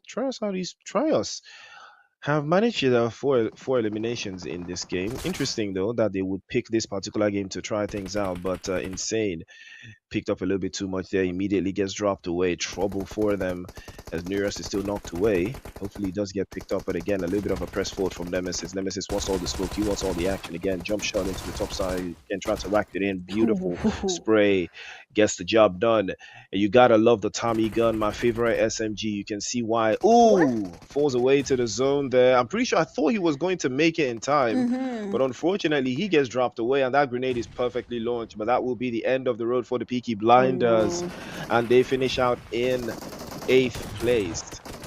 The only thing that can stop them now is if somehow Trios gets a chicken dinner, because that's like the only realistic way that happens, but we'll see. Berserk, on the other hand, getting absolutely railroaded here by Momsy from the Sidemen. Sidemen are down to just 2. An Aspect is still swinging the shotgun from side to side, still causing commotion. But Berserk, they're utilizing the numbers, they're utilizing the angles, and the All-Stars are playing it behind them. They could be caught in a little bit of a sandwich here. Things could go from bad to worse.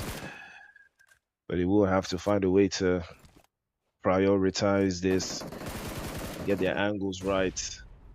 Positional awareness is all that's important for Team Berserk right now. Jelly and the rest of his teammates also looking for a way to get inside of the zone. They have 3. Delirium 6 and Temper, the only 2 teams, and Berserk, the only 3 teams that have 4 players up. But I spoke too soon, as Sphinxy is going to get knocked away by Spoit there. And another one will bite the dust. Trade-off is good. Spoit also getting a taste of the metal as he hits him as well. Wraith goes down. Berserk is in trouble this time around. Leo continues to cause a little bit of commotion with the M1 Grand, and he does manage to get a shot through. Temper still yet to secure any eliminations in this game. Berserk trying to hold on. Momsy has been knocked away there. It is all left to Aspect. He is very capable. We've seen that time and time again. Goblin trying to get the numbers up inside as well. End of the road for Momsy as he gets flushed down the drain. And now it's all left to Aspect. Can he do something special? Can he turn this around? Zane is charging that grenade perfectly as well, but unfortunately had no idea that the opposition was right behind him. Sphinxy was nowhere to save his teammates. He's exposed, gets dropped off, and there's trouble right now. Aspect doesn't have the play zone, and he will have to circumvent a little bit of an angle here to make something happen for himself. And Berserk will have to find their way through, playing with just 2 players, and they're in a potential sandwich. The play zone is going to shift any moment from now, and it's going to force teams into very, very uncomfortable positions. Tweety almost getting dropped away from the hillside there. Temper having the numbers to deal this on immediately. I'm not sure what he thought was going to happen there, but he got hit with some special. End of the road for him. No brainer. He's very capable, though. They got to be careful about him as well. G-Baby takes the hit. He goes down as well. 3 versus 1 now for No Braino. Can he hold on? He's charging the grenade. Tries to launch one over the corner side there. Doesn't make it happen. Goes behind the doors.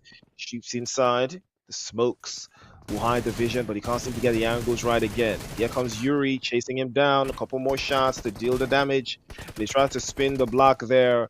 And we've seen No Braino do this time and time again, spinning around and around and around we go. But the job is done. Temper will take that one back with them. 3 eliminations and it's looking more like a chicken dinner for Temper. I mean, that was an interesting fight to witness.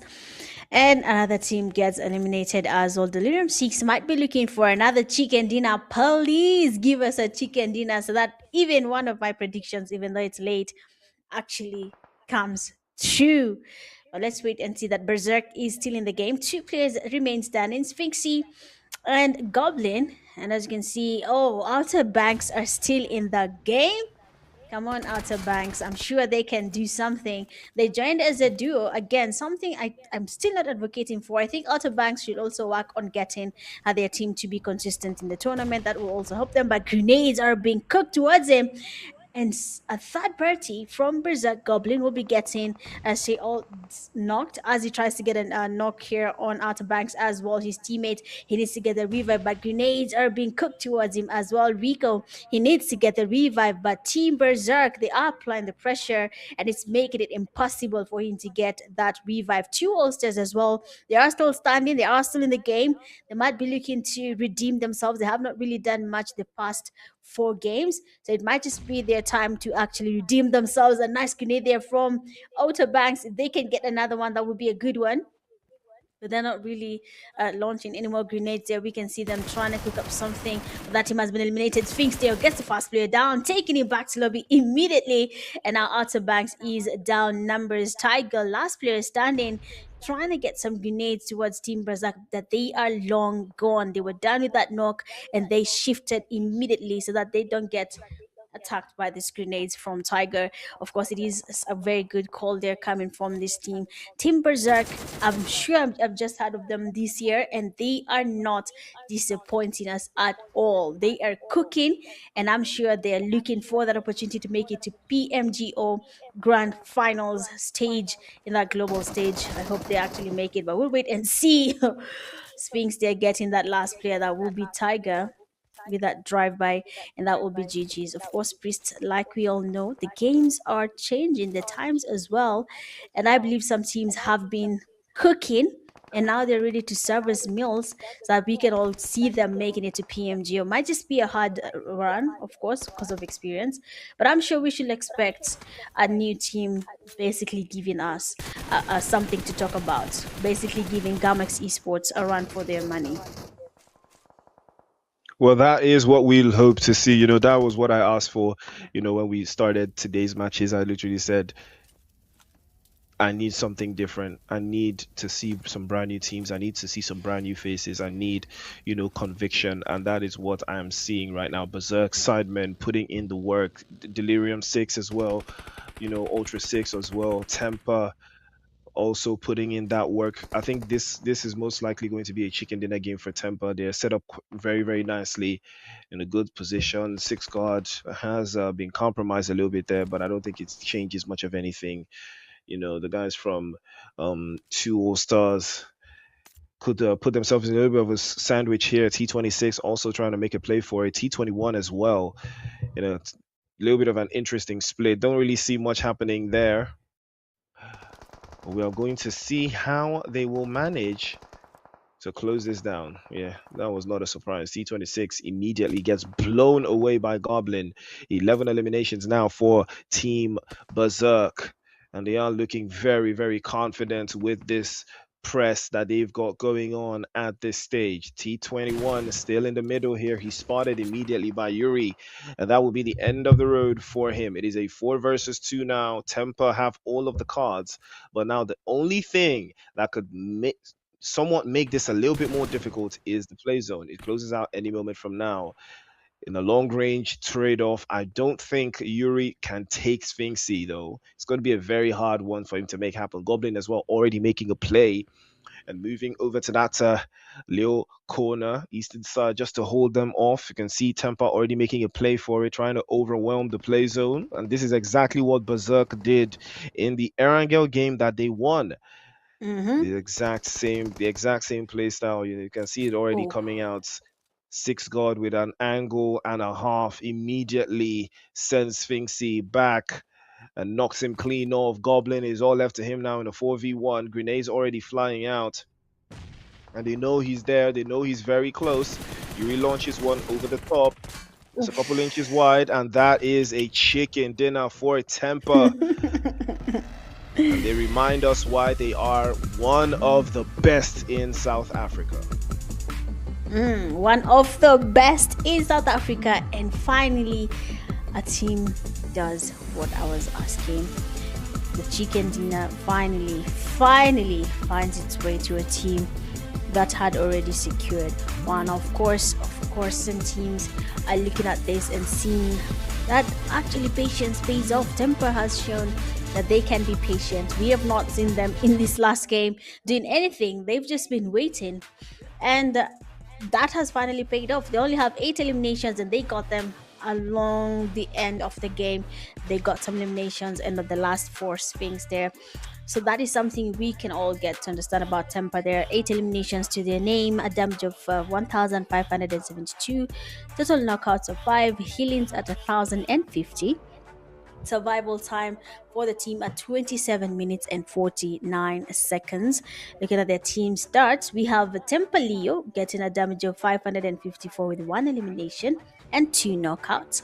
6 God, 4 eliminations and a damage of 43 with 2 knockouts. Yuri, 2 eliminations and a damage of 361 with 0 knockouts.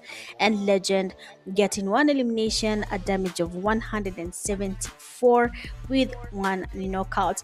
Good stuff here coming from Temper. They deserve the chicken dinner. Of course, it was a long time coming. The match summary for the players: we have most eliminations at Berserk Sphinx getting 6, highest damage of 938 from Aspect, 2 grenade eliminations from Aspect, longest elimination 400 meters from 12 inch. We have Top Traveler as Nemesis traveling 11.341 kilometers in Miramar. Could have been more, but that is a lot of travel distance in the map. Player of the match, it is none other than Berserk Sphinx, getting 6 eliminations, dealing a damage of 936, 3 knockouts, and a survival time of 27 minutes and 49 seconds. Good stuff there from Sphinx and the team for a consistent gameplay from both Miramars. I'm guessing Miramar is their map, and it's finally showing here. The points have been good. The MVP title has gone to their team twice. So of course, remember, MVP is where the sweet spot is at. So for the teams playing, the players always try to be the player of the match. You might just be able to boost your chances of making it to that MVP title. So of course, GG's to you, Sphinx, for getting man of the match for the last map of the night, and that is Miramar, with of course no chicken dinner, but a good play from your team. Match rankings in the last game: we have first place as Temper getting 18 points in total. Second place, you have Team Berserk, 17 points. Third, we have Tyrus Esports, 11. Fourth, we have Sidemen with 9 points. Peaky Blinders at 5th place with 7. Sixth, we have Delirium 6 with 6 points. 7, we have 2 Ulsters with 5 points, tying with Outer Banks at 8th place with 5 points as well. Honestly, Outer Banks, good stuff here, good stuff for that improvement, and we'd love to see more of you guys in the near future. So keep on grinding, keep on doing your thing. Of course, I cannot wait to see where the teams lie after all the scores have been tied up, and the top 8 teams, of course, will be guaranteed moving to that next stage, basically finals for your region. So let's hope that your favorite team makes it to the next stage. 9th place, we have Ultra 6, 5 points. 10th, we have Black Rain, 3 points. 11th, we have Daggers and Synthesis at 12th place, each team having 1 point. 44K Esports at 13th place, tying with Xenex A. 15th, Third Deadly Traits. 16th, Team 69. All these teams getting 0 points from this game. That's gonna be a painful one on the overall ranking, and they are finally in. Team Berserk leading with 73 points in total. Good stuff there. That is a big jump for Team Temper. 62 points, tying with Sidemen at 62 points as well. 4th place, we have Delirium 6 at 52. 5th, we have Ultra 6, 49. 6th place, we have 2 All-Stars, 42. 7th place, 44K Esports, 40. And then 8th, we have Peaky Blinders with 35 points. Congratulations to all the top 8 teams for surviving all throughout the 6 games and securing the slots to the next stage. You can rest well and think about your strategies for the next games. In 9th place, we have Team 69, 30 points. 10th, we have Triers Esports with 24. 11th, you have Synthesis is 23. 12, you have 3 Deadly Trades, 22. 13, Black Rain Esports, 16. 14, we have ZenXA, 15, tying with Daggers at 15 points as well. And then 16th place, we have Outer Banks with 12 points, at least two digits for Outer Banks overall points. So good stuff there for Outer Banks. But Priest, we have finally come to the end of tonight's games. And it is unfortunate to see some of the experienced teams not making it to the top 8 slots. I mean, are you that experienced if you're not making it though? You know, would I say you're an experienced team if you're not making it? For me, the top 8 teams are the experienced teams. Any team that's not in the top 8 is not experienced. It's really as simple as that. You know what I mean? Teams like 44K, 2 All Stars, you know, it was very, very close for them though. It was going to be a long night for them. I think Peaky Blinders had an overall better performance than 2 All Stars and 44K Esports. Forget what the leaderboard says, right? I think they had a better game. I think overall today Sidemen was the best team. Team Berserk was great, but overall I think Sidemen were the best team. Although I think it was heavily reliant on individual brilliance from Aspect, but nonetheless, I think they were still the best team to watch today. Temper doing Temper things. I told you, Temper, I'm pretty sure Temper won game 1 and then won game 6. They won the first game of the day and the last game of the day. Yes, that's typical, how I said my prediction finally worked. Typical Temper fashion, right? Typical, very, very typical Temper fashion, but it's something we love to see. But ladies and gentlemen, that is gonna be that. Congratulations to the top 8 teams that have made it to the finals of the PMNC in South Africa. Congratulations to them. Big W's for you guys. You made it through, but it's not over just yet. You have one foot in the finals, and you will be joined by tomorrow's teams that will also play 6 matches and also look for the top 8 teams that will advance and play in that final come later this month. But that is going to be the end of the road for us tonight, ladies and gentlemen. It has been an honor for bringing you guys this action, the PUBG Mobile National Championship South Africa. It is the 2026 group stages. Big shout out to Mitch for being my co-caster as always getting the predictions wrong, but always being a good vibe. Big shout out to IG as well, the big production company behind all of this amazing graphics and motion that you are seeing on your screens. It is not easy. Trust and believe. A whole lot of work goes in behind these scenes. So big shout out to them as well. We'll see you guys in the next one. Until then, more PUBG Mobile action coming your way. Good night.